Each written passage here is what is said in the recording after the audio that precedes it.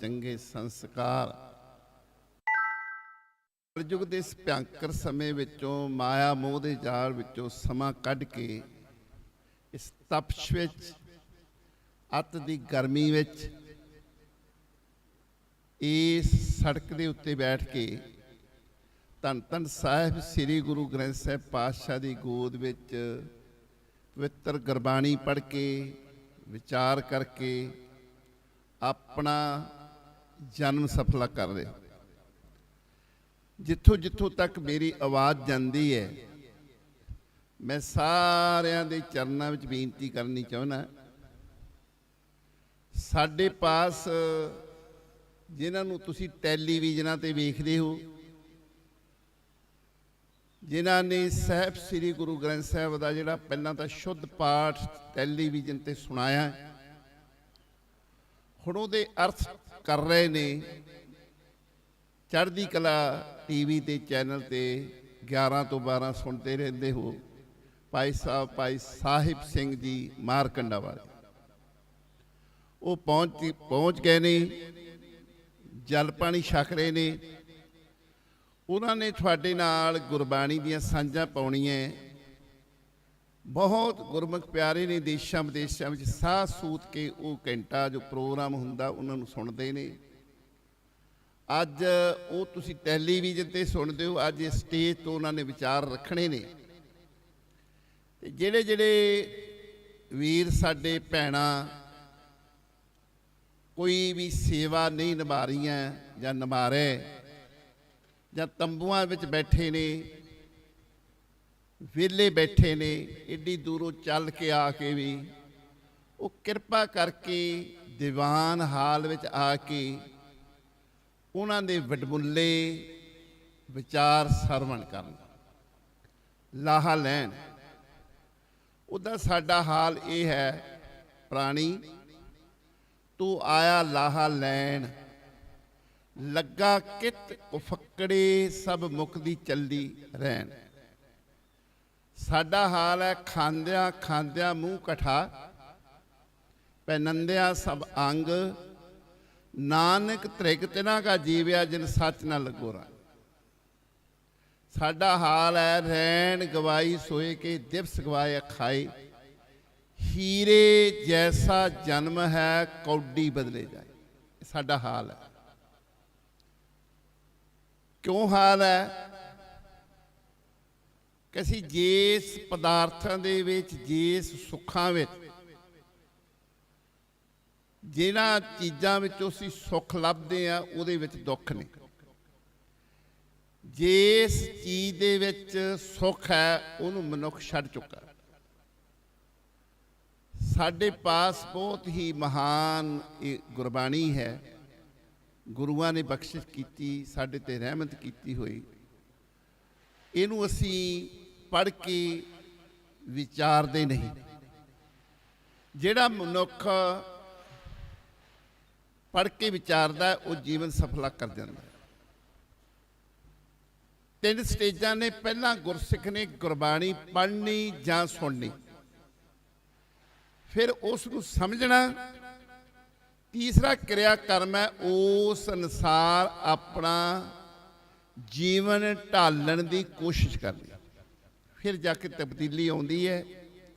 सो फिर दोबारा निमरता सहित बेनती है सारिਆਂ ਦੇ चरणों में, जिथे जिथे भी कोई बैठा कोई सेवा नहीं निभा रहा, चाहे लंगर में है या किते भी है, वो कृपा करके जल्दी तो जल्दी इत्थे दीवान हाल में पहुँचने की कृपालता करन।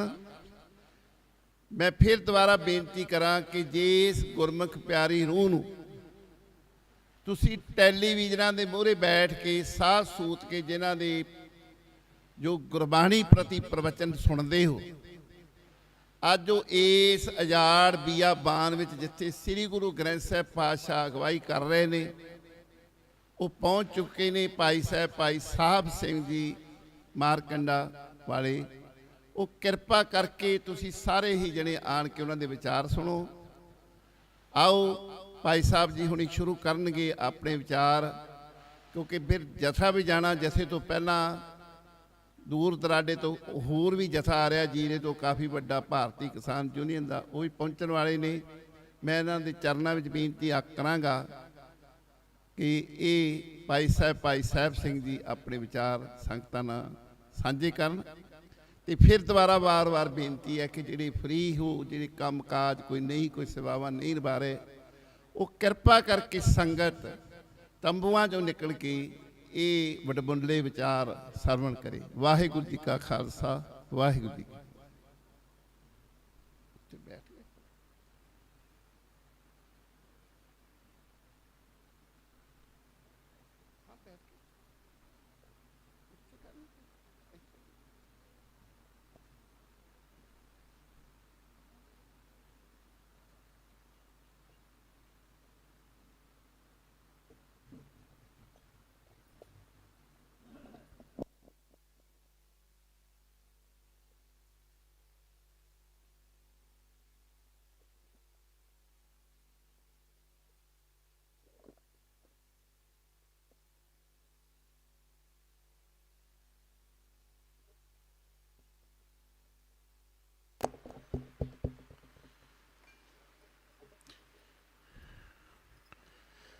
ਵਾਹਿਗੁਰੂ ਜੀਓ। ਇੱਕ ਓੰਕਾਰ ਸਤਿਨਾਮ ਕਰਤਾ ਪੁਰਖ ਨਿਰਭਉ ਨਿਰਵੈਰ ਅਕਾਲ ਮੂਰਤ ਅਜੂਨੀ ਸੈਭੰ ਗੁਰ ਪ੍ਰਸਾਦ। आए मिल गुरसिख आए मिल, तू मेरे गुरु के प्यारे। आए मिल गुरसिख आए मिल, तू मेरे गुरु के प्यारे। हर के गुण हर भाम दे, से गुरु ते पाए। हर कियां कथा कहानियां, गुरमीत सुनाइया। बलिहारी गुर अपने, गुर को भर जाइया। जागदी जोत ज़ाहरा ज़हूर, हाजरा हजूर, सर्व कला भरपूर। चवर छतर तखत दे मालक, जुगो जुग अटल सतगुरु। धन धन धन श्री गुरु ग्रंथ साहिब जी की पावन पवित्र हजूरी अंदर जुड़ बैठी साध संगत जीओ। ये ठीक है कि बड़ी परीक्षा की घड़ी है। एक तो पूरे जोबन ते गर्मी का प्रभाव भी है, और तुसी सारे अपने अपने निश्चित शेड्यूल के मुताबिक हाज़रियां भर रहे हो, सेवा निभा रहे हो, तो कई अपने कमरियां विच आराम भी कर रहे हैं।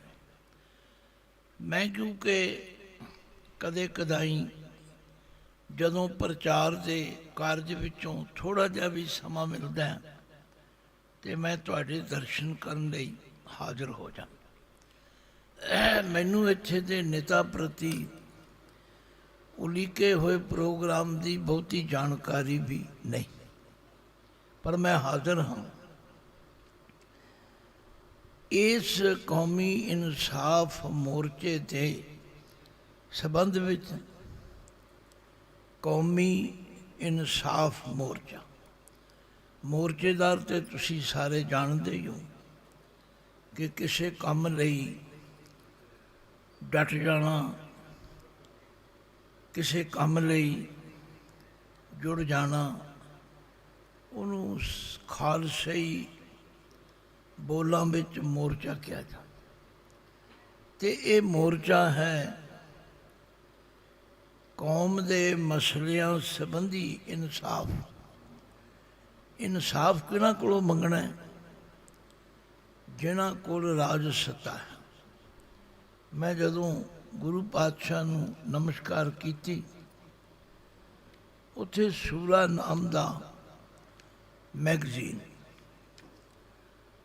ਜਿਹਦੇ ਸਿਰਲੇਖ ਵਿੱਚ ਲਿਖਿਆ ਹੈ ਸੋ ਕਈਅਤ ਹੈ ਸੂਰਾ। ਪਾਤਸ਼ਾਹ ਨੇ ਤੇ ਇਹਦੀ ਵਿਆਖਿਆ ਕੀਤੀ ਹੈ। ਅਸੀਂ ਭਾਵੇਂ ਆਪਣੇ ਮਕਸਦ ਲਈ ਕਹਿ ਲਓ, ਸਵਾਰਥ ਲਈ ਕਹਿ ਲਓ, ਪੰਗਤੀਆਂ ਚੁਣ ਲੈਂਦੇ, ਪਰ ਮਹਾਰਾਜ ਨੇ ਫਰਮਾਇਆ ਜਾ ਕੋ ਹਰ ਰੰਗ ਲਾਗੋ ਇਸ ਯੁੱਗ में। ਕਈਆਂ ਨੇ ਯੁੱਗ ਦੇ ਅਰਥ ਕਲਯੁੱਗ ਕੀਤੇ ਨੇ, ਪਰ ਅਸਲ ਵਿੱਚ ਇਹ ਯੁੱਗ ਮਨੁੱਖਾ ਜਨਮ ਹੈ। ਹੁਣੇ ਭਾਈ ਸਾਹਿਬ ਕਹਿ ਰਹੇ ਸਨ, ਹੇ ਬੰਦੇ ਤੂੰ ਕਿਹੜੇ ਕੰਮ ਲਈ ਆਇਆ? ਇਹ ਕੰਮ ਮਨੁੱਖਾ ਜਨਮ ਵਿੱਚ ਹੀ ਕੀਤਾ ਜਾ ਸਕਦਾ। 1,84 ਜੋਨ ਸਬਾਈ, ਮਾਨਸ ਕੋ ਪ੍ਰਭ ਦੀ ਵਡਿਆਈ। ਇਸ ਪੌੜੀ ਤੇ ਜੋ ਨਰ ਚੁੱਕੈ, ਸੋ ਆਏ ਜਾਏ ਦੁੱਖ ਪਾਏ। ਇਹ ਯੁੱਗ ਇਹ ਮਨੁੱਖਾ ਜਨਮ ਹੀ ਹੈ, ਕਿਉਂਕਿ 84 ਲੱਖ ਜੂਨ ਵਿੱਚੋਂ ਕਿਸੇ ਹੋਰ ਜੂਨ ਦਾ ਜੀਵ ਇਸ ਤਰ੍ਹਾਂ ਸੰਗਤ ਵਿੱਚ ਆ ਕੇ ਬੈਠ ਨਹੀਂ ਸਕਦਾ। ਐਉਂ ਇੱਕ ਮਨ ਇੱਕ ਚਿੱਤ ਹੋ ਕੇ ਸੁਣ ਨਹੀਂ ਸਕਦਾ, ਸੁਣਾਇਆ ਨਹੀਂ ਜਾ ਸਕਦਾ। ਜੂਨੀਆਂ ਤੇ ਬਹੁਤ ਨੇ, ਪਰ ਇਸ ਮਨੁੱਖਾ ਜਨਮ ਨੂੰ ਸਭ ਤੋਂ ਸ਼੍ਰੋਮਣੀ ਕਿਹਾ। ਬਾਦਸ਼ਾਹ ਨੇ ਫਰਮਾਇਆ ਜਾ ਕੋ ਹਰ ਰੰਗ ਲਾਗੋ ਇਸ ਯੁੱਗ में। ਜਿਸ ਨੂੰ ਇਸ ਮਨੁੱਖਾ ਜਨਮ ਵਿੱਚ ਹਰੀ ਦਾ ਰੰਗ ਪ੍ਰੇਮ ਲੱਗੇ, ਸੋ ਕਈਅਤ ਹੈ ਸੂਰਾ। ਸੂਰੇ ਦਾ ਅਰਥ ਹੈ ਸੂਰਮਾ, ਯੋਧਾ, ਮਹਾਂਬਲੀ। ਕਿਉਂਕਿ ਆਪਣੇ ਆਪ ਨੂੰ ਜਿੱਤੇ ਤੋਂ ਬਿਨਾਂ ਇਹ ਕੰਮ ਹੋ ਨਹੀਂ ਸਕਦਾ। ਫਿਰ ਮਹਾਰਾਜ ਮੁਕੰਮਲ ਤਰੀਕਾ ਵੀ ਦੱਸਦੇ, ਜੇ ਤੁਸੀਂ ਸੱਚਮੁੱਚ ਸੂਰਮੇ ਬਣਨਾ ਚਾਹੁੰਦੇ ਹੋ ਫਿਰ ਕੀ ਕਰੋ? ਠਾਕੁਰ ਗਾਈਐ ਆਤਮ ਰੰਗ, ਠਾਕੁਰ ਗਾਈਐ ਆਤਮ ਰੰਗ।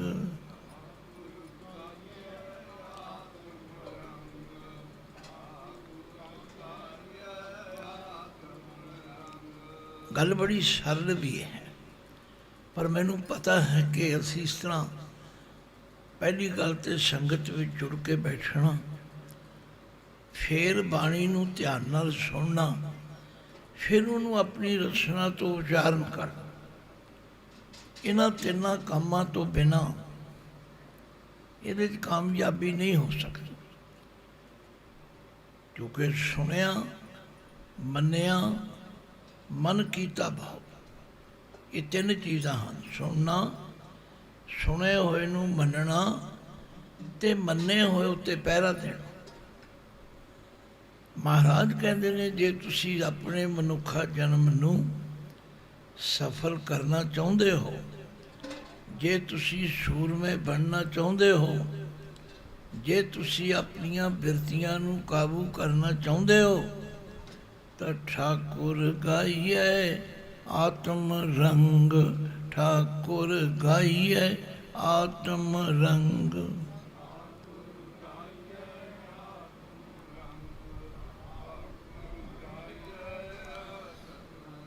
ਜਦੋਂ ਤੁਸੀਂ ਸੁਣ ਕੇ ਆਪਣੀ ਰਸਨਾ ਤੋਂ ਉਚਾਰਨ ਕਰੋਗੇ, ਛੋਟੇ ਹੁੰਦਿਆਂ ਮੈਨੂੰ ਯਾਦ ਹੈ ਜਦੋਂ ਅਸੀਂ ਪੜ੍ਹਦੇ ਸੀ, ਤੁਹਾਨੂੰ ਵੀ ਯਾਦ ਆ ਜਾਏਗਾ ਕਿ ਜਦੋਂ ਮਾਸਟਰ ਜੀ ਪਹਾੜੇ ਯਾਦ ਕਰਾਉਂਦੇ ਸਨ ਤੇ ਉਹ ਦੋ ਗਰੁੱਪ ਬਣਾ ਦਿੰਦੇ ਸਨ।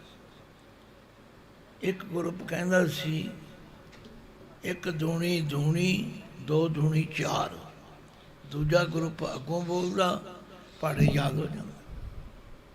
ਇਹ ਤਰੀਕਾ ਸੀ। ਇਸੇ ਤਰ੍ਹਾਂ ਗੁਰੂ ਕੀ ਸਿੱਖਿਆ ਨੂੰ ਸੁਣਨ ਵਾਸਤੇ ਪਹਿਲਾਂ ਜੁੜਨਾ, ਫਿਰ ਉਹਨੂੰ ਯਾਦ ਕਰਨ ਵਾਸਤੇ ਆਪਣੀ ਰਸਨਾ ਤੋਂ ਉਚਾਰਨ ਕਰਨਾ। तो गुरु महाराज ने कहा भी जे तुसी सचमुच सूरमे बनना चाहते हो तो पहला तुहानू अपने आप नू जितना पवेगा। ते अपने आप नू जितण वास्ते उस परम पिता परमात्मा के गुण गान पन। मैनू तो होई गुरबाणी विचों समझ आई कि जेड़े बंदे स्वै काबू करके संगत में जुड़ जाते हैं, गुरमुखी चौंकड़े मारते हैं, उन्होंने ये रंग चढ़ जाता है। ये ठीक है कि टाइम तो लगता है। मेरे बुजुर्ग पिता जी क्या करते सन,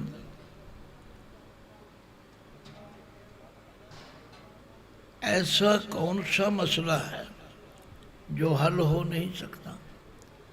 हिम्मत करे इंसान तो क्या हो नहीं सकता। हिम्मत तो करनी पैंदी। हिम्मत करने वास्ते कई मुश्किल भी होती हैं। शेर सीधा तैरता है वक्त रफ्तन आब पर, मर्दों के मुंह मुड़ते नहीं वक्त हवादिश में। इसका मतलब तुसी समझ गए हो।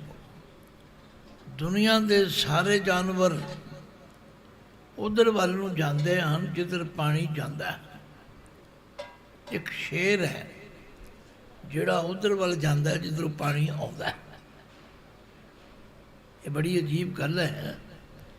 जो सियाने पुरुषों ने कहा उन्होंने सोचना भी पवे। कहते हिम्मत करे इंसान तो क्या हो नहीं सकता।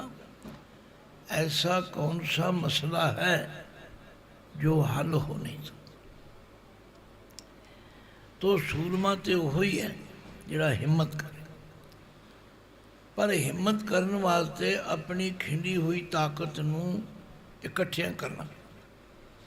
इकट्ठी करने वास्ते ठाकुर गाइए आत्म रंग, ठाकुर गाइए आत्म रंग।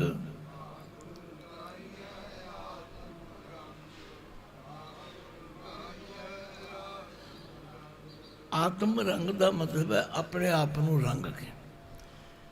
जदों असी रंग के गावांगे साडा ध्यान सज्जे खब्बे नहीं जाए। सानू कोई पता नहीं कौन आ रहा कौन जा रहा, किने मत्था टेकिया किने आके बैठे। सानू अपने आप उहदे रंग विच रंग। फिर लोग कहते जी ये बड़ा मुश्किल है। हाँ, मुश्किल नूं हल करने लई सहायता चाहिए। सहायता किसकी चाहिए? जिहड़े साडे वांगू आप ही टुटे ने वो साडी नहीं सहायता कर सकते। सहायता तो वही कर सकता है जिहदे अपने विच भी ये बल होवे। वो परमात्मा तो बिना, गुरु तो बिना होर कोई नहीं। शरणी पावन नाम ते आमन, शरणी पावन नाम ते आमन।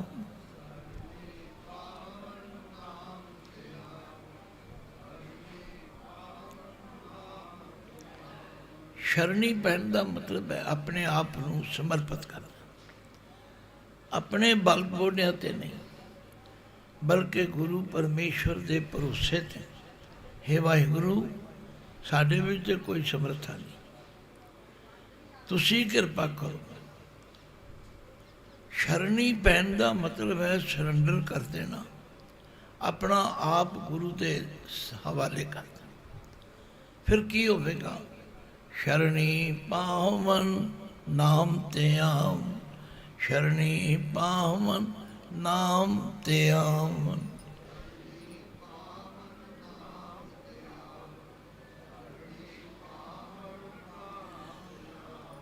सहज समावन संग, सहज समावन संग।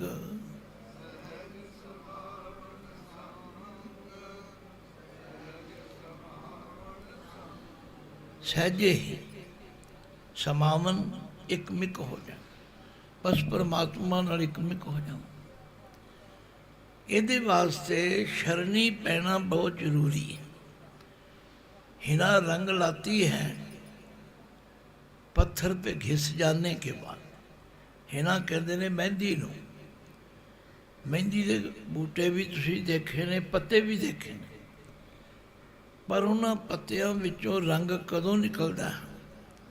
जदों वो पत्ते पत्थर ते घिस जाते, फिर वो किसी के हत्थां नूं रंग चाढ़ते।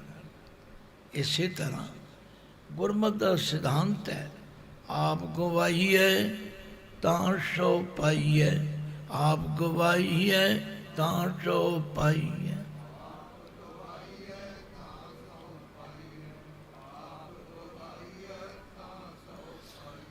और कैसी चतुराई, और कैसी चतुराई,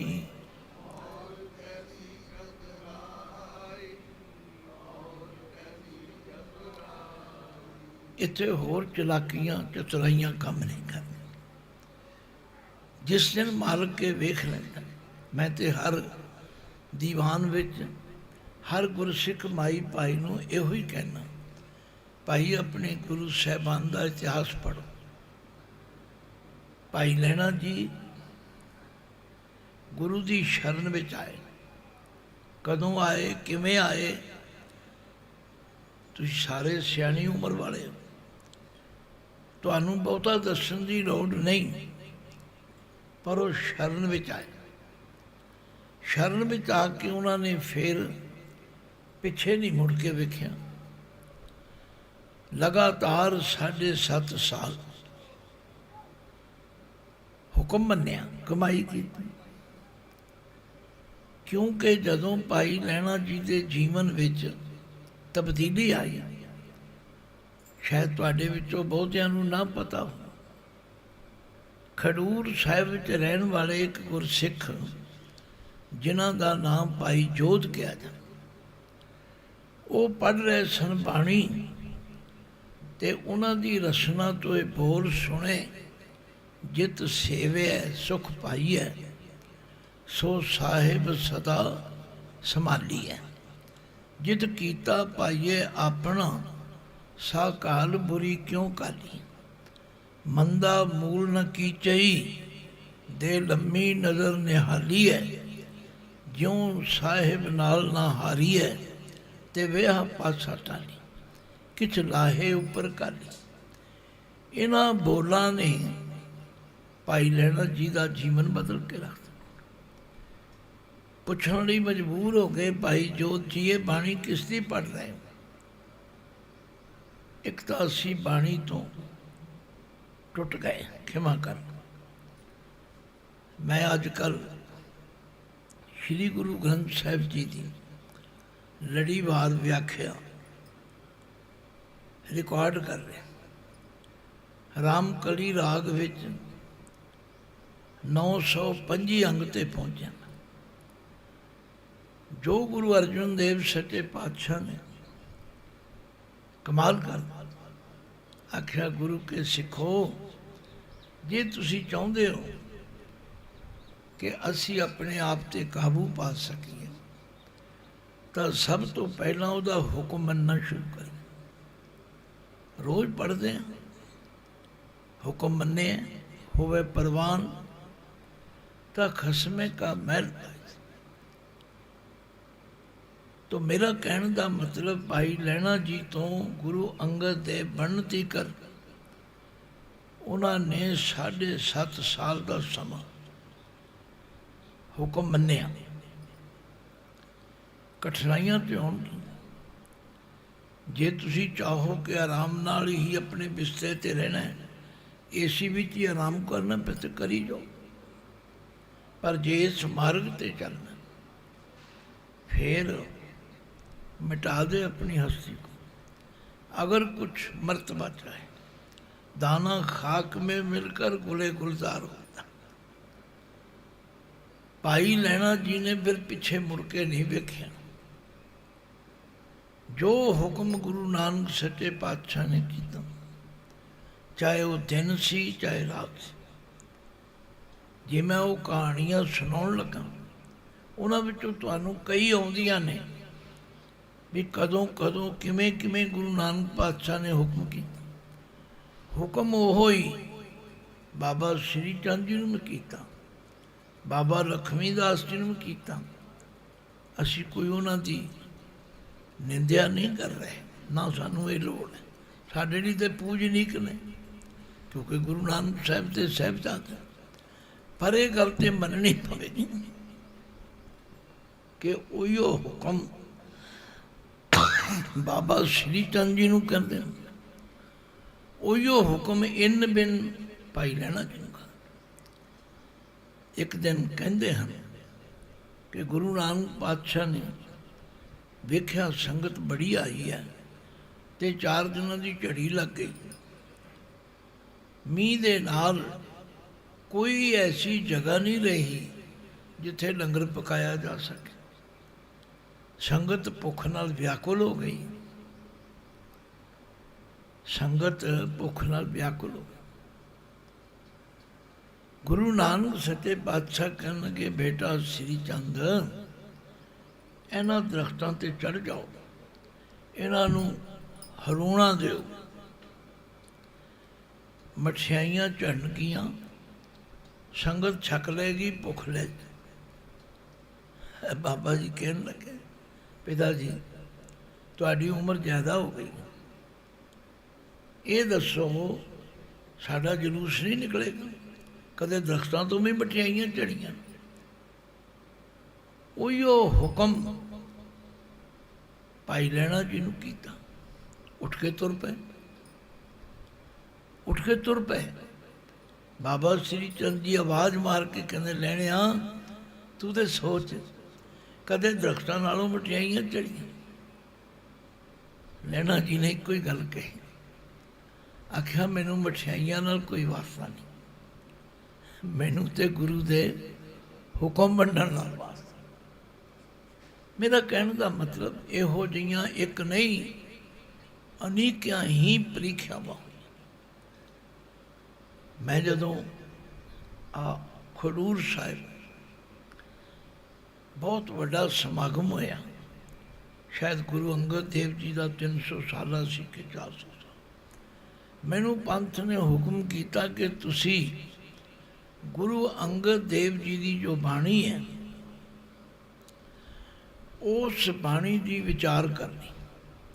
ਦੇਖੋ, ਜਦੋਂ ਕਿਸੇ ਟੀਚਰ ਨੂੰ, ਕਿਸੇ ਪ੍ਰੋਫੈਸਰ ਨੂੰ, ਲੈਕਚਰਾਰ ਨੂੰ ਕੋਈ ਸਬਜੈਕਟ ਦਿੱਤਾ ਜਾਏ ਤੇ ਉਹਦੀ ਡਿਊਟੀ ਹੈ ਕਿ ਉਹਨੂੰ ਤਿਆਰੀ ਕਰੇ। ਦਾਸ ਨੇ ਸ੍ਰੀ ਗੁਰੂ ਗ੍ਰੰਥ ਸਾਹਿਬ ਵਿੱਚੋਂ ਗੁਰੂ ਅੰਗਦ ਦੇਵ ਜੀ ਦੇ ਉਚਾਰਨ ਕੀਤੇ ਹੋਏ 63 ਸ਼ਲੋਕ ਸਿਲੈਕਟ ਕੀਤੇ, ਇਕੱਠੇ ਕੀਤੇ, ਕੱਲੇ ਕੱਲੇ ਸ਼ਲੋਕ ਦੀ ਵਿਚਾਰ ਕੀਤੀ। ਕਈ 2-2 ਪੰਕਤੀਆਂ ਦੇ ਸ਼ਲੋਕ ਨੇ, ਕਮਾਲ ਹੈ। ਗਿਣਤੀ ਵਿੱਚ ਕੁੱਲ 63 ਹਨ।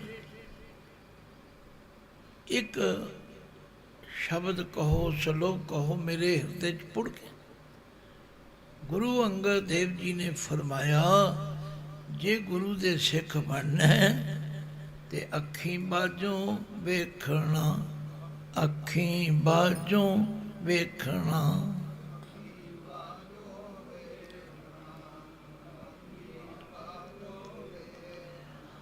ਵਿਣ ਕੰਨਾ ਸੁਣਨਾ, ਵਿਣ ਕੰਨਾ ਸੁਣਨਾ।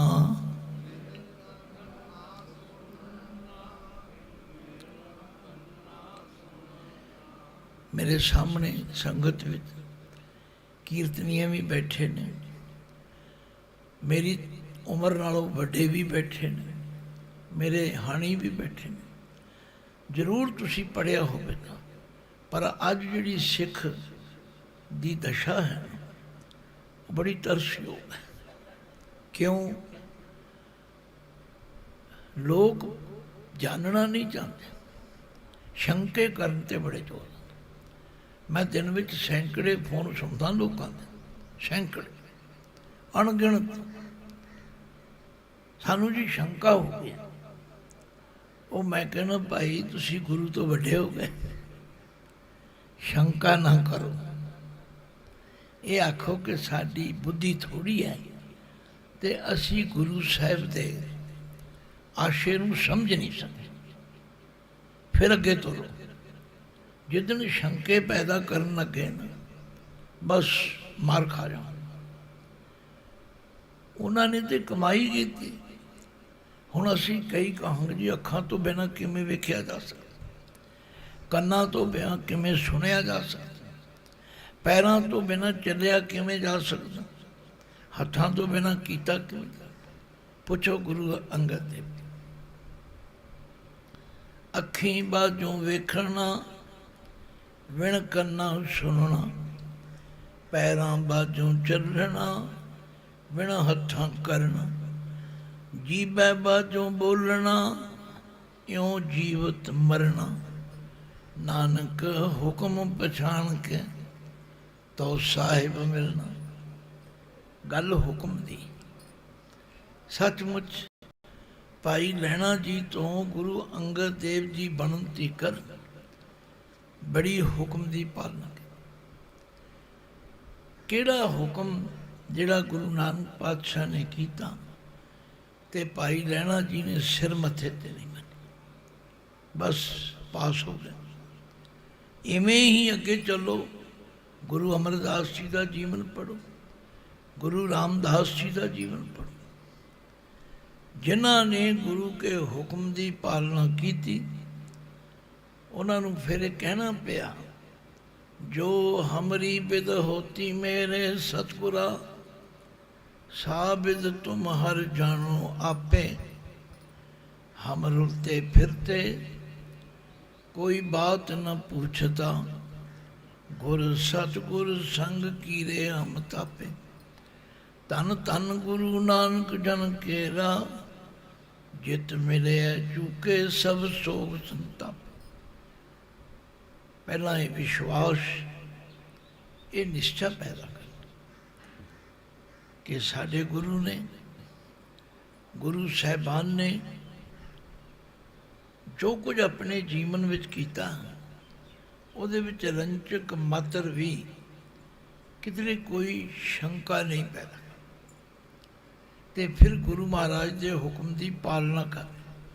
ਗੁਰੂ ਰਾਮਦਾਸ ਜੀ ਤੇ ਕਹਿੰਦੇ ਮੇਰੇ ਵੱਲ ਵੇਖ ਲਓ, ਮੈਂ ਕੀ ਸਾਂ ਤੇ ਕੀ ਬਣ ਗਿਆ। ਛੋਟੀ ਉਮਰੇ ਮਾਤਾ ਜੀ ਚਲੇ ਗਏ, ਪਿਤਾ ਜੀ ਚਲੇ ਗਏ, ਕਿਸੇ ਸ਼ਰੀਕ ਭਰਾ ਨੇ ਬਾਂਹ ਨਹੀਂ ਫੜੀ, ਯਤੀਮ ਹੋ ਗਏ। पर समर्थ गुरु सिर हथ तरियो, गुर कीनी कृपा हर नाम दी, जिस देख चरण अगन हरे। अज सिख किंतु परंतु करन विच नुकता चीनी करन विच बड़े अगे। मैं तो कई बार चुप जाना, हो जा थक जाना, ना बई मैं नहीं तेरे नाल पूरा हो सकता, मेरे नाल ते गुरु की बाणी की गल कर, फिर मैं शायद तेरी कोई सेवा कर सका, तू तो आप ही बड़ा कुछ जानता। तो महाराज कहने प्यारे हो, ठाकुर गाई है आत्म रंग, ठाकुर गाई है आत्म रंग।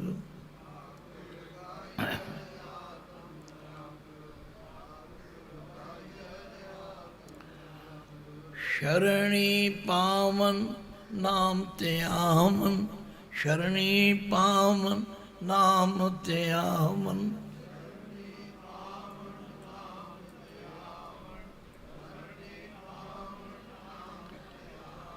सहज समावन संग, सहज समावन संग।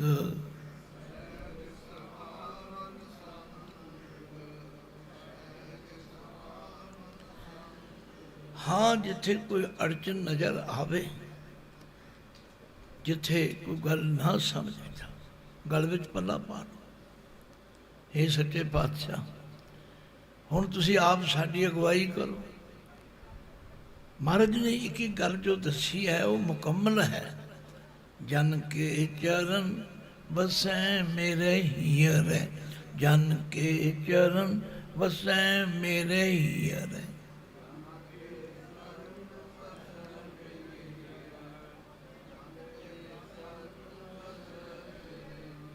ਹੁਣ ਚਰਨ ਤੇ ਚਰਨੀ ਕਹੇ ਜਾਂਦੇ, ਪਰ ਬਾਣੀ ਵਿੱਚ ਸਮਝਾਉਣ ਵਾਸਤੇ ਤਸ਼ਬੀਹਾਂ ਦਿੱਤੀਆਂ। ਇਹ ਜਿਹੜੇ ਗੁਰੂ ਦੇ ਪਿਆਰਿਆਂ ਦੇ ਉਪਦੇਸ਼ ਹਨ, ਉਹਨਾਂ ਦੀ ਕਰਨੀ ਹੈ, ਉਹਨਾਂ ਦੀ ਕਮਾਈ ਹੈ, ਇਹ ਸਾਡੇ ਹਿਰਦੇ ਵਿੱਚ ਵਸਦਾ ਹੈ। ਫਿਰ ਇਹੋ ਜਿਹਿਆਂ ਦੀ ਸੰਗਤ ਕਰੀਏ। ਜਨ ਕੇ ਚਰਨ ਵਸੈ ਮੇਰੇ ਹੀਅਰ ਹੈ, ਸੰਗ ਪੁਨੀਤਾ ਦੇ। ਉਹਨਾਂ ਦੀ ਸੰਗਤ ਕਰਕੇ ਇਹ ਦੇਹੀ ਪਵਿੱਤਰ ਹੋ ਜਾਂਦਾ। ਮੈਂ ਅੱਜ ਵੀ ਸਵੇਰੇ ਸੁਣ ਰਿਹਾ ਸੀ, ਸਾਧ ਸੰਗਤ ਇੱਕ ਐਸਾ ਅਸਥਾਨ ਹੈ ਜਿੱਥੇ ਆ ਕੇ ਜੀਵਨ ਬਣਦਾ। ਸਾਧ ਸੰਗਤ ਵਿੱਚ ਆ ਕੇ ਬੜੇ ਤੋਂ ਬੜੇ ਪਾਪੀ ਵੀ ਪਵਿੱਤਰ ਹੋ ਜਾਂਦੇ। ਛੋਟੇ ਹੁੰਦਿਆਂ ਪੜ੍ਹਿਆ ਕਰਦੇ ਤਾਂ ਪਸ਼ੂ ਤਰ ਗਏ, ਪ੍ਰੇਤ ਤਰ ਜਾਣਗੇ ਬਾਬਾ ਤੇਰੀ ਬਾਣੀ ਸੁਣ ਕੇ।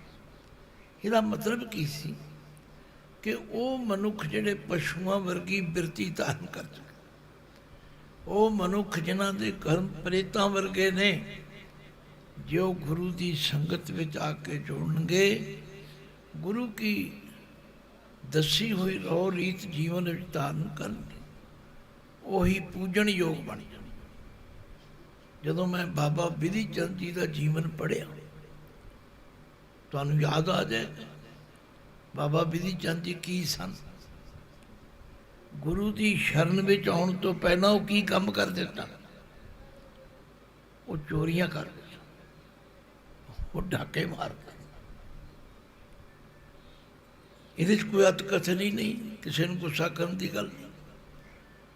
ਇੱਕ ਦਿਨ ਕਿਸੇ ਪਿੰਡ ਵਿੱਚੋਂ ਮੱਝਾਂ ਖੋਲ ਲਈਆਂ, ਪਿੰਡ ਵਾਲਿਆਂ ਨੂੰ ਜਾਗ ਆ ਗਈ। ਹੁਣ ਅੱਗੇ ਅੱਗੇ ਮੱਝਾਂ, ਪਿੱਛੇ ਭਾਈ ਬਿਧੀ ਚੰਦ ਤੇ ਉਹਦੇ ਪਿੱਛੇ ਪਿੰਡ ਦੀ ਵਾਰ ਲੱਗੀ। ਭਾਈ ਬਿਧੀ ਚੰਦ ਸਮਝ ਗਏ ਵੀ ਫਸ ਗਏ। ਅੱਗੇ ਇੱਕ ਪਿੰਡ ਆਇਆ, ਮੈਂ ਉਸ ਪਿੰਡ ਗਿਆ।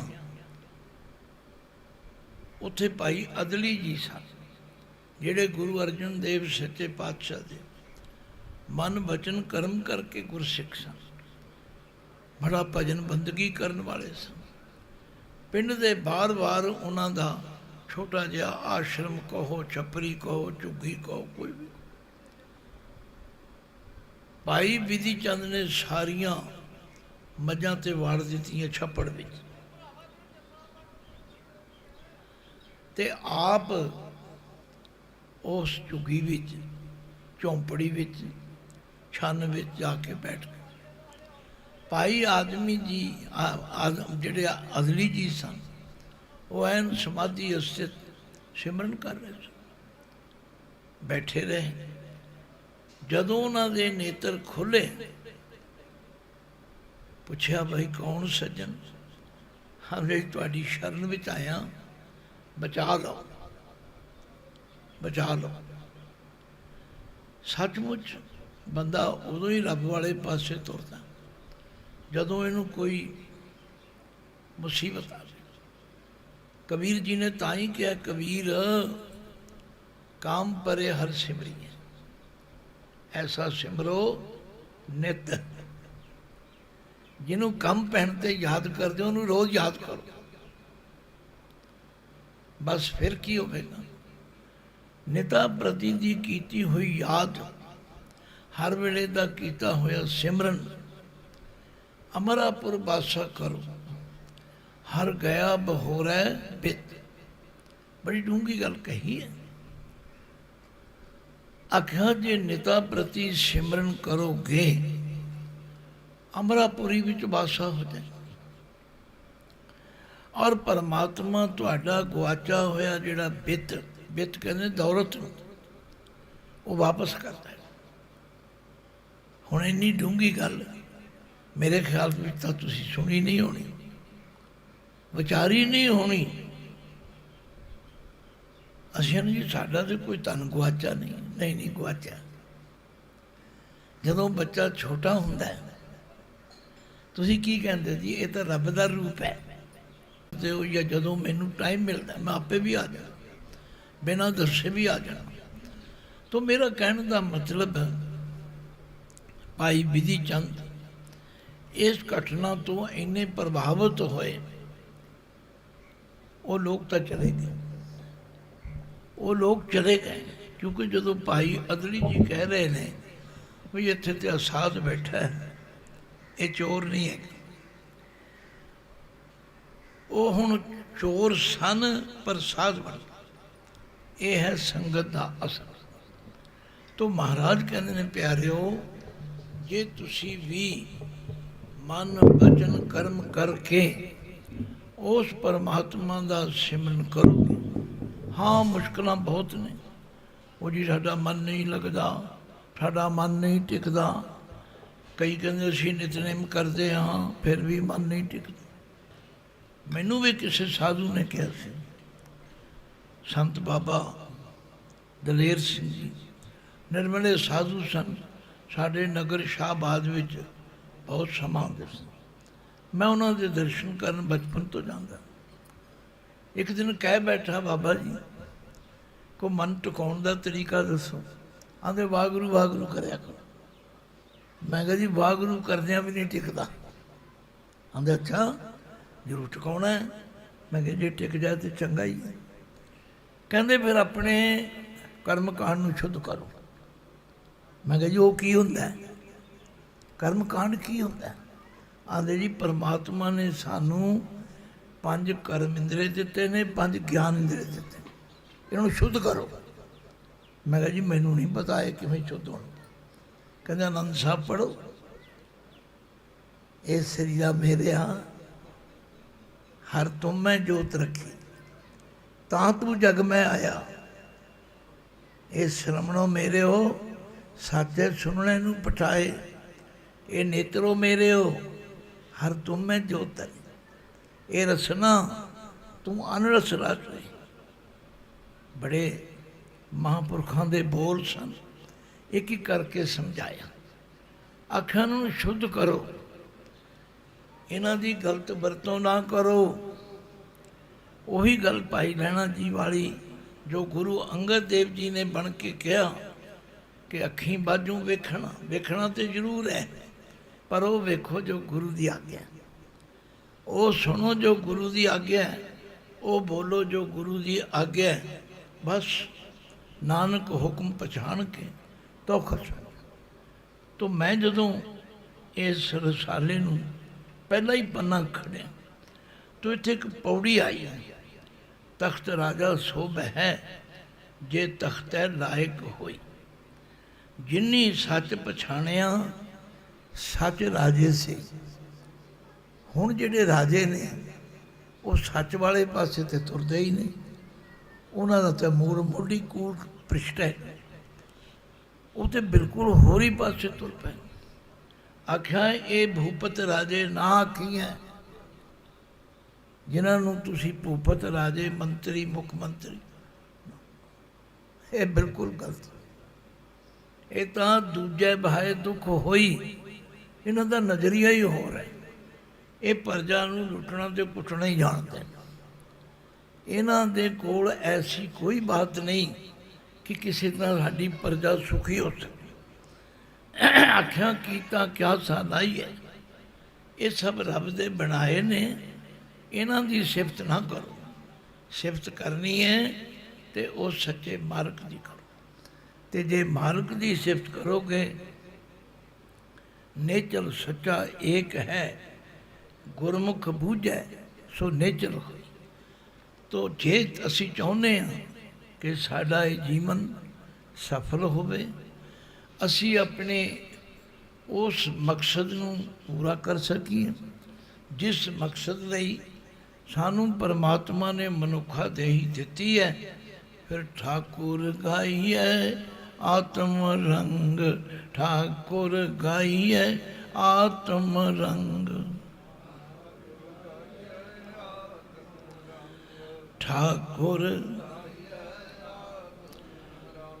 शरणी भाम पावन नाम त्याम, शरणी पावन नाम त्याम।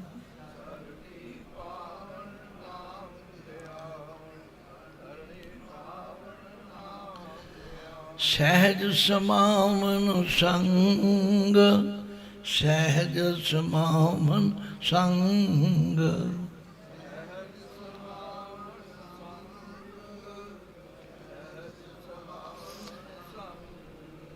क्योंकि स्टेज तो सारा दिन यही प्रोग्राम चलता है। समय की सरकार दीयां गल्लां भी तुसीं सुणदे हो। आ जिहड़ी हुण एक नवीं लहर गुरु महाराज की बेअदबी करन दी, मैं हैरान हाँ। इन्हां अकल दे अन्निਆਂ ਨੂੰ कौन समझा? किहड़े राह पै रहे हो तुसीं? की कर रहे हो? जिस गुरु कोलों असी जीवन जाल सीखनी है, जिस गुरु ग्रंथ साहिब जी का एक एक बोल साडे जीवन नूं कच तो कंचन बना सकता है, ਜ਼ਹਿਰ तो अमृत बना सकता। वो पढ़ियो, वो पढ़ियो। जे तुसीं इहनूं पढ़ नहीं सकते, विचार नहीं सकते, जीवन सवार नहीं सकते तो किहड़े पासे तुरे? सतगुरु तो निर्वैर हैं, उन्होंने किसी का कुछ नहीं बिगाड़िया। पर ये मैं हुणे हुणे उत्थे कमरे बैठिया गल कर रहा सी। गुरु नानक पातशाह ने एक वचन कहा है, काल नाही जोग नाही, नाही सत का टब, था निष्ठ जग परिष्ट होए, डूबता है विचक। कल मैं राम नाम सार, अखी तो मीटे नाक पकड़े, ठगन को संसार। ये जिहड़ा दंभ है, पखंड है, ते जो जिसका फर्ज है वो ना करे, ये फिर बहुत वड्डी गलती है। राह कहीं, राही कहीं, रहबर कहीं, यूं भी भला राह तय हुआ है। मैं तो इहो ही प्रेरणा करदा राजिਆਂ ਨੂੰ भी, जजां ਨੂੰ भी, ਉਹ ਭਾਈ अपनी पदवी की कदर करो, ਤਾਂ ਹੀ ਤੁਸੀਂ ਅਸਲ ਰਾਜੇ। जे तुसी प्रजा नूं लुटण कुटण ते बेइनसाफी का राज करना, कोई राजे रूजे नहीं, लेखा तो होवेगा। तो भुलां चुकां दी खेमा बख्शनी, क्योंकि जथा पहुँच चुका है। जो समा उड़ीकिया होया है, मैं उहदे विच रंचक मात्र भी विघन नहीं पा सकता। सेवा कर सकदा, होर घंटा कहो घंटा गुरबाणी। मेरे प्यू दादे का खजाना बड़ा वड्डा है। मैं तो दिन रात इनू खोजदा हाँ, विचारदा हाँ, ते कुर्बान जाता। प्यू दादे का खोल डिठा खजाना, ता मेरे मन पया नहीं था। भुलां चुकां दी खेमा बख्शनी। अगला प्रोग्राम आप जी नूं साह गुरचरण सिंह जी जो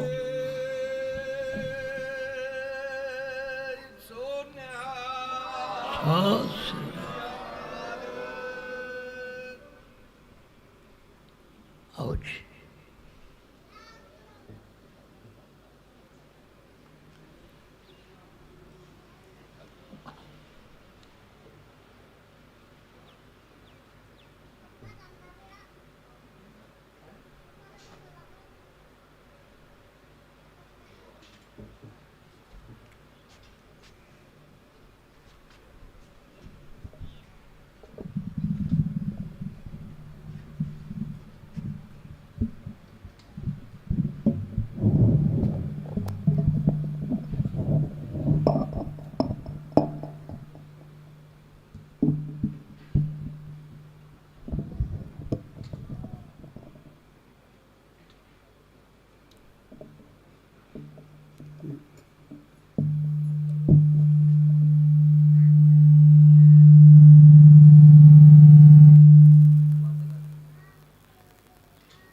वाहिगुरु जी का खालसा, वाहिगुरु जी की फतेह। वाहिगुरु जी का खालसा, वाहिगुरु जी की फतेह।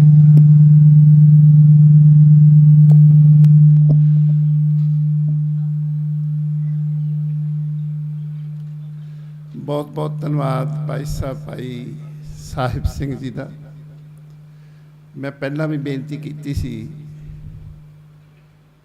ਜਿਹੜੇ ਸੰਗਤਾਂ ਅਜੇ ਵੀ ਤੰਬੂਆਂ ਵਿੱਚ ਬੈਠੀਆਂ ਨੇ, ਇਹਨਾਂ ਦੇ ਪ੍ਰੋਗਰਾਮ ਸ਼ੁਰੂ ਕਰਨ ਤੋਂ ਪਹਿਲਾਂ ਇਹਨਾਂ ਨੂੰ ਸਾਰੀ ਦੁਨੀਆ 'ਚ ਟੈਲੀਵਿਜ਼ਨ ਮੂਹਰੇ ਬੈਠ ਕੇ ਜਿਹੜੇ ਜੁੜੇ ਹੋਏ ਨੇ ਸ੍ਰੀ ਗੁਰੂ ਗ੍ਰੰਥ ਸਾਹਿਬ ਬਾਣੀ ਨੂੰ ਸਮਝਣ ਦਾ ਯਤਨ ਕਰ ਰਹੇ ਨੇ, ਉਹ ਸਾਹ ਸੂਤ ਕੇ ਘੰਟਾ ਘੰਟਾ ਬੈਠ ਕੇ ਇਹਨਾਂ ਦੀ ਜਿਹੜੀ ਵਿਚਾਰ ਆ ਗੁਰਬਾਣੀ ਦੀ, ਉਹਨੂੰ ਸਰਵਣ ਕਰਦੇ ਨੇ।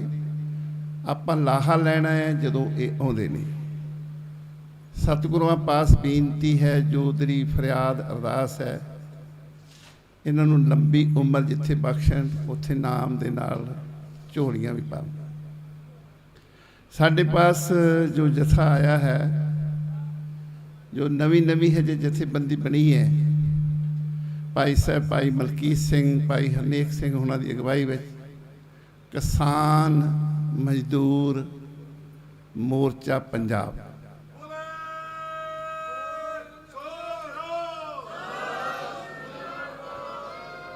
ਇਹ ਬਹੁਤ ਦੂਰੋਂ ਚੱਲ ਕੇ ਆਏ ਨੇ।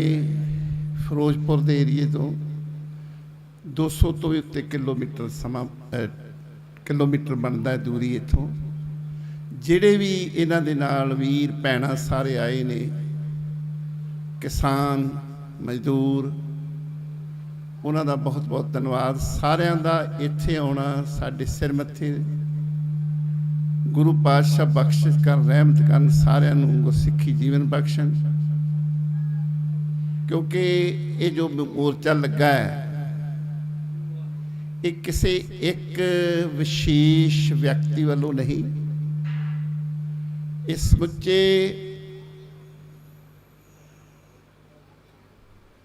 ਸਿੱਖਾਂ ਦੀ ਜਿੰਨੀਆਂ ਵੀ ਜਥੇਬੰਦੀਆਂ ਤਾਲਮੇਲ ਕਮੇਟੀ ਬਣ ਕੇ ਸਾਰਿਆਂ ਦਾ ਇੱਕ ਨੁਮਾਇੰਦਾ ਲੈ ਕੇ ਸ੍ਰੀ ਗੁਰੂ ਗ੍ਰੰਥ ਸਾਹਿਬ ਪਾਤਸ਼ਾਹ ਜੀ ਦੇ ਪਵਿੱਤਰ ਗੁਰਬਾਣੀ ਦੇ ਸਿਧਾਂਤ ਅਨੁਸਾਰ, ਦਿਸ਼ਾ ਨਿਰਦੇਸ਼ਾਂ ਅਨੁਸਾਰ ਇਹ ਮੋਰਚਾ ਲੱਗਾ ਹੈ। ਮੰਗਾਂ ਵਾਰ-ਵਾਰ ਆਪ ਜੀ ਨੂੰ ਦੁਹਰਾਈਆਂ ਗਈਆਂ ਨੇ ਤੇ ਗੁਰੂ ਨੇ ਕਿਰਪਾ ਕੀਤੀ, ਬਖਸ਼ਿਸ਼ ਕੀਤੀ। 9 ਜੋ ਬੰਦੀ ਸਿੰਘ ਨੇ, ਜਿਨ੍ਹਾਂ ਵਾਸਤੇ ਰਿਹਾਈ ਦਾ ਸੰਘਰਸ਼ ਇਹ ਵਿੱਢਿਆ ਗਿਆ, ਉਹਨਾਂ 'ਚੋਂ ਇੱਕ ਸਿੰਘ ਰਿਹਾ ਵੀ ਹੋ ਗਏ ਨੇ।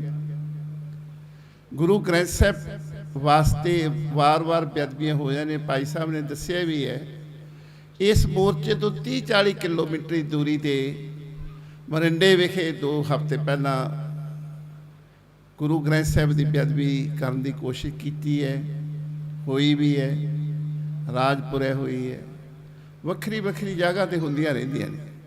ਸਾਡਾ ਮੰਨਣਾ ਹੈ ਕਿ ਜਦੋਂ ਨਿਰਦਇਆ ਦਾ ਕਤਲ ਹੋਇਆ, ਰੇਪ ਹੋਇਆ, ਰੇਪ ਤੋਂ ਬਾਅਦ ਕਤਲ ਹੋਇਆ, 10 ਸਾਲ ਦੀ ਕੈਦ ਸੀ, ਪਰ ਜਦੋਂ ਫਾਂਸੀ ਦੀ ਸਜ਼ਾ ਹੋਈ ਉਦੋਂ ਤੋਂ ਖੜੋਤ ਪੈ ਗਈ ਕਿ ਸ੍ਰੀ ਗੁਰੂ ਗ੍ਰੰਥ ਸਾਹਿਬ ਪਾਤਸ਼ਾਹ ਦਾ ਜਿਹੜਾ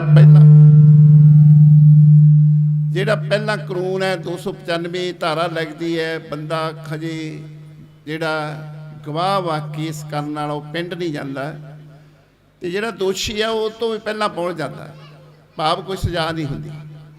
ਵੀ ਇਹਦੇ ਲਈ ਘੱਟ ਤੋਂ ਘੱਟ ਉਮਰ ਕੈਦ ਦੀ ਪ੍ਰੋਵੀਜ਼ਨ ਹੋਣੀ ਚਾਹੀਦੀ ਹੈ ਤਾਂ ਕਿ ਰੋਕਥਾਮ ਆਵੇ। ਬਾਕੀ ਜਿਹਨੇ ਸ੍ਰੀ ਗੁਰੂ ਗ੍ਰੰਥ ਸਾਹਿਬ ਦੀ ਬੇਅਦਬੀ ਕੀਤੀ, ਜਿਹਨੇ ਕਰਾਈ ਤੇ ਜਿਹਨਾਂ ਨੇ ਬਚਾਇਆ, ਸਾਰੇ ਦੋਸ਼ੀ ਨੇ ਉਹ ਕਟਹਿਰੇ ਵਿੱਚ ਹੋਣੇ ਚਾਹੀਦੇ ਨੇ। ਜਿਨ੍ਹਾਂ ਨੇ ਉਹ ਗੁਰਸਿੱਖਾਂ ਨੂੰ ਦੋਵਾਂ ਨੂੰ ਸ਼ਹੀਦ ਕੀਤਾ ਬਾਈਬਲ ਕਲਾਂ ਗੋਲੀ ਕਾਂਡ ਵਿੱਚ, ਸਾਡਾ ਮੰਨਣਾ ਹੈ ਜਿਹੜਾ ਕੋਟਕਪੂਰੇ ਗੋਲੀ ਕਾਂਡ ਹੋਇਆ ਉਹ 6 ਵਜੇ ਹੋਇਆ। ਉਹਦੇ ਵਿੱਚ ਜੇ ਉਸ ਸਮੇਂ ਦਾ ਮੁੱਖ ਮੰਤਰੀ, ਡਿਪਟੀ ਮੁੱਖ ਮੰਤਰੀ ਸਿੱਖਾਂ ਦੇ ਖੂਨ ਨਾਲ ਪਿਆਸਾ, ਜਿਹਦੇ ਖੂਨ ਨਾਲ ਹੱਥ ਰੰਗੇ ਨੇ, ਸਮੇਤ ਸੈਣੀ DGP, ਜੇ ਉਹ ਨਾਮਜ਼ਦ ਹੈ, ਉਹਨੂੰ ਦੋਸ਼ੀ ਮੰਨਿਆ ਕੋਟਕਪੂਰਾ ਗੋਲੀ ਕਾਂਡ ਵਿੱਚ, ਤੇ 3 ਘੰਟੇ ਬਾਅਦ 9 ਵਜੇ ਕੋਈ ਅਮਰੀਕਾ ਤੋਂ ਆਰਡਰ ਨਹੀਂ ਆਇਆ, ਕੈਨੇਡਾ ਤੋਂ ਨਹੀਂ ਆਇਆ, ਉਹ ਵੀ ਆਰਡਰ ਉਹਨੇ ਕੀਤਾ। ਉਹ 302 ਦਾ ਉੱਤੇ ਕੇਸ ਚੱਲਣਾ ਚਾਹੀਦਾ। ਇਹ ਸਾਡੀਆਂ ਮੰਗਾਂ ਸਨ। ਗੁਰੂ ਕਿਰਪਾ ਕਰਨਗੇ, ਸੰਗਤਾਂ ਦੇ ਸਹਿਯੋਗ, ਸੰਗਤਾਂ ਦੀਆਂ ਅਸੀਸਾਂ, ਸੰਗਤਾਂ ਦਾ ਸਥਾਪਨਾ, ਗੁਰੂ ਦੀ ਬਖਸ਼ਿਸ਼ ਨਾਲ ਅਵਸ਼ਯ ਮੋਰਚਾ ਜਿੱਤਿਆ ਜਾਵੇਗਾ। ਅਸੀਂ ਜਿੱਥੇ ਭਾਈ ਸਾਹਿਬ ਭਾਈ ਮਲਕੀਤ ਸਿੰਘ, ਹਰਨੇਕ ਸਿੰਘ, ਇਹਨਾਂ ਦੀ ਪੂਰੀ ਟੀਮ ਦੇ ਧੰਨਵਾਦੀ, ਉੱਥੇ ਇਹਨਾਂ ਨਾਲ ਆਏ ਸਾਰੇ ਵੀਰਾਂ ਦੇ ਧੰਨਵਾਦੀ ਹਾਂ। ਮੈਂ ਬੇਨਤੀ ਕਰਾਂਗਾ ਭਾਈ ਹਰਨੇਕ ਸਿੰਘ ਹੋਰਾਂ ਨੂੰ ਉਹ 2-4 ਮਿੰਟ ਵਾਸਤੇ ਵਿਚਾਰ ਰੱਖਣ। ਉਸ ਤੋਂ ਬਾਅਦ ਭਾਈ ਮਲਕੀਤ ਸਿੰਘ ਜੀ, ਸਾਡੇ ਪਾਸ ਡਾਕਟਰ ਔਲਖ ਜੀ ਆਏ ਨੇ ਜੋ ਸਾਇੰਸਟਿਸਟ ਨੇ, ਜਿਨ੍ਹਾਂ ਨੇ ਸਿੱਧ ਕੀਤਾ ਕਿ ਜੀਰਾ ਫੈਕਟਰੀ 'ਚ ਜਿਹੜਾ ਕੁਝ ਹੋ ਰਿਹਾ ਸੀ, ਇੱਕ ਕੈਮੀਕਲ, ਇਹਨਾਂ ਨੇ ਸਿੱਧ ਕੀਤਾ ਕਿ ਉਹ ਕੈਮੀਕਲ ਹੀ ਉੱਥੇ ਜਾਂਦੇ ਸਨ। ਉਹ ਉਸੇ ਵਕਤ ਹੀ ਇਹ ਮੋਰਚਾ ਜਿਹੜਾ ਸਰਗਰਮ ਹੋਇਆ, ਭਖਿਆ। ਉਹਨਾਂ ਦੇ ਜਦੋਂ ਵਿਚਾਰ ਰੱਖੇ, ਕਿਸੇ ਪਾਸ ਵੀ ਉਹਨਾਂ ਕਿਸੇ ਕੋ ਗੌਰਮੈਂਟ ਕੋ ਉੱਤਰ ਨਹੀਂ ਸੀ ਕੋਈ। ਇਸ ਕਰਕੇ ਉਹ ਮੋਰਚੇ ਦੇ ਵਿੱਚ ਬਹੁਤ ਹੀ ਸਹਾਇਤਾ ਦਿੱਤੀ। ਉਹ ਵੀ ਬੈਠੇ ਨੇ, ਉਹਨਾਂ ਨੂੰ ਬੇਨਤੀ ਕਰਾਂਗੇ ਬੋਲਣਗੇ। ਭਾਈ ਹਰਨੇਕ ਸਿੰਘ ਤੋਂ ਬਾਅਦ ਵੀਰ ਮਲਕੀਤ ਸਿੰਘ ਜੀ ਜੋ ਕਿਸਾਨ ਮਜ਼ਦੂਰ ਮੋਰਚਾ ਪੰਜਾਬ ਦੇ ਮੁਖੀ ਨੇ, ਉਹਨਾਂ ਨੂੰ ਬੇਨਤੀ ਹੈ ਤੇ ਜਿਹਨਾਂ ਨੇ ਲੰਗਰ ਛਕਣਾ ਛਕ ਲੈਣ। ਆਪਾਂ ਇਹਨਾਂ ਦੇ ਨਾਲ ਹੀ ਬੋਲਦਿਆਂ ਤੋਂ ਜਲਦੀ ਜੋ 31 ਮੈਂਬਰੀ ਜਥਾ ਜਾਂਦਾ ਉਸ ਮੁੱਖ ਮੰਤਰੀ ਨੂੰ ਘੂਕ ਨੀਂਦਰ ਸੁੱਤੇ ਹੋਏ ਨੂੰ। ਉਹ ਦੋ ਕਿਸਮ ਦੀ ਨੀਂਦ ਹੁੰਦੀ, ਇੱਕ ਹੁੰਦਾ ਬੰਦਾ ਸੁੱਤਾ ਜਾਗ ਪੈਂਦਾ, ਇੱਕ ਹੁੰਦਾ ਢੀਠ ਹੋਇਆ, ਉਹਨੂੰ ਜਗਾਉਣਾ ਬਹੁਤ ਔਖਾ। ਉਹਨੂੰ ਜਗਾਉਣ ਜਾਂਦਾ, ਸਿਮਰਨ ਕਰਦਾ ਜਾਂਦਾ। ਉਹ ਜਥਾ ਇਹ ਤੁਹਾਡੇ 'ਚੋਂ ਜਾਣਾ। ਅੱਜ ਮੈਂ ਵੀਰ ਜੀ ਉਹਨਾਂ ਨੂੰ ਬੇਨਤੀ ਵੀ ਕੀਤੀ ਸੀ, ਉਹ 31 ਮੈਂਬਰ ਲੰਗਰ ਪਾਣੀ ਛਕ ਕੇ ਜਲਦੀ ਤੋਂ ਜਲਦੀ ਤਿਆਰ ਹੋ ਜਾ, ਅਰਦਾਸ ਕਰਕੇ ਸਿਮਰਨ ਕਰਦੇ ਜਾਣਾ। ਉਸ ਮੁੱਖ ਮੰਤਰੀ ਨੂੰ ਜਗਾਉਣ ਜਿਹੜਾ ਮੁੱਖ ਮੰਤਰੀ ਜਦੋਂ ਨਹੀਂ ਸੀ ਉਹ ਮੋਰਚਿਆਂ ਜਾ ਕੇ ਚਾਹ ਪਾਣੀ ਪੀਂਦਾ ਰਿਹਾ ਤੇ ਆਖਦਾ ਰਿਹਾ, ਚਾਹੇ ਭਾਈ ਗੁਰਬਖਸ਼ ਸਿੰਘ ਨੇ ਮੋਰਚਾ ਲਾਇਆ ਸੀ, ਚਾਹੇ ਬਾਬਾ ਸੂਰਤ ਸਿੰਘ ਨੇ, ਵੀ ਜਦੋਂ ਸਾਡੇ 'ਚ ਕਿਸੇ ਤਾਕਤ ਆਈ, ਸਾਡੀ ਪਾਰਟੀ ਬਣੀ ਤੇ ਸਭ ਤੋਂ ਪਹਿਲ ਦੇ ਆਧਾਰ ਤੇ ਮੈਂ ਬੰਦੀ ਸਿੰਘ ਰਿਹਾ ਕਰਾਂਗਾ। ਮੈਨੂੰ ਸਮਝ ਨਹੀਂ ਪਈ ਕਿ ਉਹ ਕੁਰਸੀ ਦੇ ਵਿੱਚ ਕਿਹੜਾ ਭੂਤ ਪ੍ਰੇਤ ਚੰਬੜਿਆ, ਜਿਹੜਾ ਉਹ ਕੁਰਸੀ ਤੇ ਬੈਠ ਜਾਂਦਾ ਸਾਰਾ ਕੁਝ ਹੀ ਖਤਮ ਹੋ ਜਾਂਦਾ, ਉਹਦੀ ਸੋਚ ਹੀ ਖਤਮ ਹੋ ਜਾਂਦੀ, ਉਹਦੇ ਤੇ ਮਨੁੱਖਤਾ ਇਨਸਾਨੀਅਤ ਖਤਮ ਹੋ ਜਾਂਦੀ। ਉਹਨੂੰ ਜਗਾਉਣ ਜਾਣਾ। ਉਹ ਜਥਾ ਜਿਹੜੇ 31 ਮੈਂਬਰ ਨੇ ਉਹ ਲੰਗਰ ਪਾਣੀ ਛਕ ਲੈਣ, ਬਾਕੀ ਵੀਰ ਬੈਠੇ ਰਹਿਣ, ਬਾਅਦ ਛਕ ਲੈਣ ਜਦੋਂ ਇਹ ਵੀਰ ਬੋਲ ਕੇ ਹਟਣਗੇ। ਹੁਣ ਭਾਈ ਹਰਨੇਕ ਸਿੰਘ ਜੀ। ਵਾਹਿਗੁਰੂ ਜੀ ਕਾ ਖਾਲਸਾ, ਵਾਹਿਗੁਰੂ ਜੀ।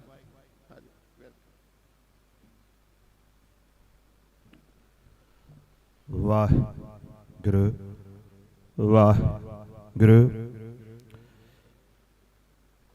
ਕੌਮੀ ਇਨਸਾਫ ਮੋਰਚੇ ਦੇ ਸੰਬੰਧ ਵਿੱਚ ਇਕੱਤਰ ਹੋਈ ਸਾਧ ਸੰਗਤ ਸਭ ਤੋਂ ਪਹਿਲਾਂ ਫਤਿਹ ਬੁਲਾਈਏ। ਵਾਹਿਗੁਰੂ ਜੀ ਕਾ ਖਾਲਸਾ, ਵਾਹਿਗੁਰੂ ਜੀ ਕੀ ਫਤਿਹ। ਭਾਈ ਸਾਹਿਬ ਦੱਸਦੇ ਨੇ ਵੀ ਆਪਣੀ ਜ਼ਰੂਰਤ ਹੈ, ਆਪਾਂ ਜਾਗੀ ਨਹੀਂ।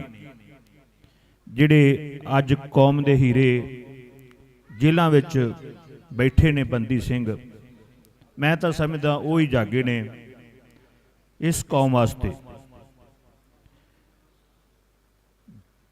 ਜਿਸ ਤਰ੍ਹਾਂ ਵੀ ਅੱਜ 5 ਸਾਲ ਤੋਂ ਪਹਿਲਾਂ ਗੁਰੂ ਸਾਹਿਬ ਦੀਆਂ ਬੇਅਬਦੀਆਂ ਹੋ ਰਹੀਆਂ ਨੇ, ਉਹ ਕਾਰਨ ਕੀ ਹੈ? ਆਪਾਂ ਜਾਗੇ ਨਹੀਂ ਕਿਉਂਕਿ ਆਪਾਂ ਗੁਰੂ ਸਾਹਿਬ ਦੀ ਬਾਣੀ ਤੇ ਸਿਧਾਂਤਾਂ ਤੋਂ ਬਹੁਤ ਦੂਰ ਹੋ ਚੁੱਕੇ ਹਾਂ। ਜੇ ਆਪਾਂ ਉਹਨਾਂ ਨੂੰ ਫਾਲੋ ਕਰੀਏ, ਅੱਜ ਗ੍ਰਹਿਣ ਕਰੀਏ, ਤੇ ਆਪਾਂ ਦਸਾਂ ਨੂੰ ਹੋਰ ਵੀ ਉਸ ਵੱਲ ਤੋਰੀਏ, ਤੇ ਮੈਨੂੰ ਇੰਜ ਨਹੀਂ ਲੱਗਦਾ ਕਿ ਕੋਈ ਵੀ ਗੁਰੂ ਸਾਹਿਬ ਜੀ ਵੱਲ ਤੱਕ ਵੀ ਜਾਵੇ।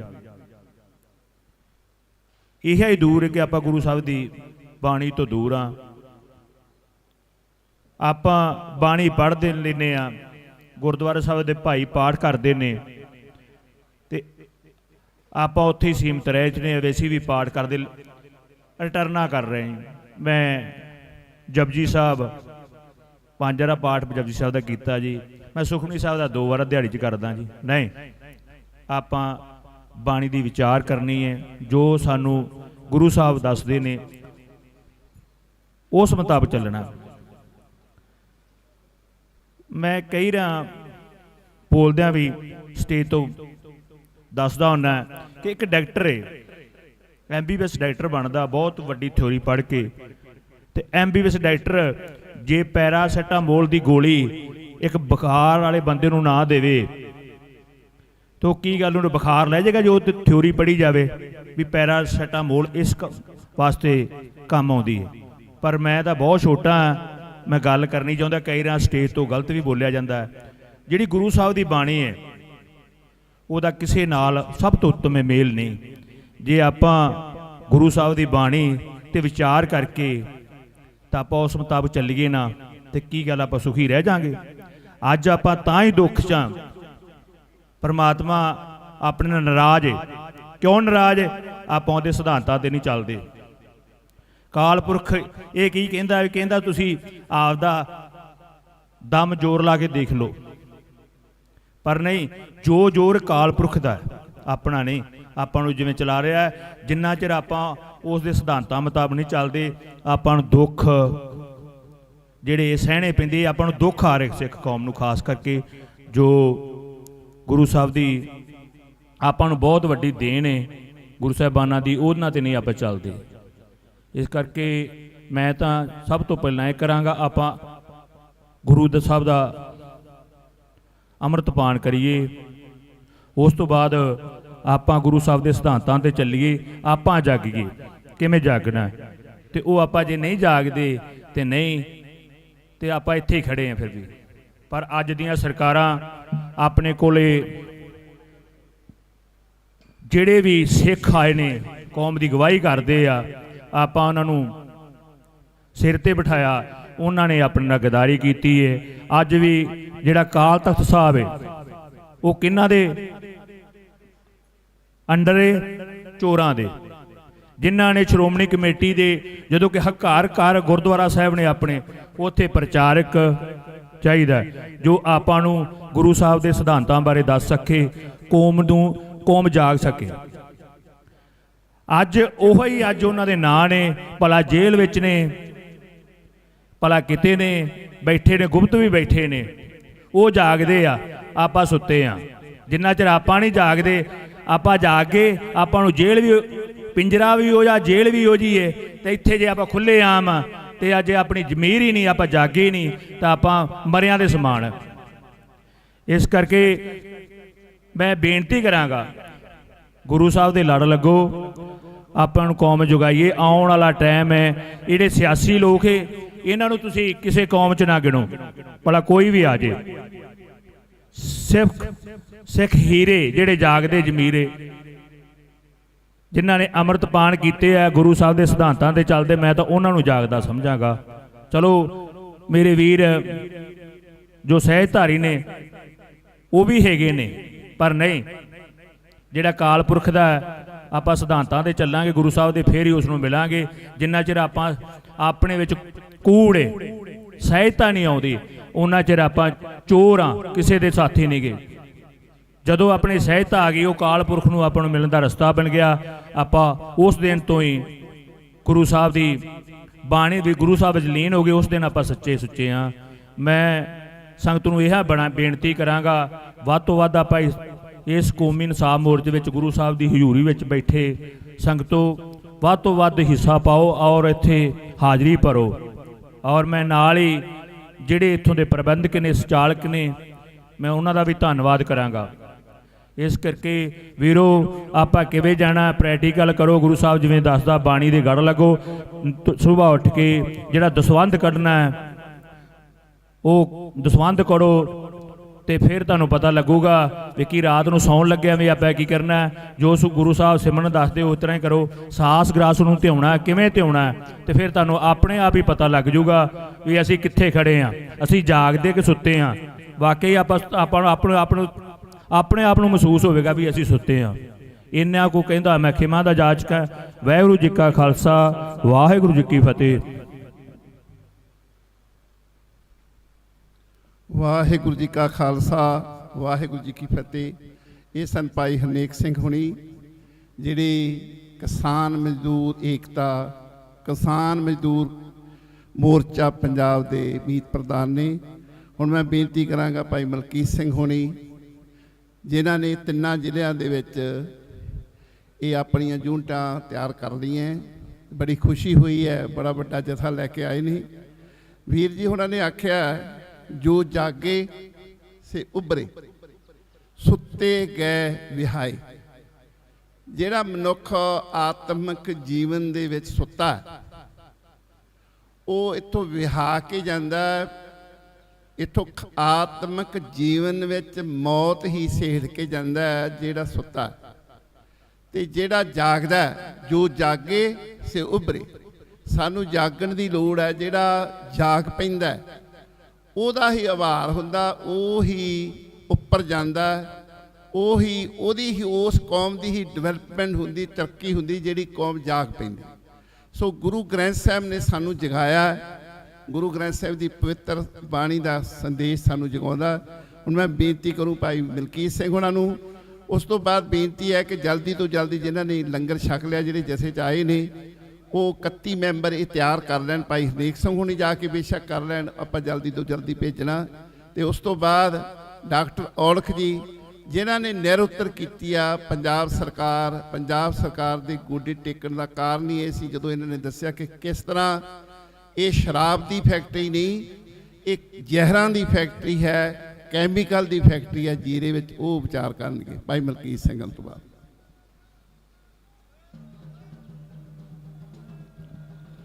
ਵਾਹਿਗੁਰੂ ਜੀ ਕਾ ਖਾਲਸਾ, ਵਾਹਿਗੁਰੂ ਜੀ ਕੀ ਫਤਿਹ।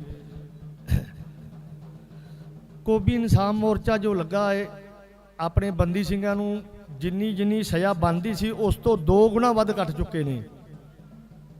ਭਾਈ ਜਗਤਾਰ ਸਿੰਘ ਵਾਰਾ, ਬਾਕੀ ਇਹਨਾਂ 8 ਸਿੰਘਾਂ ਦੀ ਲੱਗੀ ਹੋਈ ਹੈ ਲਿਸਟ ਤੁਹਾਡੇ ਸਾਹਮਣੇ। ਇਹ ਕੋਈ 32 ਸਾਲ ਤੋਂ, ਕੋਈ 27 ਸਾਲ ਤੋਂ ਬੈਠਾ ਹੈ। ਇਹ ਕੋਈ ਆਪਣੇ ਪਰਿਵਾਰ ਵਾਸਤੇ ਕੋਈ ਵੀ ਨਹੀਂ ਬੈਠਾ, ਨਾ ਕੋਈ ਆਪਣੇ ਭਰਾ ਲਈ ਬੈਠਾ, ਨਾ ਕੋਈ ਮਾਂ ਪਿਓ ਲਈ, ਇਹ ਆਪਣੇ ਲਈ ਬੈਠਾ ਹੈ। ਜਦੋਂ ਇੱਕ ਹਨੇਰੀ ਚੱਲਦੀ ਸੀ, ਉਸ ਹਨੇਰੀ ਦੇ ਵਿੱਚ ਪਤਾ ਨਹੀਂ ਸੀ ਕੋਈ ਪਾਣੀ ਲਾਉਣ ਗਿਆ ਜਾਂ ਕੋਈ ਨੌਕਰੀ ਕਰਨ ਗਿਆ, ਕੋਈ ਕਿਸੇ ਰਸਤੇ 'ਚ ਮੁੜ ਕੇ ਆਉਣਾ ਹੈ ਕਿ ਨਹੀਂ ਆਉਣਾ। ਉਸ ਹਨੇਰੀ ਨੂੰ ਠੱਲਣ ਵਾਸਤੇ ਭਾਈ ਦਿਲਾਵਰ ਸਿੰਘ ਹਣਾ ਨੇ ਜੋ ਸੇਵਾ ਨਿਭਾਈ, ਤੇ ਜਗਤਾਰ ਸਿੰਘ ਹਣਾ ਨੇ ਜੋ ਵੀ ਉਹਦੇ ਵਿੱਚ ਹਿੱਸਾ ਪਾਇਆ, ਵੱਧ ਤੋਂ ਵੱਧ ਹਰ ਬੰਦੀ ਸਿੰਘ ਜਿੰਨੇ ਬੈਠੇ ਉਹਨਾਂ ਨੇ ਆਪੋ ਆਪਣੇ ਸੇਵਾ ਹਿੱਸਾ ਪਾਇਆ ਹੈ। ਕੋਈ ਅਸੀਂ ਪਹਿਲਾ ਹਿੱਸਾ ਕਿਸੇ ਨੇ ਨਹੀਂ ਪਾਇਆ। ਜਿੱਥੇ ਜਿੱਥੇ ਚੋਟ ਲੱਗੀ, ਉਸ ਚੋਟ ਦਾ ਬਦਲਾ ਉਹਨਾਂ ਨੂੰ ਜਵਾਬ ਦਿੱਤਾ ਵੀ ਅਸੀਂ ਇਸ ਤਰ੍ਹਾਂ ਅਸੀਂ ਵੀ ਜਵਾਬ ਦੇ ਸਕਦੇ ਜਾਂ ਦੇਣਾ ਹੋਵੇ, ਪਰ ਸਾਡਾ ਇਰਾਦਾ ਨਹੀਂ। ਜੋ ਸਿਆਸਤਦਾਨਾਂ ਦਾ ਧਰਮ ਹੈ, ਕੌਮ ਦੇ ਨਾਂ ਤੇ ਸਾਨੂੰ ਭੜਕਾਇਆ ਜਾਂਦਾ ਹੈ, ਧਰਮਾਂ ਦੇ ਨਾਂ ਤੇ ਭੜਕਾ ਕੇ ਸਾਨੂੰ ਵੱਖ-ਵੱਖ ਕੀਤਾ ਜਾਂਦਾ ਹੈ। ਜੇ ਕੋਈ ਪੰਜਾਬ ਦੀ ਗੱਲ ਕਰਦਾ ਹੈ, ਚਾਹੇ ਉਹ ਧਾਰਮਿਕ ਜਥੇਬੰਦੀ ਹੈ, ਚਾਹੇ ਕੋਈ ਸੰਪਰਦਾ ਹੈ, ਚਾਹੇ ਕੋਈ ਨਿਹੰਗ ਜਥੇਬੰਦੀ ਹੈ, ਨਿਹੰਗ ਸਿੰਘ ਜਥੇਬੰਦੀ ਹੈ, ਕਿੰਨੀਆਂ ਕੋਈ ਸਿਆਸੀ ਪਾਰਟੀ ਹੈ, ਜਿਹੜੀ ਵੀ ਗੱਲ ਕਰਦਾ ਸੈਂਟਰ ਵਾਸਤੇ, ਪੰਜਾਬ ਦੀ ਸਰਕਾਰ ਵਾਸਤੇ, ਉਹਨਾਂ ਨੂੰ ਸਾਰਿਆਂ ਨੂੰ ਅੱਤਵਾਦੀ ਗਿਣਦੀ ਹੈ। ਦਿੱਲੀ ਦੇ ਵਿੱਚ ਗਏ ਸੀ, ਉਦੋਂ ਵੀ ਇਹਨਾਂ ਕਿਹਾ ਵੀ ਪੰਜਾਬ 'ਚੋਂ ਚੜ੍ਹ ਕੇ ਅੱਤਵਾਦੀ ਆ ਗਏ ਨੇ। ਦਿੱਲੀ ਦੇ ਬੱਚੇ ਵੀ ਵੇਖਣ ਆਏ, ਸਾਰੇ ਵੇਖਣ ਆਏ ਵੀ ਕਿਹੜੇ ਅੱਤਵਾਦੀ ਆਏ ਨੇ। ਜਦੋਂ ਉਹਨਾਂ ਨੇ ਵੇਖਿਆ ਵੀ ਤੇ ਮੋਦੀ ਦੇ ਸਰਕਾਰ ਦੇ ਜਬਲ ਦੇ ਸਿਸਟਮ ਦੇ ਵਿਰੁੱਧ ਨੇ, ਉਹਨਾਂ ਨੇ ਸਾਡਾ ਸਾਥ ਦਿੱਤਾ ਤੇ ਸਾਡੇ ਨਾਲ ਵੀ ਬਹਿ ਗਏ। ਗੱਲਾਂ ਬੜੀਆਂ ਲੰਮੀਆਂ ਜਿੰਨੀਆਂ ਵੀ ਕਰ ਲਈਏ, ਮੇਰੇ ਤੋਂ ਪਹਿਲਾਂ ਬੜੇ ਵਿਦਵਾਨ ਤੇ ਬੜੇ ਇੱਥੇ ਸਿੱਖ ਵਿਦਵਾਨ ਬੁੱਧੀਜੀਵੀ ਬੋਲ ਕੇ ਗਏ ਨੇ। ਸਰਕਾਰਾਂ ਦੀਆਂ ਜੋ ਮਾਰੂ ਨੀਤੀਆਂ ਨੇ, ਪੰਜਾਬ ਨੂੰ ਕਿਸੇ ਤਰੀਕੇ ਨਾਲ ਕਿਸਾਨੀ ਦੇ ਰੂਪ 'ਚ ਮਾਰ ਦਿੱਤਾ ਜਾਵੇ, ਚਾਹੇ ਜਵਾਨੀ ਦੇ ਰੂਪ 'ਚ ਮਾਰ ਦਿੱਤਾ ਜਾਵੇ, ਪੰਜਾਬ ਨੂੰ ਉਜਾੜਨ ਦੇ। ਹੁਣ ਫਿਰ ਪੰਜਾਬ ਦਿੱਲੀ ਦੇ ਅੱਗੇ ਖਲੋਤਾ, ਨਾਲ ਦੂਜੇ ਭਰਾ ਸਾਡੇ ਸੂਬੇ ਗਵਾਂਢੀ ਖਲੋ ਗਏ, ਦਿੱਲੀ ਨੂੰ ਰੜਕਦੇ ਸੀ। ਦਿੱਲੀ ਨੇ ਸਾਡੇ ਜੋ ਅੰਮ੍ਰਿਤ ਪ੍ਰਚਾਰ ਕਰਨ ਵਾਲੇ ਨੌਜਵਾਨਾਂ ਨੂੰ ਫੜ ਕੇ NSA ਫਿਰ ਲਾ ਦਿੱਤੀ ਦੁਬਾਰਾ। ਸਾਡੀਆਂ ਬੱਚੀਆਂ ਜੋ ਇੰਟਰਨੈਸ਼ਨਲ ਗੇਮਾਂ ਖੇਡਦੀਆਂ, ਜੇ ਉਹਨਾਂ ਨਾਲ ਕੋਈ ਛੇੜਛਾੜ ਕਰਦਾ, ਵਧੀਕੀ ਕਰਦਾ, ਉਹਦੇ ਤੇ ਕੋਈ NSA ਨਹੀਂ, ਰੋਡ ਤੇ ਫਿਰ ਬੈਠੇ ਨੇ ਦਿੱਲੀ ਦੇ ਵਿੱਚ ਇਨਸਾਫ ਲੈਣ ਦੀ। ਜੀਰਾ ਫੈਕਟਰੀ ਦੇ ਵਿੱਚ ਦਿੱਲੀ ਬੈਠੇ ਰਹੇ, ਪਾਣੀ ਦੇ ਵਿੱਚ ਜ਼ਹਿਰ ਕਰ ਦਿੱਤਾ, ਸਾਡਾ ਪਾਣੀ ਬਰਬਾਦ ਕੀਤਾ ਜਾਂਦਾ ਫੈਕਟਰੀਆਂ ਰਾਹੀਂ। ਉੱਥੇ ਇਹਨਾਂ ਨੇ ਸਾਨੂੰ ਕੁੱਟਿਆ ਵੀ, ਪਰਚੇ ਵੀ ਪਾਏ। ਹੁਣ ਇੱਕ ਸੈਂਟਰ ਤੋਂ ਦਿੱਲੀ ਦੀ ਟ੍ਰਿਬਿਊਨਲ ਰਿਪੋਰਟ ਆ ਗਈ ਹੈ ਵੀ ਉੱਥੇ ਬਾਹਰ ਸਾਰੇ ਪਿੰਡਾਂ ਦੇ ਵਿੱਚ ਜ਼ਹਿਰੀਲੇ ਤੱਤ ਪਾਏ ਗਏ ਪਾਣੀ 'ਚ। ਹੁਣ ਸੈਂਟਰ ਦੀ ਸਰਕਾਰ ਵੀ ਕਹਿੰਦੀ ਹੈ, ਉੱਥੋਂ ਦੀਆਂ ਲੈਬਾਰਟਰੀਆਂ ਵੀ ਕਹਿ ਦਿੱਤਾ, ਰਿਪੋਰਟ ਭੇਜਤੀ ਹੈ ਵੀ ਵਾਕਿਆ ਪਾਣੀ 8-10 ਪਿੰਡਾਂ 'ਚ ਜ਼ਹਿਰੀਲਾ ਹੈ। ਸਾਲ ਬਾਅਦ ਸਾਨੂੰ ਕੁੱਟ ਕੇ ਪਰਚੇ ਪਾ ਕੇ ਉਸ ਤੋਂ ਬਾਅਦ ਇਹਨਾਂ ਨੂੰ ਪਤਾ ਲੱਗਦਾ ਇਹ ਸਹੀ ਹੈ। ਇਸੇ ਤਰ੍ਹਾਂ ਭਾਈ ਸਾਹਿਬ ਹਣਾ, ਪਾਲ ਸਿੰਘ ਫਰਾਂਸ, ਬਾਪੂ ਗੁਰਚਰਨ ਸਿੰਘ, ਬਲਵਿੰਦਰ ਸਿੰਘ ਪਿਆਰੇ ਹਣਾ, 5 ਡਾਕਟਰ ਦਲਸ਼ੇਰ ਸਿੰਘ, ਜਿਹੜੇ 5 ਪਿਆਰੇ ਦੇ ਰੂਪ 'ਚ ਜਿਨ੍ਹਾਂ ਨੇ ਜਥੇਦਾਰ ਨੂੰ ਕਿਹਾ ਸੀ ਤੁਸੀਂ ਇਹ ਕਿਉਂ ਦਿੱਤਾ ਹੁਕਮਨਾਮਾ ਬੇਗਨਾਈ ਦਾ, ਉਹਨਾਂ ਨੂੰ ਵੀ ਜਦੋਂ ਉਹਨਾਂ ਨੇ ਪੁੱਛਿਆ, ਜਵਾਬ ਤਲਬੀ ਕੀਤੀ, ਉਹਨਾਂ ਨੂੰ ਕੱਢ ਦਿੱਤਾ। ਉਹ ਵੀ 5 ਪਿਆਰੇ ਦੀ ਅਗਵਾਈ ਕਰ ਰਹੇ ਆ ਮੋਰਚੇ ਦੀ। ਗੁਰੂ ਗ੍ਰੰਥ ਸਾਹਿਬ ਜੁਗੋ ਜੁਗ ਅਟਲ ਆਪ ਅਗਵਾਈ ਕਰ ਰਹੇ ਨੇ ਮੋਰਚੇ ਦੀ। ਭਾਈ ਪਾਲ ਸਿੰਘ ਫਰਾਂਸ ਹਣਾ ਨੇ ਪਿੰਡ ਜਾ ਕੇ, ਮੈਂ ਕਿ ਮੋਟਰ ਤੇ ਪਾਣੀ ਲਾ ਰਿਹਾ ਸੀ, ਮੋਟਰ ਤੇ ਗਏ ਸੀ ਮੇਰੇ ਕੋਲੇ ਵੀ ਤੁਸੀਂ ਸਾਡਾ ਸਹਿਯੋਗ ਦਿਓ ਵੀ। ਉਦੋਂ ਮੈਂ ਭਾਰਤੀ ਕਿਸਾਨ ਯੂਨੀਅਨ ਪੰਜਾਬ ਦਾ ਇੱਕ ਪੰਜਾਬ ਪ੍ਰਧਾਨ ਹੋਣਾ ਤਾਂ ਇੱਥੇ ਮੋਰਚੇ 'ਚ ਮੈਂ ਪਹਿਲੇ ਦਿਨ ਜਿੱਦਾਂ ਮੋਰਚਾ ਲੱਗਾ ਉਦੋਂ ਵੀ ਆਇਆ ਸਾਂ, ਬਾਅਦ 'ਚ ਵੀ ਆਏ, ਇੱਥੇ ਸਫਾਈ ਕੀਤੀ। ਚਲੋ ਸਾਡੀਆਂ ਗੱਲਾਂ ਨਿੱਕੀਆਂ ਮੋਟੀਆਂ ਅਸੀਂ ਕਿਸੇ ਬੈਂਚ ਤੇ ਬਹਿ ਕੇ ਨਿਬੇੜ ਲਵਾਂਗੇ, ਛੋਟੀਆਂ ਨੇ ਇਤਿਹਾਸ ਦੀਆਂ ਸਟੇਜਾਂ ਤੋਂ ਮੈਂ ਉਹ ਗੱਲਾਂ ਨਹੀਂ ਕਰਨੀਆਂ। ਅਸੀਂ ਮੋਰਚੇ ਨੂੰ ਹਮਾਇਤ ਨਹੀਂ ਦੇਣਾ ਜੀ। ਅਸੀਂ ਇਸੇ ਮੋਰਚੇ ਤੋਂ ਜਾ ਕੇ ਨਵੀਂ ਪਾਰਟੀ ਕਿਸਾਨ ਮਜ਼ਦੂਰ ਮੋਰਚਾ ਪਾਰਟੀ ਬਣਾਈ, ਅਸੀਂ ਸ਼ੁਕਰਾਨਾ ਕਰਨ ਆਏ ਹਾਂ।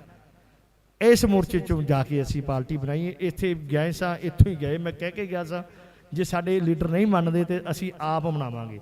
ਜਿੱਦਣ ਅਸੀਂ ਪਾਰਟੀ ਬਣਾਈ 3 ਵਾਅਦੇ ਕੀਤੇ ਸੀ। ਕਿਸਾਨੀ ਦੇ ਮੁੱਦੇ ਤੇ ਅਸੀਂ ਲੜਾਂਗੇ। ਕਿਸਾਨੀ ਦੇ ਮੁੱਦੇ ਤੇ ਮੇਰੀਆਂ ਵੱਡੀਆਂ ਜਥੇਬੰਦੀਆਂ, ਮੇਰੇ ਤੋਂ ਬਹੁਤ ਵੱਡੀਆਂ ਵਿਸ਼ਾਲ ਜਥੇਬੰਦੀਆਂ ਨੇ ਜਿਹੜੀਆਂ ਮੇਰੇ ਸਿਰ ਤੋਂ ਵੀ ਉੱਚੀਆਂ ਉੱਚੀਆਂ, ਸਾਡੀ ਜਥੇਬੰਦੀ ਤੇ ਹਾਲੇ ਬਚਪਨ 'ਚ ਰਿੜ੍ਹਦੀ ਪਈ ਹੈ। ਅਸੀਂ ਇਹ ਕਿਹਾ ਸੀ ਉਹਨਾਂ ਨੂੰ, ਮੈਂ ਕਿਹਾ ਵੀ ਵੀਰ ਜੀ ਆਪਾਂ 3 ਮੁੱਦੇ ਨਾਲ ਇਹ ਵੀ ਰੱਖੀਏ, ਜੇ ਕਿਸਾਨ ਦਾ ਮੁੱਦਾ ਤੇ ਕਿਸਾਨ ਦੇ ਪੁੱਤਰ ਦੇ ਨਾਲ ਖਲੋਣ ਦਾ ਮੁੱਦਾ। ਕਿਸਾਨ ਦੇ ਪੁੱਤਰ ਦੇ ਨਾਲ ਕਿਉਂ ਨਹੀਂ ਖਲੋਂਦੇ? ਇੱਥੇ ਹੁਣ ਰੌਲਾ ਪਿਆ ਸੀ ਪਿੱਛੇ ਜੇ ਅਮਰਤਪਾਲ ਸਿੰਘ ਨੇ ਜਦੋਂ ਫੜੇ ਆ, ਅਸੀਂ ਮੋਰਚਾ ਲਾਇਆ ਪੰਥਕ ਜਥੇਬੰਦੀਆਂ ਦੇ ਨਾਲ ਰਲ ਕੇ। ਮੈਂ ਆਪਣੀਆਂ ਭਰਾਤਾ ਜਥੇਬੰਦੀਆਂ ਨੂੰ ਬੇਨਤੀ ਕੀਤੀ ਵੀ ਆਪਾਂ ਕਿਸਾਨ ਹੋਣ ਦੇ ਨਾਂ ਤੇ ਆਪਣਾ ਵੀ ਧਰਮ ਫਰਜ਼ ਬਣਦਾ ਹੈ, ਆਪਾਂ ਮੋਰਚੇ ਲਾਈਏ ਥਾਂ ਥਾਂ ਤੇ। ਉਹ ਕਹਿੰਦੇ ਵੀ ਨਹੀਂ ਸਾਨੂੰ ਅੱਤਵਾਦੀ ਕਹਿਣਗੇ। ਮੈਂ ਕਿਹਾ ਦਿੱਲੀ ਗਏ ਸੀ ਉਦੋਂ ਵੀ ਤੇ ਕਿਹਾ ਸੀ ਨਾ ਅੱਤਵਾਦੀ। ਜੇ ਕਿਸਾਨ ਦੇ ਦਰਦ ਨੂੰ ਮੈਂ ਜ਼ਿਆਦਾ ਤਾਂ ਮਹਿਸੂਸ ਕਰਦਾ, ਮੈਂ ਮਾਝੇ ਦੇ ਇਲਾਕੇ 'ਚੋਂ ਆਇਆ। ਸਾਡੇ ਮਾਝੇ ਦੇ ਵਿੱਚ ਕਿਸਾਨ ਦੇ ਪੁੱਤਰ ਨੂੰ ਜੇ ਦਿਨੇ ਚੁੱਕ ਕੇ ਲੈ ਜਾਂਦੀ ਸੀ ਪੁਲਿਸ, ਤਾਂ ਜੇ 2 ਕਿੱਲੇ ਕਿਸਾਨ ਦੇ ਜ਼ਮੀਨ ਸੀ, ਉਹ ਕਹਿੰਦਾ ਸੀ ਮੇਰੀ ਜ਼ਮੀਨ ਲੈ ਲਓ, ਮੈਂ ਜ਼ਮੀਨ ਵੇਚ ਕੇ ਤੁਹਾਨੂੰ ਦੇ ਦੇਣਾ, ਮੇਰਾ ਪੁੱਤਰ ਛੱਡ ਦਿਓ। ਉਦੋਂ ਕਿਸਾਨ ਨੂੰ ਜ਼ਮੀਨ ਭੁੱਲ ਜਾਂਦੀ ਸੀ, ਪੁੱਤਰ ਯਾਦ ਆਉਂਦਾ ਸੀ। ਇਹ ਨਹੀਂਗਾ ਕਿ ਅਸੀਂ ਇਕੱਲੇ ਕਿਸਾਨ ਨਾਲ ਖਲੋਵਾਂਗੇ। ਜੇ ਕਿਸਾਨ ਦੇ ਪੁੱਤਰ ਨੂੰ ਮੁਸੀਬਤ ਪਈ, ਚਾਹੇ ਉਹਨੂੰ ਅੱਤਵਾਦੀ ਕਹਿਣ, ਪਰ ਸਾਡੇ ਉਹ ਸੂਰਮੇ ਆ, ਬਹਾਦਰ ਹੈ, ਜਵਾਨ ਨੇ, ਸਾਡੇ ਹੀਰੇ ਨੇ। ਜਿਵੇਂ ਅਸੀਂ ਭਾਈ ਜਤਕਾਰ ਸਿੰਘ ਵਾਰਾ ਜੀ ਨੂੰ ਹੋਣਾ ਨੂੰ ਕੌਮ ਨੇ, ਅਸੀਂ ਆਪਦੇ ਨੇ 10 ਲੱਖ ਦਾ ਇਕੱਠ ਕਰਕੇ ਚੱਬੇ ਦੀ ਧਰਤੀ ਦੇ ਉੱਤੇ ਜਥੇਦਾਰ ਥਾਪਿਆ ਹੈ। ਸਰਕਾਰਾਂ ਦੀ ਮਰਜ਼ੀ ਹੈ, ਕੁਛ ਮਰਜ਼ੀ ਕਰ ਲੈਣ। ਜ਼ਕਰੀਆ ਖਾਨ ਤੋਂ ਲੈ ਕੇ ਪਹਿਲਾਂ ਤੋਂ ਲੈ ਕੇ ਸਾਡੇ ਗੁਲਾਮ ਕਰਦੇ ਹੁੰਦੇ ਸਾਡੇ ਆਗੂ ਨੂੰ, ਭਾਈ ਮਨੀ ਸਿੰਘ ਦੇ ਬੰਦ ਕੱਟੇ ਗਏ ਆ, ਕਈ ਹੋਰ ਜਜਾਰੀਆਂ ਨੂੰ ਕੀਤੀਆਂ, ਮੁਸੀਬਤਾਂ ਪਾਈਆਂ, ਪਰ ਅਸੀਂ ਇਹਨੂੰ ਜਥੇਦਾਰ ਅਕਾਲ ਤਖਤ ਸਾਹਿਬ ਦਾ ਮੰਨਦੇ ਹਾਂ। ਸ਼੍ਰੋਮਣੀ ਕਮੇਟੀ ਵੱਲੋਂ ਚੁਣਿਆ ਹੋਇਆ, ਅਕਾਲੀ ਦਲ ਵੱਲੋਂ ਚੁਣਿਆ, ਮੈਂ ਸਮੁੱਚੇ ਅਕਾਲੀ ਦਲ ਨੂੰ ਨਹੀਂ ਆਂਦਾ, ਝੋਲਿਆਂ ਦੇ ਵਿੱਚੋਂ ਲਿਫਾਫਿਆਂ ਦੇ ਵਿੱਚੋਂ ਪ੍ਰਧਾਨਗੀਆਂ ਨਿਕਲਦੀਆਂ ਤੇ ਜਥੇਦਾਰ ਨਿਕਲਦੇ। ਅਕਾਲ ਤਖਤ ਜਿਹੜਾ ਸਰਬੱਤ ਅਕਾਲਤੇ ਦਾ ਜਥੇਦਾਰ ਹੈ ਭਾਈ ਜਗਤਾਰ ਸਿੰਘ ਵਾਰਾ ਹੈ। ਸਾਡਾ ਜਿਹੜਾ ਨਿਕਲਿਆ ਹੋਇਆ ਲਿਫਾਫੇ 'ਚੋਂ ਜਥੇਦਾਰ ਹੈ। ਮੈਂ ਇਹੋ ਜਿਹੀਆਂ ਗੱਲਾਂ ਨਹੀਂ ਸੀ ਕਰਨਾ ਚਾਹੁੰਦਾ, ਗੁੱਸਾ ਆਉਂਦਾ ਹੈ। ਅਸੀਂ ਸਰੋਪੇ ਦੇ ਦਈਏ, ਜਥੇਬੰਦੀਆਂ ਸਰੋਪੇ ਦੇ ਦੇਣ, ਵਾਕਈ ਉਹ ਕਿਸੇ ਇੱਕ ਬੰਦੇ ਦਾ ਸਰੋਪਾ ਹੁੰਦਾ। ਜੇ ਅਕਾਲ ਤਖਤ ਦਾ ਜਥੇਦਾਰ ਸਰੋਪਾ ਦੇ ਦੇਵੇ, ਉਹ ਪੰਥ ਦਾ ਸਰੋਪਾ ਹੈ। ਪੰਥ ਦਾ ਸਰੋਪਾ ਕਿਹਨੂੰ ਦਿੱਤਾ ਜਾਂਦਾ? ਬੀਬੀ ਜਿਹੜੀ ਬਰਵੱਟੇ ਬਣਵਾ ਰਹੀ ਹੈ, ਰੋਮਾਂ ਦੀ ਬੇਅਦਬੀ ਕਰ ਰਹੀ ਹੈ। ਇੱਕ ਰੋਮਾਂ ਦੀ ਬੇਅਦਬੀ ਕਰ ਰਿਹਾ ਹੈ ਰਾਘਵ ਚੱਡਾ ਜੀ, ਉਹਨਾਂ ਨੂੰ ਸਰੋਪਾ ਦਿੱਤਾ ਜਾਂਦਾ ਹੈ। ਹੁਣ ਪੰਥ ਦੇ ਸਰੋਪੇ ਆਪਾਂ ਪਤੀਤਾਂ ਨੂੰ ਦੇਵਾਂਗੇ? ਇਹ ਪੰਥ ਉਤਸ਼ਾਹ ਕਰ ਰਿਹਾ ਹੈ। ਗਿਆਨੀ ਹਰਪ੍ਰੀਤ ਸਿੰਘ ਆਣਾ ਨੇ ਜੋ ਵੀ ਕੀਤਾ ਇਹ ਗਲਤ ਹੈ। ਸਰਕਾਰਾਂ ਤੇ ਸਾਡੇ ਨਾਲ ਕਰਨਾ ਹੀ ਕਰਨਾ ਸ਼ੁਰੂ ਤੋਂ ਕਰਦੀਆਂ ਆਈਆਂ ਨੇ। ਜਦੋਂ ਸਾਨੂੰ ਆਪਣਾ ਕੋਈ ਕਹਿੰਦਾ ਮੈਂ ਤੁਹਾਡਾ ਆਪਣਾ ਹੈ, ਉਦੋਂ ਧੋਖਾ ਕਰਦਾ ਦਰਦ ਆਉਂਦਾ ਹੈ। ਉਹ ਕਹਿੰਦੇ ਵੀ ਜੰਗਲ 'ਚ ਦਰਖਤ ਵੱਢਣ ਲੱਗੇ, ਉਹ ਕਹਿੰਦਾ ਵੀ ਕੁਹਾੜੀ ਮੈਨੂੰ ਵੱਢਣ ਲੱਗੀ ਏ, ਉਹ ਰੋਈ ਨਹੀਂ। ਜਦੋਂ ਕੁਹਾੜੀ ਦੇ ਵਿੱਚ ਦਸਤਾ ਪਾਇਆ ਨਾ, ਉਹ ਰੋਣ ਲੱਗ ਪਈ, ਤਾਂ ਹੀ ਨਿਕਲੀਆਂ। ਕਹਿੰਦੀ ਹੁਣ ਮੇਰੇ ਆਪਣੇ ਮੇਰੀਆਂ ਜੜ੍ਹਾਂ ਨੂੰ ਪੈ ਗਏ ਆ। ਇਹ ਸਾਨੂੰ ਕਹਿੰਦੇ ਸੀ ਅਸੀਂ ਆਮ ਆਦਮੀ ਹੈ, ਤੁਹਾਡੇ ਚੋਂ ਨਿਕਲੇ ਆ, ਤੇ ਅੱਜ ਸਾਡੇ ਉੱਤੇ NSS ਆਮ ਆਦਮੀ ਵਾਲਿਆਂ ਹੀ ਲਾਈਆਂ। ਸਾਡੇ ਬੱਚਿਆਂ ਨੂੰ ਆਮ ਆਦਮੀ ਵਾਲਿਆਂ ਰੁਲਿਆ। ਸਾਨੂੰ ਕਹਿੰਦੇ ਸੀ ਅਸੀਂ ਕਿਸਾਨ ਦੇ ਪੁੱਤਰਾਂ, ਟੂਬਲ ਦੀ ਮੋਟਰ ਤੇ ਮੈਂ ਵੀ ਸੌਣਾ, ਰੋਟੀ ਖਾ ਕੇ ਰਾਤ ਨੂੰ ਉੱਥੇ ਹੀ ਸੌਣਾ ਸਾਂ। ਮੈਂ ਕਿਸਾਨਾਂ ਦੀਆਂ ਮੁਸ਼ਕਲਾਂ ਜਾਣਦਾ। ਅੱਜ ਸਾਡੇ ਕਿਸਾਨ ਰੁਲਦੇ ਆ। ਛੋਟੀ ਤੋਂ ਛੋਟੀ ਵੰਗ ਬਣਾਉਣੀ ਪਵੇ, ਸਾਨੂੰ ਰੋਡ ਹੀ ਆਮ ਜਿੰਨਾ ਚਿਰ ਕਰਾਈਏ ਉਹਨਾਂ ਚਿਰ ਇੱਕ SDM ਜ਼ਿਲ੍ਹੇ ਦਾ ਸਾਨੂੰ ਮਿਲਦਾ ਨਹੀਂਗਾ। ਫਿਰ ਉੱਥੇ ਸਾਰੇ ਅਫਸਰ ਆ ਜਾਂਦੇ ਆ। ਸਾਡੀ ਕੱਲੇ ਦੀ ਕੋਈ ਗੱਲ ਨਹੀਂ ਸੁਣ ਰਿਹਾ। ਆ 2 ਮਹੀਨੇ ਤੋਂ ਜਿਹੜਾ ਵਰਾਂਤਾਂਤ ਵਾਪਰਨ ਡਿਆ ਏ, ਵਿਦੇਸ਼ੀ ਲੋਕ ਆ ਕੇ ਸਾਡੇ ਪੰਜਾਬੀਆਂ ਦੇ ਉੱਤੇ ਹਮਲੇ ਕਰ ਰਹੇ ਆ, ਸਾਡੀਆਂ ਦਸਤਾਰਾਂ ਲਾ ਰਹੇ ਆ, ਸਾਡੇ ਪੰਜਾਬੀਆਂ ਨਾਲ ਕੁੱਟਮਾਰ ਹੋ ਰਹੀ ਏ। ਇਹ ਅਸੀਂ ਜਦੋਂ ਵੱਖ-ਵੱਖ ਹੋ ਗਏ ਆ, ਠੀਕ ਹੈ, ਸਾਡੀਆਂ ਜਥੇਬੰਦੀਆਂ ਉਂਝ ਰੱਖ ਲਈਏ, ਸਿਆਸੀ ਪਾਰਟੀਆਂ ਜਿਉਂ ਦੀਆਂ ਤਿਉਂ ਰੱਖ ਲਈਏ, ਪ੍ਰਧਾਨੀਆਂ ਰੱਖ ਲਈਏ, ਪ੍ਰਧਾਨੀਆਂ ਹੀ ਨਹੀਂ ਨਾ ਛੱਡਣੀਆਂ ਸੀ। ਉਹਨਾਂ 'ਚ ਮੈਂ ਵੀ ਹੈਗਾ। ਹੁਣ ਤਾਂ ਮੈਂ ਵੀ ਆ ਗਿਆ। ਹੁਣ ਪ੍ਰਧਾਨੀਆਂ ਨਹੀਂ ਛੱਡਣੀਆਂ, ਬਾਕੀ ਅਸੀਂ ਰਲ ਕੇ ਬਹਿ ਜਾਈਏ, ਕੌਮ ਦੇ ਮੁੱਦੇ ਤੇ ਇਕੱਠੇ ਹੋ ਜਾਈਏ। ਕੌਮ ਦੇ ਮੁੱਦੇ ਤੇ ਸਾਨੂੰ ਇਕੱਠੇ ਹੋਣਾ ਚਾਹੀਦਾ। ਇੱਥੇ ਵੀਰ ਪਹਿਲੋਂ ਮੈਨੂੰ ਸ਼ੁਰੂ 'ਚ ਆਇਆ, ਮੈਨੂੰ ਕਹਿੰਦੇ ਵੀ ਤੁਸੀਂ ਕਾਮਰੇਟ ਆਏ ਆ, ਝੰਡਾ ਚੁੱਕ ਕੇ ਲਿਆਇਓ। ਮੈਂ ਕਹਿੰਦਾ ਨਹੀਂ, ਝੰਡਾ ਅਸੀਂ ਆਏ ਆ ਨਾ, ਅਸੀਂ ਝੰਡਾ ਅਕਾਲ ਤਖਤ ਦੇ ਨਿਸ਼ਾਨ ਸਾਹਿਬ ਦੇ ਝੰਡੇ ਦੇ ਥੱਲੇ ਆਏ ਆ। ਤੇ ਜਦੋਂ ਇਹਦੇ ਥੱਲੇ ਆ ਜਾਂਦੇ ਸਾਰੇ ਝੰਡੇ ਆ ਜਾਂਦੇ, ਗੁਲਦਸਤਾ ਬਣ ਜਾਂਦਾ, ਗੁਲਾਬ ਦਾ ਫੁੱਲ, ਗੈਂਡੇ ਦਾ ਫੁੱਲ, ਕਲੀ ਦਾ ਫੁੱਲ ਪੈ ਜਾਂਦੇ ਆ ਵਿੱਚ। ਆਉਣ ਤਾਂ ਸਹੀ, ਆ ਜਾਂਦੇ ਹੋ। ਜਿਹੜੇ 2-4 ਪਰਿਵਾਰਾਂ ਨਾਲ ਉਹਨਾਂ ਝੰਡਿਆਂ ਵਾਲਿਆਂ ਦਾ ਵਿਰੋਧ ਤਾਂ ਉਹਨਾਂ ਨੂੰ ਰਹਿਣ ਦਈਏ। ਮੈਂ ਤਾਂ ਕਹਿੰਦਾ ਸਿਆਸੀ ਜਿਹੇ ਬੰਦੀਆਂ ਵੀ ਆ ਜਾਣ, ਪਰ ਉਹਨਾਂ ਪਰਿਵਾਰਾਂ ਨਾਲ ਜਿਨ੍ਹਾਂ ਦਾ ਸਾਡੇ ਤੇ ਰੋਸ ਹੈ, ਸਾਡਾ ਰੋਸ ਹੈ ਉਹਨਾਂ ਤੇ, ਸਾਡੇ ਉਹ ਜਵਾਬ ਦੇ, ਸਾਨੂੰ ਜਵਾਬ ਦੇ ਦੇਣ। ਸਾਰੀਆਂ ਪਾਰਟੀਆਂ ਮਾੜੀਆਂ ਨਹੀਂ ਹੁੰਦੀਆਂ, ਪਾਰਟੀਆਂ ਦੇ ਵਿੱਚ ਵਰਕਰ ਕਈ ਇਹੋ ਜਿਹੇ ਹੁੰਦੇ ਆ। ਹੁਣ ਆਮ ਆਦਮੀ ਪਾਰਟੀ ਦੇ ਵਿੱਚ 92 ਆ, 92 ਦੇ ਵਿੱਚੋਂ 10 ML ਤੜਫਦੇ ਜ਼ਰੂਰ ਹੋਣਗੇ ਕੌਮ ਲਈ, ਪਰ ਜੇ ਉਹ ਬੋਲਦੇ ਆ ਤੇ ਪਾਰਟੀ ਵੀ ਕੱਢ ਦਿੰਦੀ, ਅੱਗੋਂ ਆਪਣੀ ਕੌਮ ਦਾ ਵੀ ਪੂਰਾ ਨਹੀਂ ਪਤਾ ਵਿੱਚੋਂ ਸਾਥ ਦੇਵੇ ਕਿ ਨਾ ਦੇਵੇ। ਜੇ ਇੱਥੇ ਦੇ ਦਵੇ, 2 ਬੰਦੇ ਵੀ ਪਿੰਡ ਦੇ ਆ ਜਾਣ, 12,000 ਬੰਦਾ ਏ, 24,000 ਬੰਦਾ ਤੇ 24 ਘੰਟੇ ਇੱਥੇ ਬੈਠਾ ਰਹਿੰਦਾ ਸਕਦਾ ਨਾ। ਸਾਥ ਕਿੰਨੇ ਥੋੜਾ ਦੇ ਰਹੇ ਆਪਾਂ। ਮੈਂ ਵੀ ਇੱਥੇ ਆਇਆ ਸਾਂ ਸ਼ੁਰੂ 'ਚ, ਮੈਂ ਤਾਂ ਚਲੋ ਪਾਰਟੀ ਨਾਲ ਕੋਈ ਗੱਲ ਹੋ ਗਈ ਤੇ ਆਇਆ, ਤੇ ਉਦੋਂ ਦਾ ਜਦੋਂ ਦੀ ਫਿਰ ਪਾਰਟੀ ਇੱਥੋਂ ਤੇ ਲੱਗਾ ਵੀ ਜਾਂਦੇ ਪਾਰਟੀ ਸਟੈਂਡ ਕਰ ਦੇਣੀ ਹੈ, ਕਰਦਿਆਂ 2-3 ਮਹੀਨੇ ਲੱਗ ਗਏ। ਹੁਣ ਭਾਈ ਸਾਹਿਬਾਨਾਂ ਦਾ ਜਿੰਨਾ ਵੀ ਸਾਥ ਬਣ ਪਾਇਆ ਉਹਨਾਂ ਵੱਧ ਤੋਂ ਵੱਧ ਦਿਆ ਕਰਾਂਗੇ। ਗੱਲਾਂ ਬੜੀਆਂ ਇਹ ਕਰਨ ਵਾਲੀਆਂ, ਟਾਈਮ ਥੋੜਾ, ਭੁੱਖ ਬੜੀ ਲੱਗੀ ਹੋਈ ਹੈ ਸਿੰਘਾਂ ਨੂੰ। ਉਸ ਤੋਂ ਬਾਅਦ ਭਾਈ ਸਾਹਿਬਾਂ ਨਾਲੇ ਅੱਗੇ ਵੀ ਡਿਊਟੀ ਲਾਈ ਹੈ, ਜਾਣਾ ਹੈ। ਤੇ ਇੰਨੀਆਂ ਕੋਈ ਬੇਨਤੀਆਂ ਮੈਂ ਕਰਦਾ, ਜ਼ਿਆਦੀਆਂ ਨਹੀਂ ਕਰਦਾ। ਜੇ ਸਾਡੇ ਬੰਦੀ ਸਿੰਘਾਂ ਨੂੰ ਹਰਿਆ ਨਾ ਕੀਤਾ ਤੇ ਸਾਨੂੰ ਸਾਰੇ ਪੰਜਾਬ ਦੇ ਵਿੱਚੋਂ 5 ਬੰਦੇ ਜੇ ਆ ਜਾਈਏ ਨਾ, ਬਹੁਤ ਬੰਦਿਆਂ ਨੂੰ ਉੱਥੇ ਸੱਟਾਂ ਲੱਗੀਆਂ ਜਿਨ੍ਹਾਂ ਨੂੰ ਇਹਨਾਂ ਨੇ ਦਾਖਲੀ ਨਹੀਂ ਹੋਣ ਦਿੱਤਾ। ਹਾਲੇ ਤੱਕ ਬਾਬਾ ਛਿੰਦਰ ਸਿੰਘ ਉਹਨਾਂ ਦੀ ਇੱਕ ਗੱਡੀ ਗਾਇਬ ਹੋ ਗਈ, ਉੱਥੋਂ ਗੁਰੂ ਘਰ ਦੀ ਗੱਡੀ ਨਹੀਂ ਲੱਭੀ। ਬਾਕੀ ਮੋਟਰਸਾਈਕਲ ਨਹਿਰ ਦੇ ਵਿੱਚ ਸੁੱਟ ਦਿੱਤੇ, ਮੋਬਾਈਲ ਖੋ ਕੇ ਨਹਿਰਾਂ ਦੇ ਵਿੱਚ ਸੁੱਟੇ ਆ। ਹੁਣ ਤਾਂ ਭਈਏ ਵੀ ਸਾਡੇ ਗੱਲ ਪੈਣ ਲੱਗ ਪਏ ਆ। ਹੁਣ ਤਾਂ ਉਹੀ ਗੱਲ ਆ ਗਈ ਜਿਹੜੀ ਅਸੀਂ ਅਰਦਾਸ ਕਰਦੇ ਹਾਂ, ਅਖਬਾਰ ਹੋਏਗੇ ਮਿਲੇ ਸਭ। ਹੁਣ ਸਮਾਂ ਆ ਗਿਆ ਹੈ, ਅਖਬਾਰ ਅਸੀਂ ਬੜੇ ਹੋ ਗਏ ਆ। ਜੇ ਉੱਥੋਂ ਅਸੀਂ ਕਹਿੰਦੇ ਹੁੰਦੇ ਤਾਂ ਸਾਡਾ ਇੱਕ ਨਿਹੰਗ ਸਿੰਘ ਗੱਡੀ 'ਚ ਪੈ ਜੇ ਤੇ ਭਈਏ ਕਿਸੇ ਦੀ ਜ਼ਰੂਰਤ ਨਹੀਂ ਪੈਂਦੀ, ਗੱਡੀ 'ਚ ਬੀੜਾ ਤਮਾਕੂ ਲਾ ਲੇ, ਉਹ ਕਹਿੰਦਾ ਸੀ ਤੂੰ ਗਧੀ ਚੁੰਗਦਾ ਹੈ, ਤੇ ਉਸੇ ਵੇਲੇ ਬੰਦ ਕਰ ਦਿੰਦੇ ਸੀ। ਹੁਣ ਤਾਂ ਸਾਡੇ ਇੱਥੇ ਆ ਗਏ, ਸਾਡੇ ਜਿਹੜਾ ਸਿੱਖੀ ਦਾ ਧੁਰਾ ਹਰਮੰਦਰ ਸਾਹਿਬ ਅੰਮ੍ਰਿਤਸਰ ਸਿੱਖੀ ਦਾ ਕੇਂਦਰ, ਉੱਥੇ ਵੀ ਇਹ ਸ਼ਹਿਰ ਦੇ ਲਾਗੇ ਕਾਂਡ ਹੋ ਗਏ ਨੇ। ਹੋਏ ਆਪਣੀਆਂ ਦੀਆਂ ਕਰਤੂਤਾਂ ਤੋਂ, ਆਪਣਿਆਂ ਨੇ ਕਈ ਗੱਲਾਂ ਮਾੜੀਆਂ ਵਿੱਚੋਂ ਕੀਤੀਆਂ, ਆਪਣੇ ਚਿਹਰੇ ਲੈ ਕੇ, ਆਪਣੇ ਸਰੂਪ ਲੈ ਕੇ। ਜੇ ਹੋਵੇ ਗੁਰੂ ਗੋਬਿੰਦ ਸਿੰਘ ਤੇ ਮਸੰਦ ਕਹਿ ਕੇ ਸਾੜ ਦੇਵੇ, ਪਰ ਅਸੀਂ ਸਾਡੇ ਕੋਲੇ ਉਹ ਅਥਾਰਟੀ ਨਹੀਂ ਹੈਗੀ। ਬਿੰਨੇ ਕੋ ਨੌਜਵਾਨ ਜੇ ਸਾੜਦੇ ਆ ਤਾਂ ਸਾਡੇ ਇੱਕ ਸਾੜਦੇ ਤੇ 10 ਤੇ FIR ਕਰ ਦਿੰਦੇ ਆ। ਬੁੱਚੜ ਨੂੰ ਸਾੜਿਆ ਤੇ ਸਾਡੇ ਭਰਾ ਜੀ ਬੈਠੇ 32 ਸਾਲ ਤੋਂ। ਜੇ ਕੋਈ ਕਰ ਦੇਵੇ ਕਤਲ ਦੀ ਹੋਵੇ, ਸਿਆਸੀ ਕੈਦੀ ਦਾ ਕਤਲ, ਸਿਆਸੀ ਬੰਦੇ ਦਾ ਕਤਲ ਕਰਦੀ ਹੈ, 14 ਸਾਲ ਬਾਅਦ ਨਕਸ਼ੇ ਤੇ ਰਿਹਾਈ ਬਣਦੀ ਹੈ, ਤੇ 32 ਸਾਲ ਹੋ ਗਏ ਆ, ਹਾਲੇ ਕੋਈ ਰਿਹਾਈ ਨਹੀਂ। ਜਿੰਨੇ ਨਾਲ ਕੇਸ ਹੁੰਦੇ, ਹਵਾਲਾਤੀ ਕੇਸ ਹੁੰਦੇ, ਨਾਲੋਂ ਨਾਲ ਸਜ਼ਾ ਚੱਲਦੀ ਹੈ, ਸਾਰਿਆਂ ਦੀ ਬਰਾਬਰ ਚੱਲੀ ਜਾਂਦੀ ਹੈ। ਤਾਮਿਲਨਾਡੂ ਦੇ ਵਿੱਚ ਰਾਜੀਵ ਗਾਂਧੀ ਦਾ ਕਤਲ ਕੀਤਾ, ਉਹਨਾਂ ਨੂੰ ਹਰਿਆ ਕਰਤਾ ਉੱਥੋਂ ਦਾ। ਜੇ ਸਾਡੀ ਪੰਥਕ ਸਰਕਾਰ ਖਵਾਉਣ ਵਾਲੀ, ਜਿਹੜੇ ਸਾਡੇ ਆਪਣੇ ਚਿਹਰੇ ਆ, ਜੇ ਉਹ ਐਲਾਨ, ਉਹ ਨਹੀਂ ਸੀ ਐਲਾਨ ਕਰ ਸਕਦੇ ਸੀ। ਆਪਾਂ ਹਰ ਪਾਰਟੀ ਨੂੰ ਮਾੜਾ ਸਾਰੀ ਨੂੰ ਨਹੀਂ ਕਹਿੰਦੇ, ਕੁਛ ਆਪਣੇ ਸੀ ਜਿਨ੍ਹਾਂ ਨੇ ਆਪਣਿਆਂ ਦੇ ਵਿੱਚੋਂ ਕੀਤਾ, ਬਾਕੀਆਂ ਦੀ ਤੜਫ ਸੀ। ਤੜਫ ਤੋਂ ਬਾਅਦ ਉਹ ਜਾਂਦੇ ਕਿੱਧਰ, ਉਹਨਾਂ ਕੋਲੇ ਰਸਤਾ ਕੋਈ ਨਹੀਂ ਸੀ। ਹੁਣ ਇੱਕ ਰਸਤਾ ਉਹਨਾਂ ਵੇਖਿਆ, ਵੀ ਨਾਰਾ ਦਿੱਤਾ ਵੀ ਆਪ ਸ਼ਾਇਦ ਸਾਡੀ ਆਪਣੀ ਹੈ, ਬਦਲਾਅ ਕਰਕੇ ਵੇਖ ਲਈਏ। ਬਦਲਾਅ ਨੇ ਐਸਾ ਬਦਲਾਅ ਕੀਤਾ, ਸਾਨੂੰ ਬਦਲ ਕੇ ਰੱਖ ਦੇਣ ਲੱਗੇ ਆ। ਸਾਨੂੰ ਹੁਣ ਭਈਆਂ ਤੋਂ ਘਟਾਉਣਾ ਸ਼ੁਰੂ ਕਰ ਦਿੱਤਾ। ਜੇ ਹੁਣ ਆਪਾਂ ਇਕੱਠੇ ਨਾ ਹੋਏ, ਹੁਣ ਵੇਲਾ ਇਹ ਨਾ ਹੋਵੇ ਟਾਈਮ ਲੰਘ ਜੇ ਵੀ ਆਪਾਂ ਇਕੱਠੇ ਹੋਈਏ ਤੇ ਆਪਾਂ ਨੂੰ ਇਕੱਠੇ ਹੋਣ ਦਾ ਟਾਈਮ ਹੀ ਨਾ ਮਿਲੇ। ਉਦੋਂ ਤਾਂ ਜੰਗਲ ਹੈਗੇ ਸੀ, ਹੁਣ ਤਾਂ ਜੰਗਲ ਵੀ ਕੋਈ ਨਹੀਂ ਹੈਗੇ। ਹੁਣ ਆਪਾਂ ਨੂੰ ਪਹਿਲਾਂ ਹੀ ਜੇ ਆਪਾਂ ਸੁਚੇਤ ਹੋ ਜਾਈਏ ਨਾ, ਫੇਰ ਹੀ ਠੀਕ ਹੈ। ਜੇ ਵੇਲਾ ਲੰਘੇ ਤੋਂ ਹੋਏ ਤੇ ਉਹਦਾ ਕੋਈ ਫਾਇਦਾ ਨਹੀਂ ਹੋਣਾ। ਮੈਂ ਇੰਨੀਆਂ ਕੋ ਬੇਨਤੀਆਂ ਕਰਦਾ, ਆਪਣਾ ਛੋਟਾ ਜਿਹਾ ਵੀਰ ਸਮਝ ਕੇ ਜੇ ਕੋਈ ਗਲਤੀ ਹੋ ਗਈ ਤੇ ਮਾਫ ਕਰ ਦੇਣਾ। ਵਾਹਿਗੁਰੂ ਜੀ ਕਾ ਖਾਲਸਾ ਤੇ ਵਾਹਿਗੁਰੂ ਜੀ ਵਾਹਿਗੁਰੂ ਜੀ ਕਾ ਖਾਲਸਾ, ਵਾਹਿਗੁਰੂ ਜੀ ਕੀ ਫਤਿਹ। ਜਿਹੜੇ ਇਹ ਤਾਂ ਆਏ ਨੇ ਥੋੜੇ ਜਿਹੇ ਲੰਗਰ ਹੀ ਛਕਿਆ, ਵੀ ਭੁੱਖ ਲੱਗੀ ਹੋਣੀ, ਬਾਕੀ ਤਾਂ ਠੀਕ ਨੇ ਜੀ। ਵਾਹਿਗੁਰੂ ਜੀ ਕਾ ਖਾਲਸਾ, ਵਾਹਿਗੁਰੂ ਜੀ ਕੀ ਫਤਿਹ।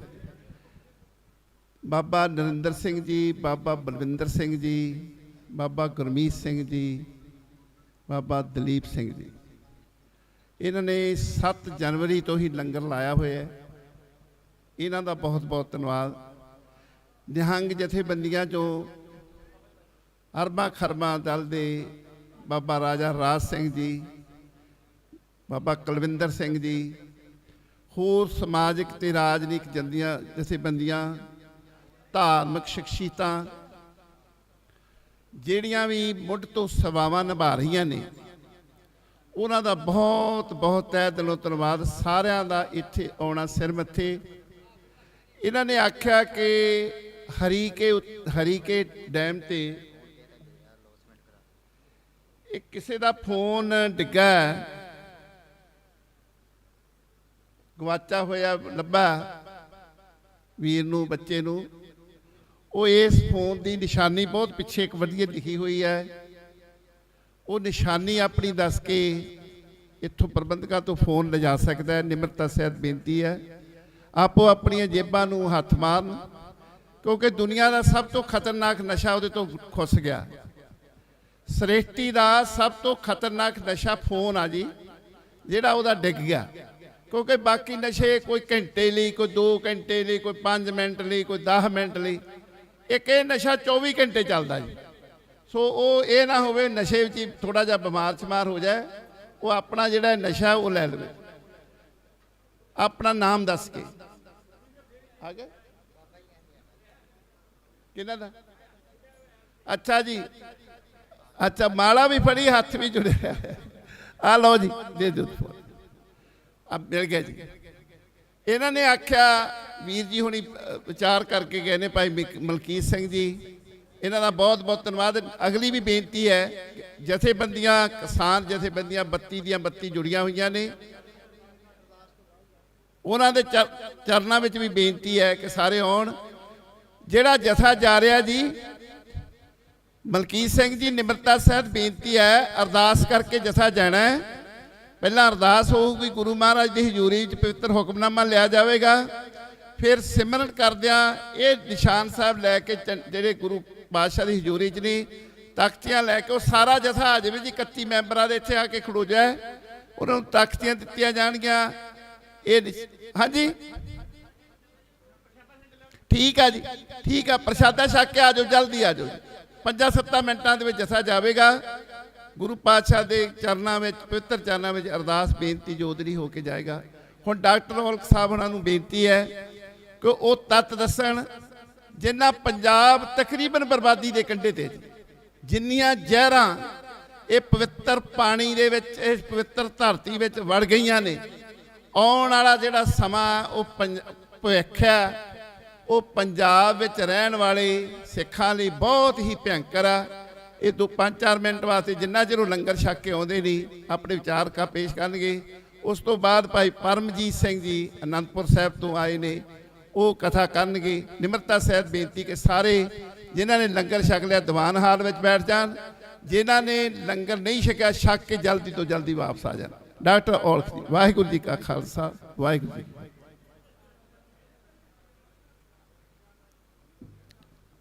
ਵਾਹਿਗੁਰੂ ਜੀ ਕਾ ਖਾਲਸਾ, ਵਾਹਿਗੁਰੂ ਜੀ ਕੀ ਫਤਿਹ।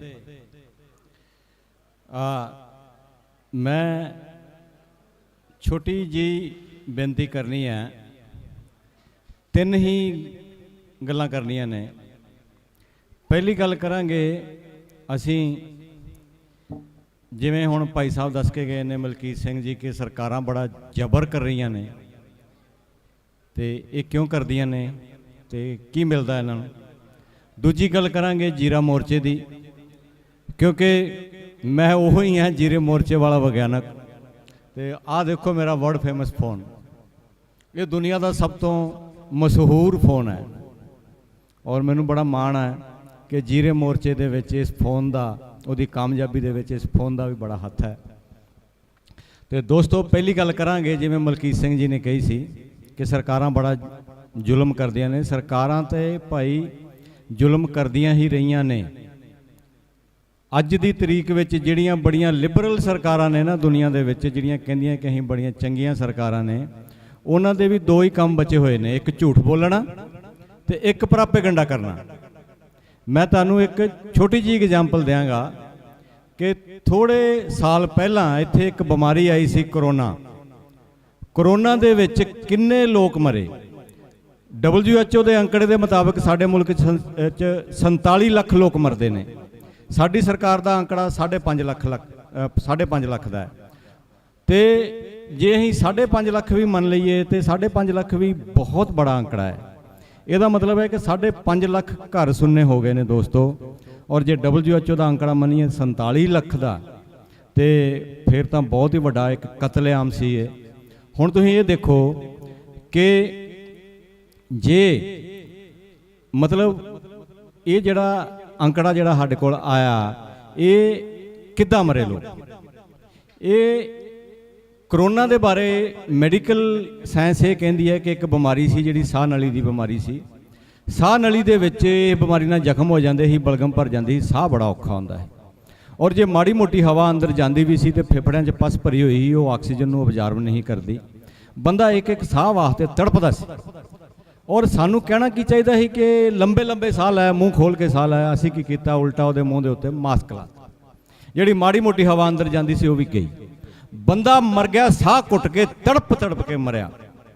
ਔਰ ਦੂਜਾ, ਇਹਨਾਂ ਨੇ ਦਵਾਈਆਂ ਮਨਜ਼ੂਰ ਕੀਤੀਆਂ, ਰੈਮਡੇਸਿਵਿਰ, ਫੈਵੀਪੀਰਾਵੀਰ। 12 ਅਕਤੂਬਰ 2020 ਨੂੰ ਸੌਮਿਆ ਸਵਾਮੀਨਾਥਨ ਜਨੇਵਾ ਦੇ ਵਿੱਚ ਪ੍ਰੈਸ ਕਾਨਫਰੰਸ ਕਰਦੀ ਆ ਔਰ ਕਹਿੰਦੀ ਆ ਕਿ ਸਾਡੇ ਕੋਲ 883 ਹਸਪੀਟਲਾਂ ਦਾ ਡਾਟਾ ਆਇਆ, 23,000 ਮਰੀਜ਼ਾਂ ਦੇ ਉੱਤੇ ਡਾਟਾ ਆਇਆ। ਇਹ ਦਵਾਈਆਂ ਦਾ ਕੋਈ ਅਸਰ ਨਹੀਂ ਹੋ ਰਿਹਾ, ਕਿਸੇ ਕੰਮ ਦੀਆਂ ਦਵਾਈਆਂ ਨਹੀਂ। ਦੋਸਤੋ, ਮੈਡੀਕਲ ਸਾਇੰਸ ਦਾ ਇੱਕ ਸਿਧਾਂਤ ਇਹ ਕਹਿੰਦਾ ਕਿ ਦਵਾਈ ਦਾ ਅਸਰ ਹੋਏ ਨਾ ਹੋਏ, ਸਾਈਡ ਇਫੈਕਟ ਹਰ ਦਵਾਈ ਮਾਰਦੀ ਹੈ। ਹੁਣ ਦੇਖੋ ਕਿ ਕਰੋਨਾ ਦਾ ਮਰੀਜ਼ ਜ਼ਿੰਦਗੀ ਮੌਤ 'ਚ ਝੂਲ ਰਿਹਾ, ਉਹਦੇ ਅੰਦਰ ਅਸੀਂ ਦਵਾਈ ਦੇ ਦਿੱਤੀ ਜੀਕਾ ਵਾਇਰਸ ਦੀ, ਰੈਮਡੇਸਿਵਿਰ, ਫੈਵੀਪੀਰਾਵੀਰ, ਟੋਸਲੀਜ਼ਮਾਬ। ਉਹਨੇ ਫਾਇਦਾ ਤਾਂ ਕੋਈ ਕੀਤਾ ਨਹੀਂ, ਖੁਦ WHO ਕਹਿ ਰਿਹਾ, ਪਰ ਸਾਈਡ ਇਫੈਕਟ ਤੇ ਮਾਰਿਆ। ਸਾਈਡ ਇਫੈਕਟ ਮਾਰਿਆ, ਬੰਦਾ ਗਿਆ ਸਿੱਧਾ ਮੌਤ ਦੇ ਮੂੰਹ 'ਚ। ਕਿੰਨੇ ਬੰਦੇ ਮਾਰੇ, ਦਹਿਸ਼ਤ ਪਾਈ ਗਈ।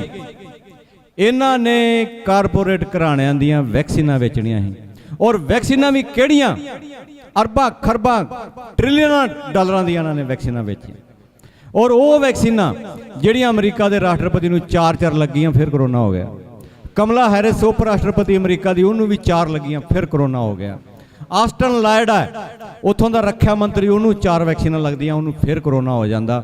ਔਰ ਡਾਕਟਰ ਫੌਚੀ ਜਿਹੜਾ ਵੈਕਸੀਨਾਂ ਦਾ ਪੋਸਟਰ ਬॉय ਬਣਿਆ ਦੁਨੀਆ ਦੇ ਵਿੱਚ, ਉਹਨੂੰ ਵੀ 4 ਵੈਕਸੀਨਾਂ ਲੱਗਦੀਆਂ, ਉਹਨੂੰ ਫਿਰ ਕਰੋਨਾ ਹੋ ਜਾਂਦਾ। ਲਾਨਤ ਹੈ ਇਹੋ ਜਿਹੀਆਂ ਵੈਕਸੀਨਾਂ। ਉਹ ਵੈਕਸੀਨਾਂ ਇਹਨਾਂ ਡੰਡੇ ਮਾਰ ਮਾਰ ਕੇ ਲਾਈਆਂ ਪੁਲਿਸ ਦੀ। ਕਹਿੰਦੇ ਬਾਪੂ ਬਲਕੌਰ ਸਿੰਘ ਗਿੱਲ ਕਹਿੰਦੇ ਹੁੰਦੇ ਆ ਕਿ ਪੁਲਿਸ ਦੀ ਡਾਂਗ ਦੇ ਉੱਤੇ ਇਹਨਾਂ ਨੇ ਵੈਕਸੀਨ ਬੰਨੀ ਹੋਈ ਸੀ। ਦੋਸਤੋ, ਇਹ ਸਾਰਾ ਕੁਝ ਮਿਲਾ ਕੇ ਇੱਕ ਕਤਲੇਆਮ ਕੀਤਾ ਗਿਆ। ਮੁੜ ਕੇ ਕਹਿੰਦੇ ਜੀ ਇਹ ਕਰੋਨਾ ਇੱਕ ਇਹੋ ਜਿਹਾ ਵਾਇਰਸ ਆ ਜਿਹੜਾ ਕਹਿੰਦੇ ਜੀ 2 ਮੀਟਰ ਤੱਕ, 2 ਮੀਟਰ ਦੀ ਦੂਰੀ, 2 ਮੀਟਰ ਯਾਨੀ 6 ਫੁੱਟ, 6 ਫੁੱਟ ਤੋਂ ਅੱਗੇ ਕਰੋਨਾ ਦੇ ਸਕੂਟਰ ਦਾ ਪੈਟਰੋਲ ਮੁੱਕ ਜਾਂਦਾ। ਫਿਰ ਕਹਿੰਦੇ ਜੀ ਕਰੋਨਾ ਦਾ ਜਿਹੜਾ ਵਾਇਰਸ ਆ ਇਹ 16 ਫੁੱਟ ਤੱਕ ਵੀ ਜਾਂਦਾ। ਫਿਰ ਕਹਿੰਦੇ ਜੀ ਇਹ 36 ਫੁੱਟ ਤੱਕ ਵੀ ਜਾਂਦਾ। ਫਿਰ ਕਹਿੰਦੇ ਜੀ 56 ਫੁੱਟ ਤੱਕ ਵੀ ਚਲੇ ਜਾਂਦਾ, 60 ਫੁੱਟ ਤੱਕ ਵੀ ਚਲੇ ਜਾਂਦਾ। ਫਿਰ ਇਹਨਾਂ ਨੇ ਥਿਊਰੀ ਬਦਲਤੀ, ਕਹਿੰਦੇ virus is in the air, ਹਵਾ 'ਚ ਫੈਲਿਆ ਹੋਇਆ ਵਾਇਰਸ। ਅਗਰ ਹਵਾ 'ਚ ਫੈਲਿਆ ਹੋਇਆ ਵਾਇਰਸ ਫਿਰ ਤੁਹਾਂ ਲਾਕਡਾਊਨ ਕਿਉਂ ਕੀਤੇ ਸੀ ਭਾਈ? ਅੰਗਰੇਜ਼ਾਂ ਦੇ ਜ਼ਮਾਨੇ ਵਿੱਚ ਇੱਕ ਲਾਲਾ ਲਾਜਪਤ ਰਾਏ ਨੂੰ, ਸੁਭਾਸ਼ ਚੰਦਰ ਬੋਸ ਨੂੰ ਘਰ 'ਚ ਨਜ਼ਰਬੰਦ ਕਰਨਾ ਹੁੰਦਾ ਸੀ ਨਾ, ਅੰਗਰੇਜ਼ਾਂ ਦੇ ਪਸੀਨੇ ਛੁੱਟ ਜਾਇਆ ਕਰਦੇ ਸੀ। ਇੱਥੇ ਕੁਝ ਵੀ ਨਹੀਂ ਕੀਤਾ, ਸਾਰਾ ਮੁਲਕ ਹੀ ਨਜ਼ਰਬੰਦ ਕਰ ਦਿੱਤਾ ਲਾਕਡਾਊਨ ਲਗਾ ਕੇ। ਹੁਣ ਦੇਖੋ, ਹੁਣ ਅਸੀਂ ਇਸ ਕਰਕੇ ਇਹ ਸਰਕਾਰਾਂ ਜ਼ੁਲਮ ਕਰਦੀਆਂ ਹੁੰਦੀਆਂ ਨੇ। ਇਹ ਬੰਦੇ ਮਾਰਨ ਦੀਆਂ ਮਸ਼ੀਨਾਂ ਵੀ ਬਣ ਚੁੱਕੀਆਂ ਨੇ ਤੇ ਇਹਨਾਂ ਸਰਕਾਰਾਂ ਦੇ ਇਹ ਕਹਿਣਾ ਕਿ ਇਹ ਸਾਡੇ ਤੇ ਜ਼ਬਰ ਕਰਦੀਆਂ ਨੇ, ਇਹ ਤੇ ਇਹਨਾਂ ਦਾ ਸੁਭਾਅ ਆ। ਹੁਣ ਦੂਜੀ ਗੱਲ ਕਰਦੇ ਹਾਂ ਜੀਰੇ ਮੋਰਚੇ ਦੀ। ਜੀਰੇ ਮੋਰਚੇ ਦੇ ਵਿੱਚ ਜਦੋਂ ਅਸੀਂ ਇਹ ਗੱਲ ਕਹੀ ਕਿ ਜੀਰੇ ਦੇ ਪਾਣੀਆਂ ਦੇ ਵਿੱਚ ਜ਼ਹਿਰ ਨੇ ਤੇ ਸਾਡੀਆਂ ਗੱਲਾਂ ਦੇ ਮਜ਼ਾਕ ਉਡਾਏ ਗਏ, ਕਿਉਂਕਿ ਸਾਰੀਆਂ ਰਿਪੋਰਟਾਂ ਸਰਕਾਰਾਂ ਦੀਆਂ ਇਹ ਕਹਿੰਦੀਆਂ ਸੀ ਕਿ ਪਾਣੀ ਸਾਫ਼ ਨੇ।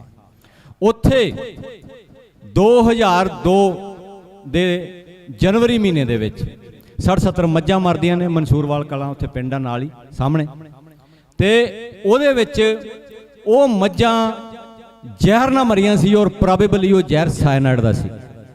ਫਿਰ ਤੁਸੀਂ ਜਾ ਕੇ ਦੇਖੋ 30-40 ਪਿੰਡਾਂ ਦੇ ਵਿੱਚ ਜੀਰੇ ਦੇ ਆਲੇ ਦੁਆਲੇ ਹਰ ਘਰ ਦੇ ਵਿੱਚ ਕੈਂਸਰ ਦਾ ਮਰੀਜ਼ ਪਿਆ, ਕਿਸੇ ਦਾ ਲਿਵਰ ਫੇਲ ਹੋ ਚੁੱਕਾ, ਕਿਸੇ ਦਾ ਕਿਡਨੀ ਫੇਲ ਹੋ ਚੁੱਕਾ, ਕਿਸੇ ਦਾ ਹਾਰਟ ਨਹੀਂ ਕੰਮ ਕਰ ਰਿਹਾ, ਕਿਸੇ ਦਾ ਦਿਮਾਗ ਨਹੀਂ ਕੰਮ ਕਰ ਰਿਹਾ। ਮੌਤ ਦੇ ਕਿਨਾਰੇ ਤੇ ਇੱਕ ਘਰ ਵਿੱਚ 2-2 3-3 ਕੈਂਸਰ ਦੇ ਮਰੀਜ਼ ਪਏ ਨੇ। ਦੋਸਤੋ, ਇਹ ਸਰਕਾਰਾਂ ਸਾਨੂੰ ਇਹੋ ਜਿਹੇ ਤੋਹਫੇ ਦਿੰਦੀਆਂ ਨੇ, ਔਰ ਕਿਹਦੇ ਵਾਸਤੇ?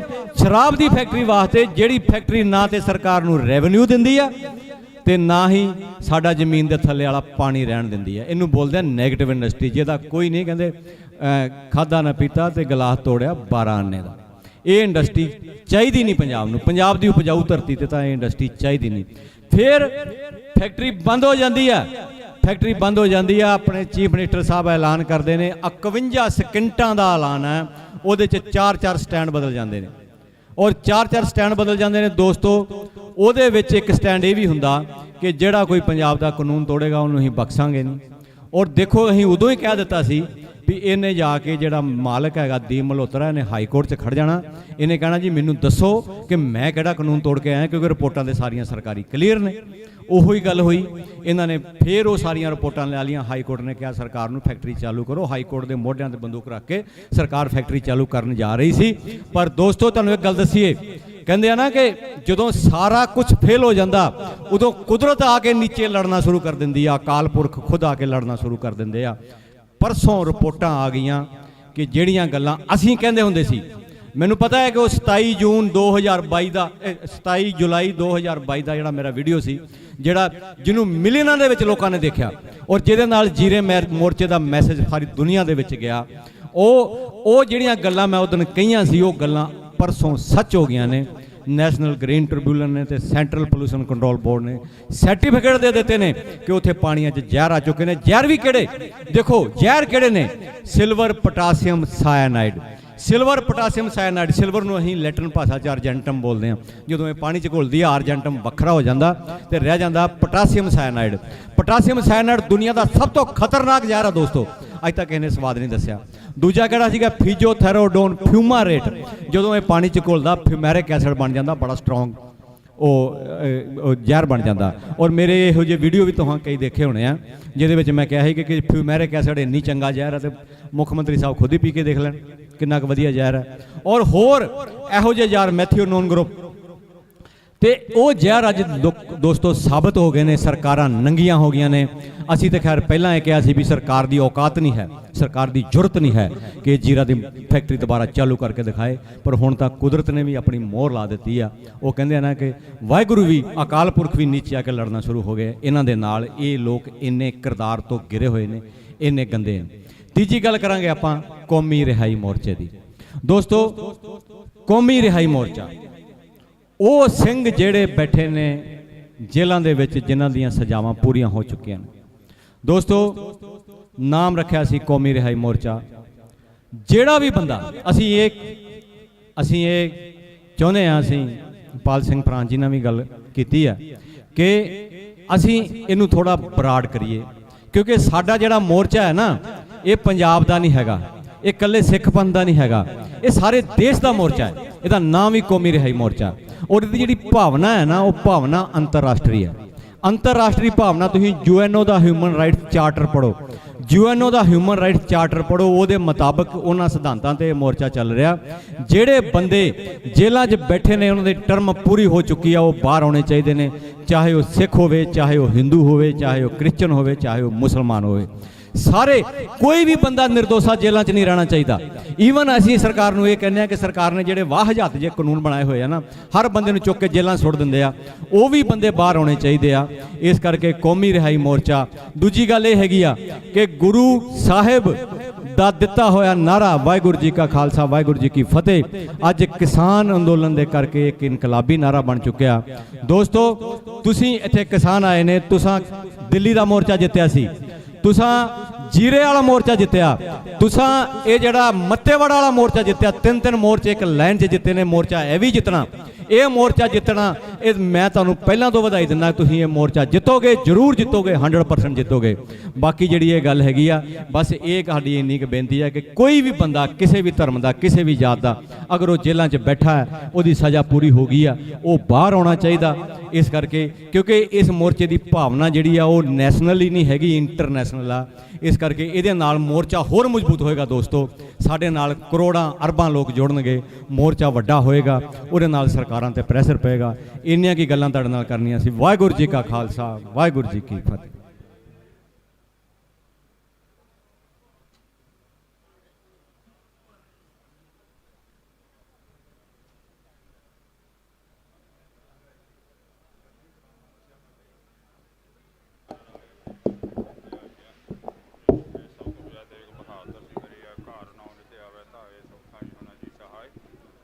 ਦਸਵੇਂ ਪਾਤਸ਼ਾਹ ਸ੍ਰੀ ਗੁਰੂ ਗੋਬਿੰਦ ਸਿੰਘ ਮਹਾਰਾਜ ਜੀ ਸਭ ਥਾਈਂ ਹੋਣਾ ਜੀ ਸਹਾਇ।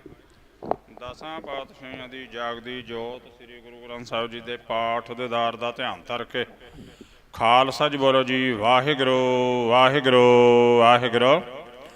ਪੰਜਾਂ ਪਿਆਰਿਆਂ ਚਹੁੰ ਸਾਹਿਬਜ਼ਾਦਿਆਂ 40 ਮੁਕਤਿਆਂ ਹਾਠੀਆਂ ਜਾਪੀਆਂ ਤਾਪੀਆਂ ਜਿਨ੍ਹਾਂ ਤੇਰਾ ਨਾਮ ਜਪਿਆ ਵੰਡ ਕੇ ਛਕਿਆ ਦੇਖ ਚਲਾਈ ਤੇ ਗਵਾਹੀ ਦੇਖ ਕੇ ਅੰਡਿਠ ਕੀਤਾ। ਤਿਨਾਂ ਪਿਆਰਿਆਂ ਸਚਾਰਿਆਂ ਦੀ ਕਮਾਈ ਦਾ ਧਿਆਨ ਧਰ ਕੇ ਖਾਲਸਾ ਜੀ ਬੋਲੋ ਜੀ ਵਾਹਿਗੁਰੂ ਵਾਹਿਗੁਰੂ ਵਾਹਿਗੁਰੂ।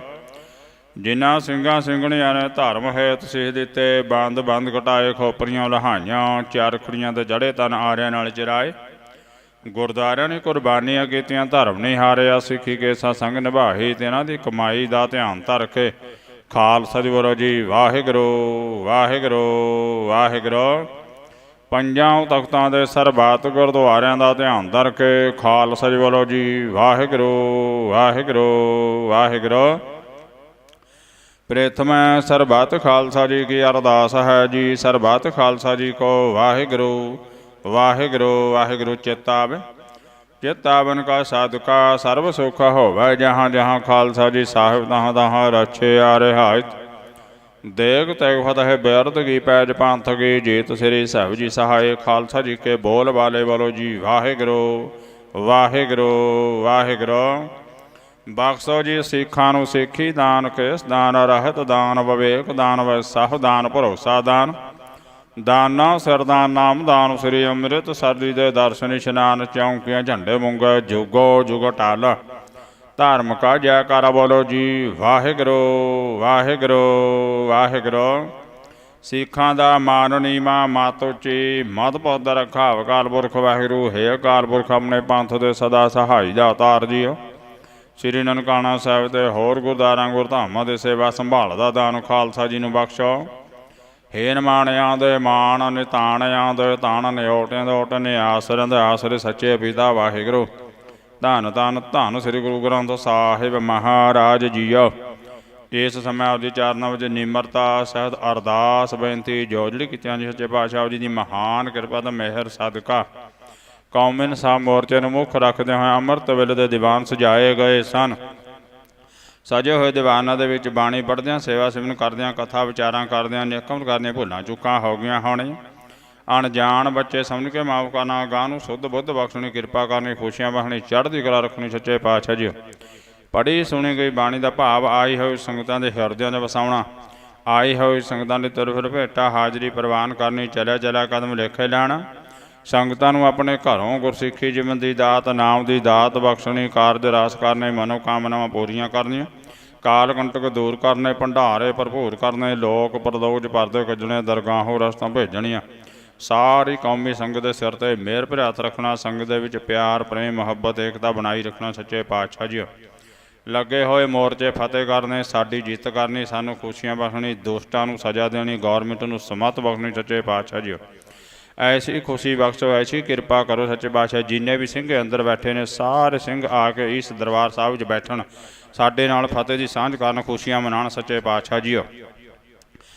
ਹਰ ਰੋਜ਼ 31 ਮੈਂਬਰੀ ਜਥਾ ਮੁੱਖ ਮੰਤਰੀ ਦੀ ਕੋਠੀ ਨੂੰ ਰਵਾਨਾ ਕੀਤਾ ਜਾਂਦਾ ਹੈ। ਅੱਜ ਵੀ ਰਵਾਨਗੀ ਦੀ ਅਰਦਾਸ ਨੂੰ ਮੁੱਖ ਰੱਖਦੇ ਹਾਂ ਸੱਚੇ ਪਾਤਸ਼ਾਹ ਜੀ ਜਥੇ ਨੂੰ ਤੋਰਨ ਦੀ ਆਗਿਆ ਬਖਸ਼ੋ। ਤੇ ਜਥੇ ਨੂੰ ਜਾਂਦੇ ਹੋ ਜੋ ਵੀ ਮਿਲੇ ਸਲਾਮੀ ਕਰਕੇ ਮਿਲੇ ਵਾਹਿਗੁਰੂ ਕਹਿ ਕੇ ਮਿਲੇ। ਜਥਾ ਉੱਥੋਂ ਵਾਪਸ ਆਉਂਦਾ ਹੋਇਆ ਖੁਸ਼ੀਆਂ ਲੈ ਕੇ ਵਾਪਸ ਪਰਤੇ। ਤੇ ਹੁਣ ਹੁਕਮਨਾਮੇ ਦੀ ਬਖਸ਼ੋ ਆਗਿਆ ਤੇ ਹੁਕਮਨਾਮੇ ਤੇ ਚੱਲਣ ਦੀ ਸਮਰੱਥਾ ਬਖਸ਼ੋ। ਕਰੋ ਕਿਰਪਾ ਗੁਰੂ ਨਾਨਕ ਨਾਮ ਚੜ੍ਹਦੀ ਕਲਾ ਤੇਰੇ ਭਾਣੇ ਸਰਬੱਤ ਦਾ ਭਲਾ। ਵਾਹਿਗੁਰੂ ਜੀ ਕਾ ਖਾਲਸਾ ਵਾਹਿਗੁਰੂ ਜੀ ਕੀ ਫਤਿਹ। ਬੋਲੇ ਸੋ ਨਿਹਾਲ ਸਤਿ ਸ੍ਰੀ ਅਕਾਲ। ਵਾਹਿਗੁਰੂ ਜੀ ਕਾ ਖਾਲਸਾ ਵਾਹਿਗੁਰੂ ਜੀ ਕੀ ਫਤਿਹ।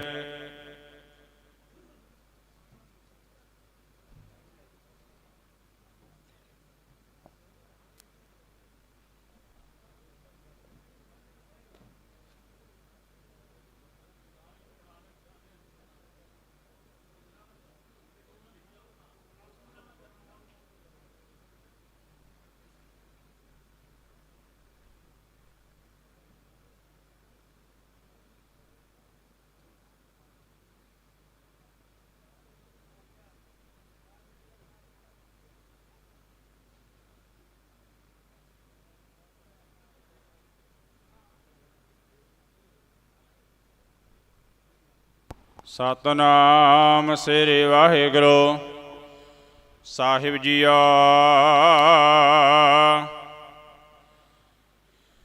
ਗਿਆਨ ਧਿਆਨ ਕਿਛ ਕਰਮ ਨ ਜਾਣਾ, ਸਾਰ ਨ ਜਾਣਾ ਤੇਰੀ। ਸਭ ਤੇ ਵੱਡਾ ਸਤਿਗੁਰੂ ਨਾਨਕ, ਜਿਨ ਕਲ ਰਾਖੀ ਮੇਰੀ। ਸੋ ਕਹੋ ਟਲ ਗੁਰ ਸੇਵੀਐ, ਅਹਨਸ ਸਹਜ ਸੁਭਾਏ। ਦਰਸ਼ਨ ਪਰਸੈ ਗੁਰੂ ਕੈ, ਜਨਮ ਮਰਨ ਦੁਖ ਜਾਏ। ਸੱਜਣ ਸੱਚਾ ਪਾਤਸ਼ਾਹ, ਸਿਰ ਸਾਹੁੰਦਾ ਸਾਹ। ਜਿਸ ਪਾਸ ਬੈਠਿਆ ਸੋਹੀਐ, ਸਭਨਾ ਦਾ ਵਿਸਾਹ। ਸਤਨਾਮ ਸ੍ਰੀ ਵਾਹਿਗੁਰੂ ਸਾਹਿਬ ਜੀਓ। ਧਨਾਸਰੀ ਮਹੱਲਾ ਪੰਜਵਾ। ਗੁਰ ਕੇ ਚਰਨਾ ਜੀਅ ਕਾ ਨਿਸਤਾਰਾ। ਸਮੁੰਦ ਸਾਗਰ ਜਿਨ ਖਿਨ ਮਹਿ ਤਾਰਾ। ਗੁਰ ਕੇ ਚਰਨਾ ਜੀਅ ਕਾ ਨਿਸਤਾਰਾ। ਸਮੁੰਦ ਸਾਗਰ ਜਿਨ ਖਿਨ ਮਹਿ ਤਾਰਾ। ਰਹਾਉ ਕੋਈ ਹੋਆ ਕਰਮ ਰਤਾ, ਕੋਈ ਤੀਰਥ ਨਹਾਇਆ। ਦਾਸੇ ਹਰ ਕਾ ਨਾਮ ਧਿਆਇਆ। ਬੰਧਨ ਕਾਟਨ ਹਾਰ ਸੁਆਮੀ। ਜਨ ਨਾਨਕ ਸਿਮਰੈ ਅੰਤਰ ਜਾਮੀ। ਬੰਧਨ ਕਾਟਨ ਹਾਰ ਸੁਆਮੀ। ਜਨ ਨਾਨਕ ਸਿਮਰੈ ਅੰਤਰ ਜਾਮੀ। ਵਾਹਿਗੁਰੂ ਜੀ ਕਾ ਖਾਲਸਾ, ਵਾਹਿਗੁਰੂ ਜੀ ਕੀ ਫਤਿਹ। ਸਤਨਾਮ ਸ੍ਰੀ ਵਾਹਿਗੁਰੂ ਸਾਹਿਬ ਜੀਓ। ਧਨਾਸਰੀ ਮਹੱਲਾ ਪੰਜਵਾ। ਗੁਰ ਕੇ ਚਰਨ ਜੀਅ ਕਾ ਨਿਸਤਾਰਾ। ਸਮੁੰਦ ਸਾਗਰ ਜਿਨ ਖਿਨ ਮਹਿ ਤਾਰਾ। ਵਾਹਿਗੁਰੂ ਜੀ ਕਾ ਖਾਲਸਾ, ਵਾਹਿਗੁਰੂ ਜੀ ਕੀ ਫਤਿਹ। ਵਾਹਿਗੁਰੂ ਜੀ ਕਾ ਖਾਲਸਾ, ਵਾਹਿਗੁਰੂ ਜੀ ਕੀ ਫਤਿਹ। ਹੁਣ ਜਥਾ ਜਿਨ੍ਹਾਂ ਨੇ ਜਾਣਾ ਹੈ, ਮੈਂ ਜਥੇ ਦੇ ਵਿੱਚ ਭਾਈ ਸਾਹਿਬ ਭਾਈ ਹਰਨੀਕ ਸਿੰਘ ਜੀ, ਭਾਈ ਮਲਕੀਤ ਸਿੰਘ ਜੀ ਹੋਣੀ ਉਹ ਅਗਵਾਈ ਕਰਨਗੇ। ਸਤਨਾਮ ਵਾਹਿਗੁਰੂ ਦਾ ਜਾਪ ਜਪਦਿਆਂ ਜਾਣਾ ਹੈ। ਜਾਂ ਬੰਦੀ ਸਿੰਘ ਰਿਹਾ ਕਰੋ, ਕੋਈ ਜਕਾਰਾ ਛੱਡ ਸਕਦੇ ਹੋ।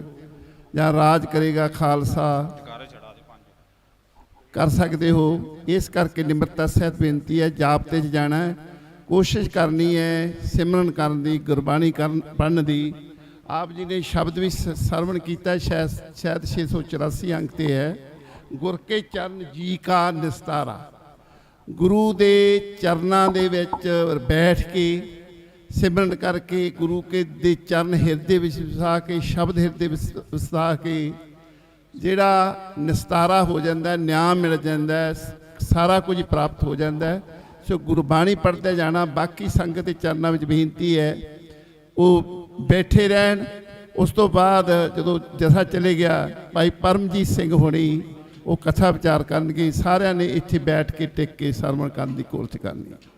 ਬੋਲੇ ਸੋ ਨਿਹਾਲ। ਸਾਰਿਆਂ ਨੇ ਜੋ ਕੇਸਰੀ ਨਿਸ਼ਾਨ ਸਾਹਿਬ ਨੇ, ਛੋਟੇ ਨੀਲੇ ਰੰਗ ਦੇ ਨਿਸ਼ਾਨ ਸਾਹਿਬ ਨੇ ਤਖਤੀਆਂ ਉੱਤੇ ਲਿਖਿਆ ਹੋਇਆ ਹੈ, ਉਹ ਕਿਰਪਾ ਕਰਕੇ ਨਾਲ ਲੈ ਕੇ ਦਿਖਾਉਣ ਦੀ ਕੋਸ਼ਿਸ਼ ਕਰਨੀ ਹੈ। ਕਿਸੇ ਨੇ ਵੀ ਉੱਥੇ ਬਾਤ ਕਰਨੀ, ਕਿਸੇ ਨੇ ਬਹਿਸ ਨਹੀਂ ਕਰਨੀ। ਪਲੀਜ਼ ਨਾ ਕੋਈ ਵੀ ਤੁਹਾਡੇ ਨਾਲ ਕੋਈ ਕਿਸੇ ਤਰ੍ਹਾਂ ਦੀ ਘਟਨਾ ਵਾਪਰਦੀ ਹੈ ਤੇ ਸਾਡੇ ਨਾਲ ਸੰਪਰਕ ਕਰਨਾ। ਆਪਾਂ ਸਾਡੇ ਨੰਬਰ ਨੇ। ਬਸ ਸ਼ਾਂਤਮਈ ਢੰਗ ਨਾਲ ਆਪਾਂ ਜਾਣਾ, ਸ਼ਾਂਤਮਈ ਢੰਗ ਨਾਲ ਰੋਸ ਮਾਰਚ ਕਰਨਾ। ਵਾਹਿਗੁਰੂ ਜੀ ਕਾ ਖਾਲਸਾ, ਵਾਹਿਗੁਰੂ ਜੀ ਕੀ ਫਤਿਹ। ਬੋਲੇ ਸੋ ਨਿਹਾਲ, ਬੋਲੇ ਸੋ ਨਿਹਾਲ, ਬੋਲੇ ਸੋ ਨਿਹਾਲ, ਬੋਲੇ ਸੋ ਨਿਹਾਲ, ਬੋਲੇ ਸੋ ਨਿਹਾਲ। ਸਤਿਨਾਮ ਵਾਹਿਗੁਰੂ, ਸਤਿਨਾਮ ਵਾਹਿਗੁਰੂ।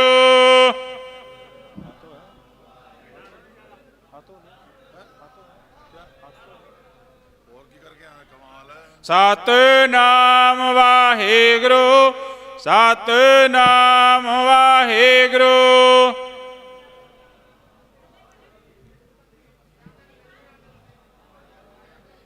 ਸਤਿਨਾਮ ਵਾਹਿਗੁਰੂ, ਸਤਿਨਾਮ ਵਾਹਿਗੁਰੂ।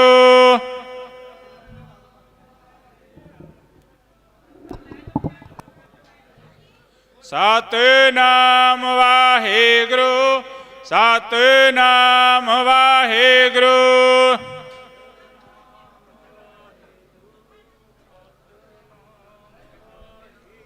ਸਤਿਨਾਮ ਵਾਹਿਗੁਰੂ, ਸਤਿਨਾਮ ਵਾਹਿਗੁਰੂ।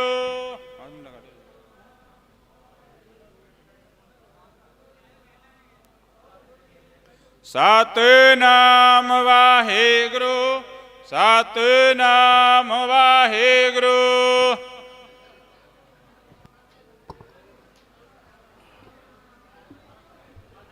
ਸਤਿਨਾਮ ਵਾਹਿਗੁਰੂ, ਸਤਿਨਾਮ ਵਾਹਿਗੁਰੂ।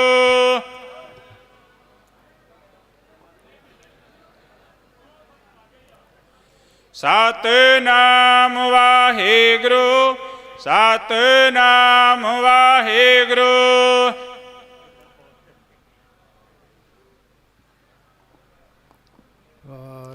ਵਾਹਿਗੁਰੂ ਜੀ ਕਾ ਖਾਲਸਾ, ਵਾਹਿਗੁਰੂ ਜੀ ਕੀ ਫਤਿਹ। ਇਕ ਓੰਕਾਰ ਸਤਨਾਮ ਕਰਤਾ ਪੁਰਖ ਨਿਰਭਉ ਨਿਰਵੈਰ ਅਕਾਲ ਮੂਰਤ ਅਜੂਨੀ ਸੈਭੰ ਗੁਰ ਪ੍ਰਸਾਦ। ਸਿਰ ਕਰਵੈ ਸੋ ਹਰਿ ਜਨ ਪਿਆਰੇ, ਸਤਿਗੁਰ ਤੁਮਰੇ ਕਾਜ ਸਵਾਰੇ। ਦੁਸ਼ਟ ਦੂਤ ਪਰਮੇਸ਼ਰ ਮਾਰੇ, ਜਨ ਕੀ ਪੈਜ ਰਖੀ ਕਰਤਾਰੇ। ਬਾਦਸ਼ਾਹ ਸ਼ਾਹ ਸਭ ਬਸ ਕਰ ਦੀਨੈ, ਅੰਮ੍ਰਿਤ ਨਾਮ ਮਹਾਰਸ ਲੀਨੈ। ਨਿਜ ਘਰ ਭਜੋ ਬਸ ਭਗਵਾਨ, ਸਾਧ ਸੰਗਤ ਮਿਲ ਕੀਨੋ ਦਾਨ। ਸ਼ਰਨ ਪਰੇ ਪ੍ਰਭ ਅੰਤਰ ਜਾਮੇ, ਨਾਨਕ ਓਟ ਪਕਰੀ ਪ੍ਰਭ ਸੁਆਮੀ। ਧੰਨ ਧੰਨ ਸ਼ਬਦ ਗੁਰੂ ਅਵਤਾਰ, ਤਖਤ ਚਬਰ ਮਾਲਕ ਸਤਿਗੁਰੂ ਸ੍ਰੀ ਗੁਰੂ ਗ੍ਰੰਥ ਸਾਹਿਬ ਜੀ ਦੀ ਪਾਵਨ ਹਜ਼ੂਰੀ ਦਾ ਨਿੱਘ ਮਾਣ ਰਹੀ ਸਮੂਹ ਸਾਧ ਸੰਗਤ ਕੌਮੀ ਮੋਰਚਾ ਇਨਸਾਫ ਮੋਰਚੇ ਦੇ ਵਿੱਚ ਹੁਣੇ ਹੀ ਜਥੇ ਦੀ 31 ਮੈਂਬਰੀ ਜਥੇ ਦੀ ਰਵਾਨਗੀ ਹੋਈ ਹੈ। ਉਸ ਤੋਂ ਪਹਿਲਾਂ ਬਹੁਤ ਹੀ ਸਤਿਕਾਰਯੋਗ ਪੰਥ ਦੇ ਮਹਾਨ ਵਿਦਵਾਨ ਗਿਆਨੀ ਸਾਹਿਬ ਸਿੰਘ ਜੀ ਸ਼ਾਹਬਾਦ ਮਾਰਕੰਡੇ ਵਾਲੇ, ਉਹਨਾਂ ਵੱਲੋਂ ਗੁਰਬਾਣੀ ਵਿਚਾਰਾਂ ਕੀਤੀਆਂ ਗਈਆਂ ਹਨ। ਉਸ ਤੋਂ ਉਪਰੰਤ ਚੱਲ ਰਹੇ ਮਸਲਿਆਂ 'ਤੇ ਜੋ ਪੰਜਾਬ ਦੀਆਂ ਮੰਗਾਂ ਹਨ ਉਹਨਾਂ 'ਤੇ, ਜੋ ਕਿ ਬਹੁਤ ਦੂਰ ਲਗਭਗ 200-250 ਮੀਲ ਤੋਂ ਜਥਾ ਆਇਆ ਹੈ, ਜੋ ਕਿ ਗ੍ਰਿਫਤਾਰੀ ਲਈ ਵੀ ਗਏ ਹਨ, ਧਰਨੇ ਲਈ ਗਏ ਹਨ, ਰੋਸ ਮਾਰਚ ਲਈ। ਇਹਨਾਂ ਸਾਰੀਆਂ ਹੀ ਗੱਲਾਂ ਨੂੰ ਅੱਗੇ ਰੱਖਦਿਆਂ ਹੋਇਆਂ ਜੋ ਮੋਰਚੇ ਦੀ ਆਰੰਭਤਾ ਹੋਈ ਹੈ ਉਹ ਇਹੋ ਹੀ ਹੈ ਕਿ ਜੋ ਸਜ਼ਾਵਾਂ ਪੂਰੀਆਂ ਕਰ ਚੁੱਕੇ ਹਨ ਕੌਮ ਦੇ ਮਹਾਨ ਯੋਧੇ ਜਿਨ੍ਹਾਂ ਬਾਰੇ ਆਪ ਸਭ ਜਾਣਦੇ ਹੋ। ਦੂਸਰੀ ਸ਼ਬਦ ਗੁਰੂ ਅਵਤਾਰ ਸਤਿਗੁਰੂ ਗੁਰੂ ਗ੍ਰੰਥ ਸਾਹਿਬ ਜੀ ਦੀਆਂ ਜੋ ਕਿ ਲਗਾਤਾਰ ਹੀ ਬੇਅਦਬੀਆਂ ਉਹ ਹੋ ਰਹੀਆਂ ਹਨ ਅਤੇ ਸਰੂਪ ਜੋ ਕਿ ਲਾਪਤਾ ਹਨ, ਗੋਲੀ ਕਾਂਡ ਹਨ, ਇਹ ਸਾਰੀਆਂ ਮੰਗਾਂ ਨੂੰ ਮੁੱਖ ਰੱਖਦਿਆਂ ਹੋਇਆਂ ਇਹ ਜੋ ਇਨਸਾਫ ਮੋਰਚਾ ਆਰੰਭ ਹੈ, ਸਤਿਗੁਰੂ ਜੀ ਸੰਗਤਾਂ ਦੇ ਸਿਰ ਤੇ ਮਿਹਰ ਭਰਿਆ ਹੱਥ ਰੱਖਣ। ਵਿਚਾਰ ਕਰੀਏ ਧੰਨ ਧੰਨ ਸ੍ਰੀ ਗੁਰੂ ਨਾਨਕ ਦੇਵ ਮਹਾਰਾਜ ਜੀ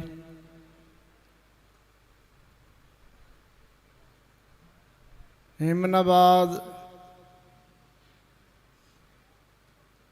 ਸ਼ਾਇਦ ਪਰ ਆਪਣੇ ਅਨੰਨ ਸੇਵਕ ਭਾਈ ਲਾਲੋ ਜੀ ਦੇ ਗ੍ਰਹਿ ਵਿਖੇ ਜਾਂਦੇ ਹਨ। ਭਾਈ ਲਾਲੋ ਜੀ 1509 ਦੇ ਵਿੱਚ 11 ਅੱਸੂ ਜਿਨ੍ਹਾਂ ਦਾ ਭਾਈ ਜਗਤ ਰਾਮ ਕੋਕੜਾ ਜੋ ਕਿ ਮਾਤਾ ਖੇਮੋ ਜੀ ਤਿੰਨਾਂ ਦੇ ਗ੍ਰਹਿ ਵਿਖੇ ਜਨਮ ਹੁੰਦਾ ਹੈ। ਵਾਹਿਦ ਇੱਕੋ ਹੀ ਇੱਕ ਬ੍ਰਹਮ ਗਿਆਨੀ ਕਹਿ ਦਈਏ, ਪੁੱਜੀ ਹੋਈ ਆਤਮਾ ਕਿਰਤ ਦੇ ਵਿੱਚ ਕਿਰਤ ਬਿਰਤ ਵਿੱਚ ਆਪਣੇ ਆਪ ਨੂੰ ਪਰਵਿਰਤ ਰੱਖਣ ਵਾਲੀ ਆਤਮਾ ਭਾਈ ਲਾਲੋ ਜੀ। ਤੁਰਕੀ ਬਾਣੀ ਗੁਰੂ ਸਾਹਿਬ ਨੇ ਉਚਾਰਨ ਕੀਤੀ ਹੈ। ਵਾਹਿਦ ਇੱਕੋ ਹੀ ਇੱਕ ਭਾਈ ਲਾਲੋ ਜੀ ਹਨ, ਜਿਨ੍ਹਾਂ ਨੂੰ ਸੰਬੋਧਨ ਕਰਦਿਆਂ ਹੋਇਆਂ ਤਲੰਗ ਰਾਗ ਵਿੱਚ ਗੁਰੂ ਸਾਹਿਬ ਫਰਮਾਨ ਕਰਦੇ ਹਨ ਕਿ ਜੈਸੀ ਮੈਂ ਆਵੈ ਖਸਮ ਕੀ ਬਾਣੀ ਤੈਸੜਾ ਕਰੀ ਗਿਆਨ ਵੇ ਲਾਲੋ, ਪਾਪ ਕੀ ਜੰਜ ਲੈ ਕਾਬਲ ਹੁੰਧਾਇਆ ਜੋਰੀ ਮੰਗੈ ਦਾਨ ਵੇ ਲਾਲੋ। ਇੱਕੋ ਹੀ ਇੱਕ ਮਹਾਂਪੁਰਸ਼ ਹਨ ਭਾਈ ਲਾਲੋ ਜੀ, ਜੋ ਕਿ ਅਨੰਨ ਸੇਵਕ ਹਨ। ਜਦੋਂ ਬਹੁਤ ਵੱਡੀਆਂ ਵੱਡੀਆਂ ਹਵੇਲੀਆਂ 36 ਪ੍ਰਕਾਰ ਦੇ ਭੋਜਨਾਂ ਨੂੰ ਨਕਾਰਦਿਆਂ ਹੋਇਆਂ ਉਹ ਕਿਰਤੀ ਗੁਰਸਿੱਖ ਦੇ ਘਰ ਜਾਂਦੇ ਹਨ ਤਾਂ ਭਾਈ ਮਰਦਾਨਾ ਜੀ ਵੀ ਇੱਕ ਵਾਰ ਤਾਂ ਕਹਿੰਦੇ ਹਨ ਕਿ ਸਤਿਗੁਰੂ ਜੀ ਤੁਹਾਨੂੰ ਵੱਡੇ ਬ੍ਰਹਮ ਭੋਜ ਜੋ ਕਿ ਬੁਲਾਵੇ ਆਉਂਦੇ ਹਨ, ਤੁਸੀਂ ਉਹਨਾਂ ਦੇ ਘਰ ਤਾਂ ਨਹੀਂ ਜਾਂਦੇ ਆ ਜਿੱਥੇ 2 ਟਾਈਮ ਦੀ ਰੋਟੀ ਵੀ ਨਹੀਂ ਨਸੀਬ ਹੁੰਦੀ, ਉੱਥੇ ਜਾ ਕੇ ਤੁਸੀਂ ਬਾਣੀ ਦਾ ਉਚਾਰਨ ਕਰਦੇ ਹੋ, ਉਹਨਾਂ ਸੇਵਕਾਂ ਦੇ ਘਰ ਜਾਂਦੇ ਹੋ। ਕਹਿੰਦੇ ਹਨ ਕਿ ਜਦੋਂ ਮਰਦਾਨਾ ਜੀ ਨੂੰ ਭਾਈ ਲਾਲੋ ਦੇ ਘਰ ਤੋਂ ਤਿਆਰ ਕੀਤਾ ਪ੍ਰਸ਼ਾਦਾ ਜੋ ਕਿ ਉਹਨਾਂ ਦੀ ਸੁਪੁੱਤਰੀ ਬੀਬੀ ਰੱਜੋ ਜੀ ਮਾਤਾ ਜੀ ਨੇ ਬਹੁਤ ਹੀ ਪਿਆਰ ਨਾਲ ਤਿਆਰ ਕੀਤਾ ਹੈ। ਮਰਦਾਨਾ ਇੱਕ ਵਾਰ ਤਾਂ ਦੇਖ ਕੇ ਕਹਿੰਦਾ ਹੈ ਕਿ ਲਓ ਜੀ ਮੇਰੀ ਤਾਂ ਭੁੱਖ ਹੀ ਖਤਮ ਹੋ ਗਈ। ਸਤਿਗੁਰਾਂ ਨੇ ਕਿਹਾ ਕਿ ਮਰਦਾਨਾ ਚੱਖ ਕੇ ਤਾਂ ਦੇਖ ਇਹਨਾਂ ਪ੍ਰਸ਼ਾਦੇ ਨੂੰ। ਜਦੋਂ ਪ੍ਰਸ਼ਾਦਾ ਛਕਿਆ ਤਾਂ ਮਰਦਾਨਾ ਜੀ ਫਿਰ ਕਹਿੰਦੇ ਹਨ ਕਿ ਇੱਕ ਹੋਰ ਦੇ ਦਿਓ। 36 ਪ੍ਰਕਾਰ ਦੇ ਰਸਾਂ ਦਾ ਜੋ ਉਹਨੂੰ ਆਨੰਦ ਪ੍ਰਾਪਤ ਹੋਇਆ। ਸੋ ਸਤਿਗੁਰੂ ਜੀ ਦਾ ਤਾਂ ਇਸੇ ਜੋ ਗੁਰਮਤਿ ਸਿਧਾਂਤ ਹੈ, ਕਿਰਤ ਕਰੋ ਨਾਮ ਜਪੋ ਵੰਡ ਛਕੋ, ਇਸੇ ਦੇ ਆਧਾਰਿਤ ਹੈ। ਸਤਿਗੁਰੂ ਜੀ ਆਪਣੇ ਗੁਰਸਿੱਖਾਂ ਨੂੰ ਪਿਆਰ ਸਤਿਕਾਰ ਦਿੰਦੇ ਹਨ ਅਤੇ ਉਦਾਸੀਆਂ ਦੇ ਵਿੱਚ ਜਿੱਥੇ ਕਰਮ ਕਾਂਡ ਹੈ ਉੱਥੇ ਜਾ ਕੇ ਵੀ ਉਹਨਾਂ ਨੂੰ ਸੱਚ ਦਾ ਉਪਦੇਸ਼ ਦਿੰਦੇ ਹਨ। ਇਸੇ ਤਹਿਤ ਹੀ ਗੁਰੂ ਨਾਨਕ ਸਾਹਿਬ ਜਦੋਂ ਹਰਿਦੁਆਰ ਜਾਂਦੇ ਹਨ ਤਾਂ ਉਹ ਜੋ ਪੁਰਖ ਹਨ ਹਿੰਦੂ ਧਰਮ ਨੂੰ ਬਿਲੋਂਗ ਕਰਦੇ ਹਨ, ਉਹ ਆਪਣੇ ਪਿਤਰਾਂ ਨੂੰ ਪਾਣੀ ਦਿੰਦੇ ਹਨ ਜਾਂ ਹੋਰ ਕਰਮ ਕਾਂਡ ਕਰਦੇ ਹਨ। ਤਾਂ ਸਤਿਗੁਰੂ ਜੀ ਵੀ ਉਸ ਅਸਥਾਨ 'ਤੇ ਪੱਛਮ ਵੱਲ ਨੂੰ, ਜਿੱਧਰ ਕਿ ਕਰਤਾਰਪੁਰ ਆਉਂਦਾ ਹੈ, ਪਾਣੀ ਦਿੰਦੇ ਹਨ। ਤਾਂ ਜੋ ਲੋਕ ਦੇਖਦੇ ਹਨ ਉਹ ਕਹਿੰਦੇ ਹਨ ਕਿ ਪੁਰਖਾ ਤੂੰ ਕੀ ਕਰ ਰਿਹਾ ਹੈ? ਜੇ ਪਿਤਰਾਂ ਨੂੰ ਪਾਣੀ ਦੇਣਾ ਹੈ ਤਾਂ ਚੜ੍ਹਦੀ ਵੱਲ ਨੂੰ ਦੇ, ਪੂਰਬ ਵੱਲ ਨੂੰ ਦੇ। ਤਾਂ ਸਤਿਗੁਰੂ ਜੀ ਜੋ ਵੀ ਕਰਮ ਕਰਦੇ ਸਨ ਉਹ ਬਹੁਤ ਹੀ ਪਿਆਰ ਸਤਿਕਾਰ ਨਾਲ ਸਮਝਾਉਂਦੇ ਸਨ, ਕਿਉਂਕਿ ਗੁਰੂ ਸਾਹਿਬ ਦੇ ਨਾਲ ਕੋਈ ਵੀ ਐਸਾ ਕੋਈ ਇਤਿਹਾਸ ਵਿੱਚ ਨਹੀਂ ਲਿਖਿਆ ਕਿ ਉਹਨਾਂ ਦੇ ਨਾਲ ਬਹੁਤ ਹੀ ਬਾਡੀਗਾਰਡ ਸਨ। ਭਾਈ ਗੁਰਦਾਸ ਜੀ ਫਰਮਾਨ ਕਰਦੇ ਹਨ ਕਿ ਗੁਰੂ ਸਾਹਿਬ ਦੇ ਨਾਲ ਸਿਰਫ ਤੇ ਸਿਰਫ ਭਾਈ ਬਾਲਾ ਜੀ ਮਰਦਾਨਾ ਜੀ ਹਨ। ਸੋ ਜਦੋਂ ਗੁਰੂ ਸਾਹਿਬ ਪੱਛਮ ਵੱਲ ਨੂੰ ਜਲ ਉਲਾਰ ਰਹੇ ਹਨ ਤਾਂ ਉਹ ਕਹਿੰਦੇ ਵੀ ਕਿ ਇਹ ਪੁਰਖਾ ਤੂੰ ਜੇ ਪਿਤਰਾਂ ਨੂੰ ਪਾਣੀ ਹੀ ਦੇਣਾ ਹੈ ਤੂੰ ਚੜ੍ਹਦੀ ਵੱਲ ਨੂੰ ਦੇ। ਸਤਿਗੁਰੂ ਜੀ ਕਹਿੰਦੇ ਕਿ ਨਹੀਂ ਭਾਈ, ਮੇਰੇ ਤਾਂ ਕਰਤਾਰਪੁਰ ਵਿੱਚ ਖੇਤੀ ਹੈ, ਮੈਂ ਆਪਣੀ ਖੇਤੀ ਨੂੰ ਪਾਣੀ ਦੇ ਰਿਹਾ ਹਾਂ। ਤਾਂ ਵਿੱਚੋਂ ਲੋਕ ਹੱਸ ਰਹੇ ਹਨ ਕਿ ਇਹ ਬਾਬਾ ਕੀ ਕਰਮ ਕਰ ਰਿਹਾ ਹੈ। ਤਾਂ ਗੁਰੂ ਸਾਹਿਬ ਨੇ ਕਿਹਾ ਭਾਈ ਨਹੀਂ, ਜਿਸ ਤਰ੍ਹਾਂ ਤੁਸੀਂ ਆਪਣੇ ਪਿਤਰਾਂ ਨੂੰ ਪਾਣੀ ਦੇ ਰਹੇ ਹਾਂ, ਮੈਂ ਵੀ ਆਪਣੇ ਖੇਤਾਂ ਨੂੰ ਪਾਣੀ ਦੇ ਰਿਹਾ ਹਾਂ। ਤਾਂ ਉਹ ਕਹਿੰਦੇ ਹਨ ਕਿ ਅਸੀਂ ਤਾਂ ਆਪਣੇ ਪਿਤਰਾਂ ਨੂੰ ਪਾਣੀ ਦੇ ਰਹੇ ਹਾਂ ਜੋ ਕਿ ਸਵਰਗਾਂ ਵਿੱਚ ਹਨ। ਪਿਤਰੀ ਲੋਕ, ਉਹਨਾਂ ਦੀ ਸੇਵਾ ਕਰ ਰਹੇ ਹਾਂ, ਉਹਨਾਂ ਨੂੰ ਪਾਣੀ ਦੇ ਰਹੇ ਹਾਂ। ਉਹਨਾਂ ਲਈ ਹੋਰ ਜੋ ਹੈ ਹਿੰਦੂ ਧਰਮ ਦੇ ਵਿੱਚ ਪ੍ਰਚਲਿਤ ਰਵਾਇਤਾਂ ਹਨ, ਉਹਨਾਂ ਨੂੰ ਅਸੀਂ ਅਪਣਾ ਰਹੇ ਹਾਂ। ਤੁਹਾਡਾ ਤਾਂ ਕਹਿੰਦੇ ਹਨ ਕਿ ਜਲ ਇਸ ਤਰ੍ਹਾਂ ਖੇਤਾਂ ਪਰ ਨਹੀਂ ਜਾ ਸਕਦਾ। ਕਹਿੰਦੇ ਜੇ ਤੁਹਾਡਾ ਨਹੀਂ ਜਾ ਸਕਦਾ, ਸਾਡਾ ਨਹੀਂ ਜਾ ਸਕਦਾ, ਤੁਹਾਡਾ ਵੀ ਕਿਵੇਂ ਜਾ ਸਕਦਾ ਹੈ? ਸੋ ਸਤਿਗੁਰੂ ਜੀ ਜ਼ੋਰ ਨਾਲ ਨਹੀਂ, ਪਿਆਰ ਦੇ ਨਾਲ ਹੀ ਜੋ ਵੀ ਕਰਮ ਕਾਂਡ ਸਾਡੇ ਧਰਮਾਂ ਦੇ ਵਿੱਚ ਵਹਿਮ ਭਰਮ ਕਰਮ ਕਾਂਡ ਪ੍ਰਚਲਿਤ ਸਨ, ਉਹਨਾਂ ਨੂੰ ਰੋਕਣ ਲਈ ਹੀ ਸੱਚ ਦਾ ਉਪਦੇਸ਼ ਦਿੰਦੇ ਸਨ। ਇਸੇ ਤਰ੍ਹਾਂ ਹੀ ਹੋਰ ਕਈ ਇਸੇ ਤਰ੍ਹਾਂ ਇਤਿਹਾਸ ਵਿੱਚ ਸਾਖੀਆਂ ਹਨ ਜਿਨ੍ਹਾਂ ਤਹਿਤ ਗੁਰੂ ਸਾਹਿਬਾਨ ਨੇ ਆਪਣੇ ਸੱਚ ਦੇ ਉਪਦੇਸ਼ ਨੂੰ ਉਹਨਾਂ ਲੋਕਾਂ ਤੱਕ ਪਹੁੰਚਾ ਕੇ ਸੱਚ ਦਾ ਉਪਦੇਸ਼ ਦਿੱਤਾ। ਕਰਮ ਕਾਂਡ ਹਿੰਦੂ ਧਰਮ ਦੇ ਵਿੱਚ ਪ੍ਰਚਲਿਤ ਹਨ, ਲੇਕਿਨ ਸਤਿਗੁਰੂ ਜੀ ਸੱਚ ਦਾ ਉਪਦੇਸ਼ ਉਦਾਸੀਆਂ ਦੇ ਰਾਹੀਂ ਦੇ ਰਹੇ ਹਨ। ਬਹੁਤ ਹੀ ਲੰਮਾ ਪੈਂਡਾ ਤੈਅ ਕਰਕੇ ਜਿੱਥੇ ਵੀ ਉਹਨਾਂ ਨੂੰ ਪਤਾ ਲੱਗਦਾ ਹੈ ਕਿ ਇੱਥੇ ਇਨਸਾਨੀਅਤ ਤੋਂ ਖਿਲਾਫ ਕਰਮ ਕਾਂਡ ਚੱਲ ਰਹੇ ਹਨ, ਰਵਾਇਤਾਂ ਚੱਲ ਰਹੀਆਂ ਹਨ, ਉਹਨਾਂ ਨੇ ਠੱਲ ਪਾਉਣ ਦੀ ਆਪਣੇ ਵੱਲੋਂ ਬਹੁਤ ਹੀ ਕੋਸ਼ਿਸ਼ ਕੀਤੀ। ਸੋ ਚਾਹੀਦਾ ਤਾਂ ਸਾਨੂੰ ਵੀ ਹੈ ਜਦੋਂ ਅਸੀਂ ਗੁਰਬਾਣੀ ਦਾ ਪਾਠ ਕਰ ਦਈਏ, ਵਿਚਾਰ ਕੇ ਕਰੀਏ, ਭਾਵੇਂ ਥੋੜ੍ਹਾ ਪਾਠ ਕਰੀਏ, ਅਰਥਾਂ ਸਮੇਤ ਸਮਝਣ ਦੀ ਕੋਸ਼ਿਸ਼ ਕਰੀਏ ਕਿ ਸਤਿਗੁਰੂ ਜੀ ਜਿਸ ਤਰ੍ਹਾਂ ਜਪਜੀ ਸਾਹਿਬ ਹੈ, ਰਹਿਰਾਸ ਸਾਹਿਬ ਜੀ ਦਾ ਪਾਠ ਕਰਦੇ ਹਾਂ ਅਸੀਂ, ਤਾਂ ਇਹਦੇ ਵਿੱਚ ਸਾਨੂੰ ਕੀ ਪ੍ਰੇਰਨਾ ਦੇ ਰਹੇ ਹਨ। ਇਹਨਾਂ ਸਾਰੀਆਂ ਕਲਾ ਕਿਰਤੀਆਂ ਨੂੰ ਸਮਝਦਿਆਂ ਹੋਇਆਂ ਗੁਰਬਾਣੀ ਦੇ ਅਰਥਾਂ ਨੂੰ ਸਮਝਣ ਦੀ ਕੋਸ਼ਿਸ਼ ਕਰੀਏ।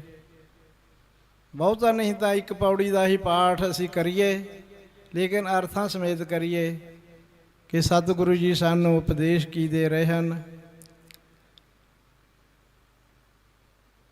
ਇਕ ਓੰਕਾਰ ਸਤਿਨਾਮ ਕਰਤਾ ਪੁਰਖ ਨਿਰਭਉ ਨਿਰਵੈਰ ਅਕਾਲ ਮੂਰਤ ਅਜੂਨੀ ਸੈਭੰ ਗੁਰ ਪ੍ਰਸਾਦ।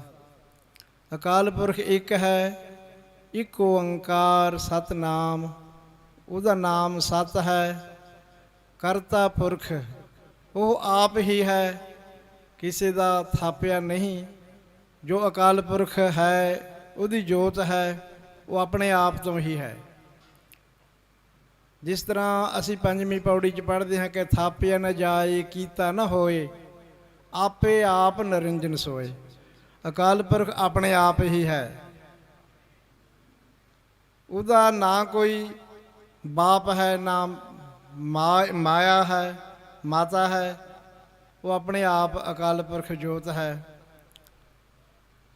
ਉਹ ਨਿਰਵੈਰ ਹੈ ਅਤੇ ਨਿਰਭਉ ਹੈ। ਨਾ ਤਾਂ ਉਹਦਾ ਕਿਸੇ ਨਾਲ ਵੈਰ ਹੈ, ਨਾ ਉਹ ਕਿਸੇ ਦੇ ਭੈ ਵਿੱਚ ਹੈ। ਜਿਸ ਤਰ੍ਹਾਂ ਗੁਰੂ ਤੇਗ ਬਹਾਦਰ ਮਹਾਰਾਜ ਜੀ ਸ਼ਲੋਕਾਂ 'ਚ ਫਰਮਾਨ ਕਰਦੇ ਹਨ ਕਿ ਭੈ ਕਾਹੂ ਕੋ ਦੇਤ ਨੈ ਭੈ ਮਾਨਤ ਆਨ। ਨਾ ਉਹ ਕਿਸੇ ਦੇ ਭੈ ਵਿੱਚ ਹੈ, ਨਾ ਕਿਸੇ ਨੂੰ ਭੈ ਦਿੰਦਾ ਹੈ। ਲੇਕਿਨ ਜੋ ਵੀ ਵਰਤਾਰਾ ਵਰਤਦਾ ਹੈ ਉਹ ਉਹਦੇ ਭਾਣੇ ਵਿੱਚ ਹੀ ਹੈ। ਸੋ ਅਸੀਂ ਸਤਿਗੁਰਾਂ ਦੀ ਜੋ ਸਾਨੂੰ ਗੁਰਬਾਣੀ ਉਪਦੇਸ਼ ਹੈ, ਅਸੀਂ ਗੁਰੂ ਗ੍ਰੰਥ ਸਾਹਿਬ ਜੀ ਦੇ ਲੜ ਲੱਗ ਕੇ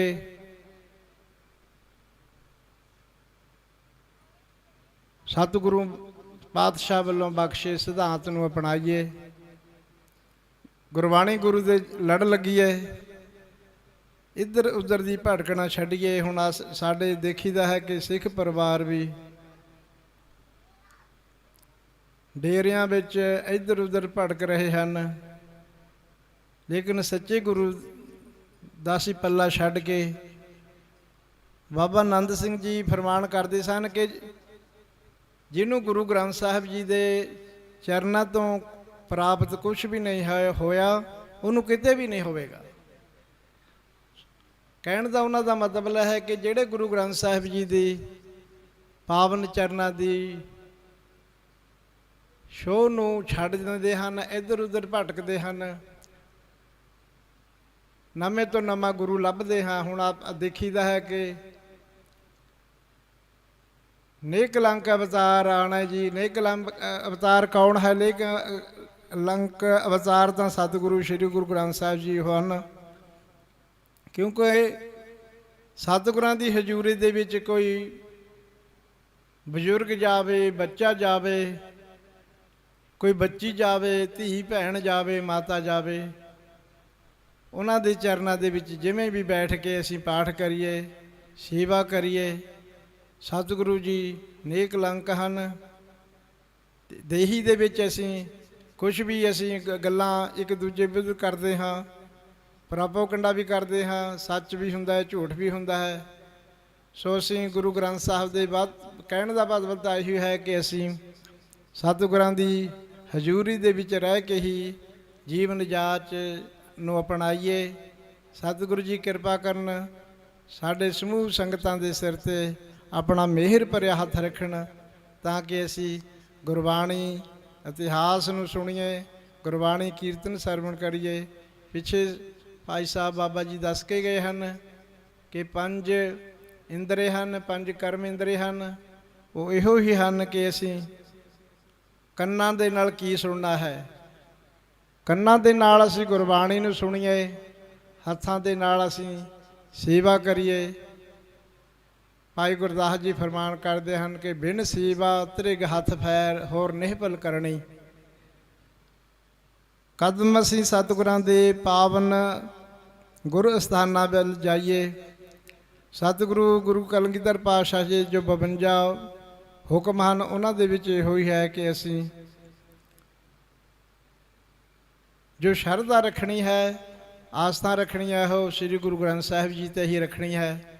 ਹੋਰ ਭਾਵੇਂ ਅਸੀਂ ਯਾਤਰਾ ਕਰਨੀ ਹੈ ਤਾਂ ਅਸੀਂ ਗੁਰੂ ਸਥਾਨਾਂ ਦੀ ਕਰਨੀ ਹੈ।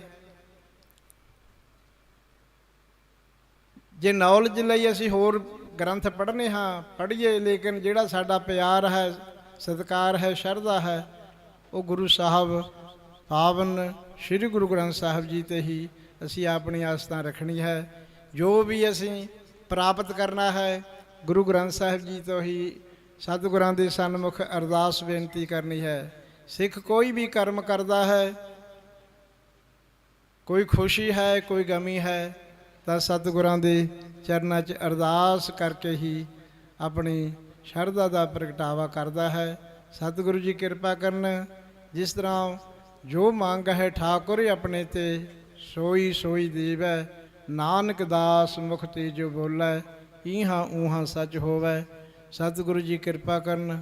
ਇਤਨੇ ਕੇ ਬਚਨ ਪ੍ਰਵਾਨ ਕਰਨੇ। ਬਾਣੀ ਪੜ੍ਹਦੇ ਹਾਂ, ਉਪਦੇਸ਼ ਕਰਦਿਆਂ ਹੋਈਆਂ ਭੁੱਲਾਂ ਦੀ ਖਿਮਾ ਕਰਨੀ ਜੀ। ਸਤਿਗੁਰੂ ਜੀ ਬਖਸ਼ਿਸ਼ ਕਰਨ। ਇਸੇ ਤਰ੍ਹਾਂ ਸੰਗਤ ਦੀ ਸੇਵਾ ਕਰਦੇ ਰਹੀਏ। ਸੋ ਹੋਈਆਂ ਭੁੱਲਾਂ ਦੀ ਖਿਮਾ ਕਰਨੀ ਜੀ। ਫਤਿਹ ਬੁਲਾਈਏ ਜੀ। ਵਾਹਿਗੁਰੂ ਜੀ ਕਾ ਖਾਲਸਾ, ਵਾਹਿਗੁਰੂ ਜੀ ਕੀ ਫਤਿਹ।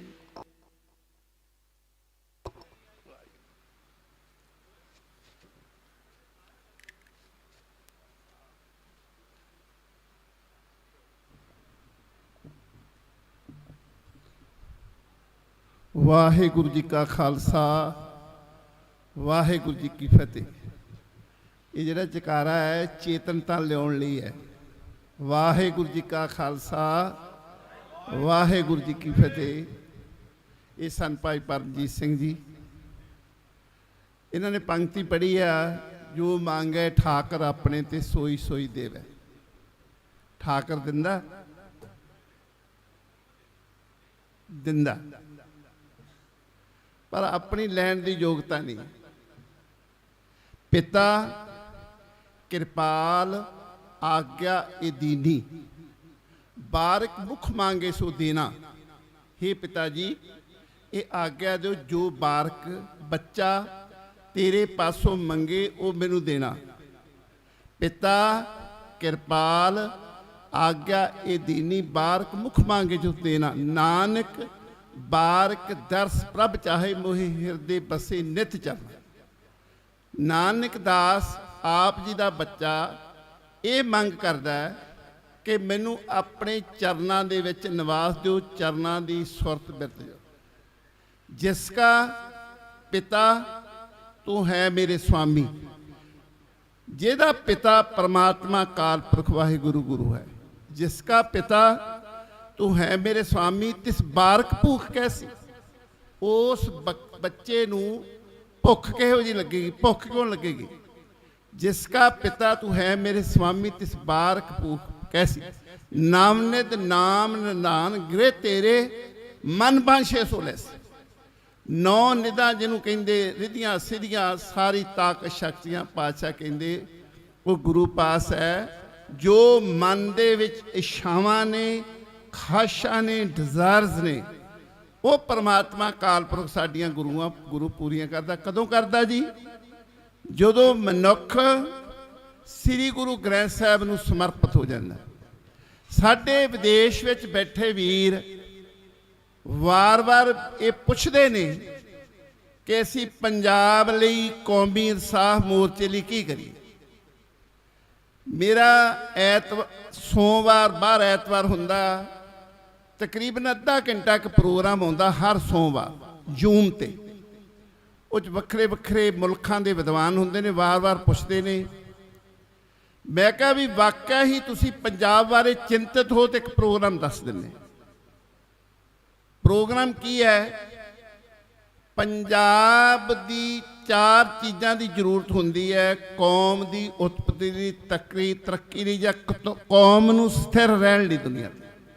ਇੱਕ ਹੁੰਦੀ ਧਰਤੀ, ਪਾਣੀ, ਹਵਾ ਤੇ ਸਮਾਜ। ਪੰਜਾਬ ਦੀ ਜਿਹਨੂੰ ਪੰਜ ਆਬ ਕਹਿੰਦੇ ਸੀ, ਆਬ ਦਾ ਮਤਲਬ ਦਰਿਆ, ਪਾਣੀ। ਉਹ ਹੁਣ ਸ਼ਰਮ ਆਉਂਦੀ ਆ, 5 ਨਹੀਂ ਆ, 2.5 ਨੇ। ਸਤਲੁਜ ਹੈ, ਬਿਆਸ ਹੈ ਤੇ ਅੱਧੀ ਰਾਵੀ ਹੈ। ਤੇ ਸਤਲੁਜ ਪੂਰਾ ਗੰਦਾ ਨਾਲਾ, ਉਹਨੂੰ ਆਪ ਕਹਿਣਾ ਸਾਨੂੰ ਸ਼ਰਮ ਆਉਣੀ ਚਾਹੀਦੀ। ਗੰਦਾ ਨਾਲਾ ਵਗ ਰਿਹਾ। ਸਾਰੇ ਲੁਧਿਆਣੇ ਦਾ ਗੰਦ ਪਾਣੀ ਫੈਕਟਰੀਆਂ ਦਾ ਕੈਮੀਕਲ ਦਾ ਉੱਚ ਜਾ ਰਿਹਾ। 2 ਨਦੀਆਂ ਵਗ ਰਹੀਆਂ ਨੇ ਪੰਜਾਬ ਵਿੱਚ, ਕਾਲੀ ਤੇ ਚਿੱਟੀ ਦੋਵੇਂ ਗੰਦੇ ਨਾਲੇ ਨੇ। ਜਿਹੜਾ ਬਿਆਸ ਆ ਉਹਦੇ ਤੋਂ ਕੋਈ ਆਸ ਹੀ ਨਹੀਂ, ਕੋਈ ਨਹਿਰ ਨਹੀਂ ਨਿਕਲੀ, ਉਹ ਸਾਰਾ ਪਾਣੀ ਹਰੀਕੇ ਤੋਂ ਰਾਜਸਥਾਨ ਜਾ ਰਿਹਾ। ਅੱਧੀ ਜਿਹੜੀ ਰਾਵੀ ਵਗਦੀ ਉਹ ਚੋਂ 2 ਨਹਿਰਾਂ ਨਿਕਲੀਆਂ ਹੋਈਆਂ। ਸਤਲੁਜ ਤੋਂ ਜਿੰਨੀਆਂ ਨਹਿਰਾਂ ਨਿਕਲੀਆਂ ਜਾਂ ਹਰਿਆਣੇ ਨੂੰ ਪਾਣੀ ਜਾਂਦਾ ਉੱਥੇ ਜਾ।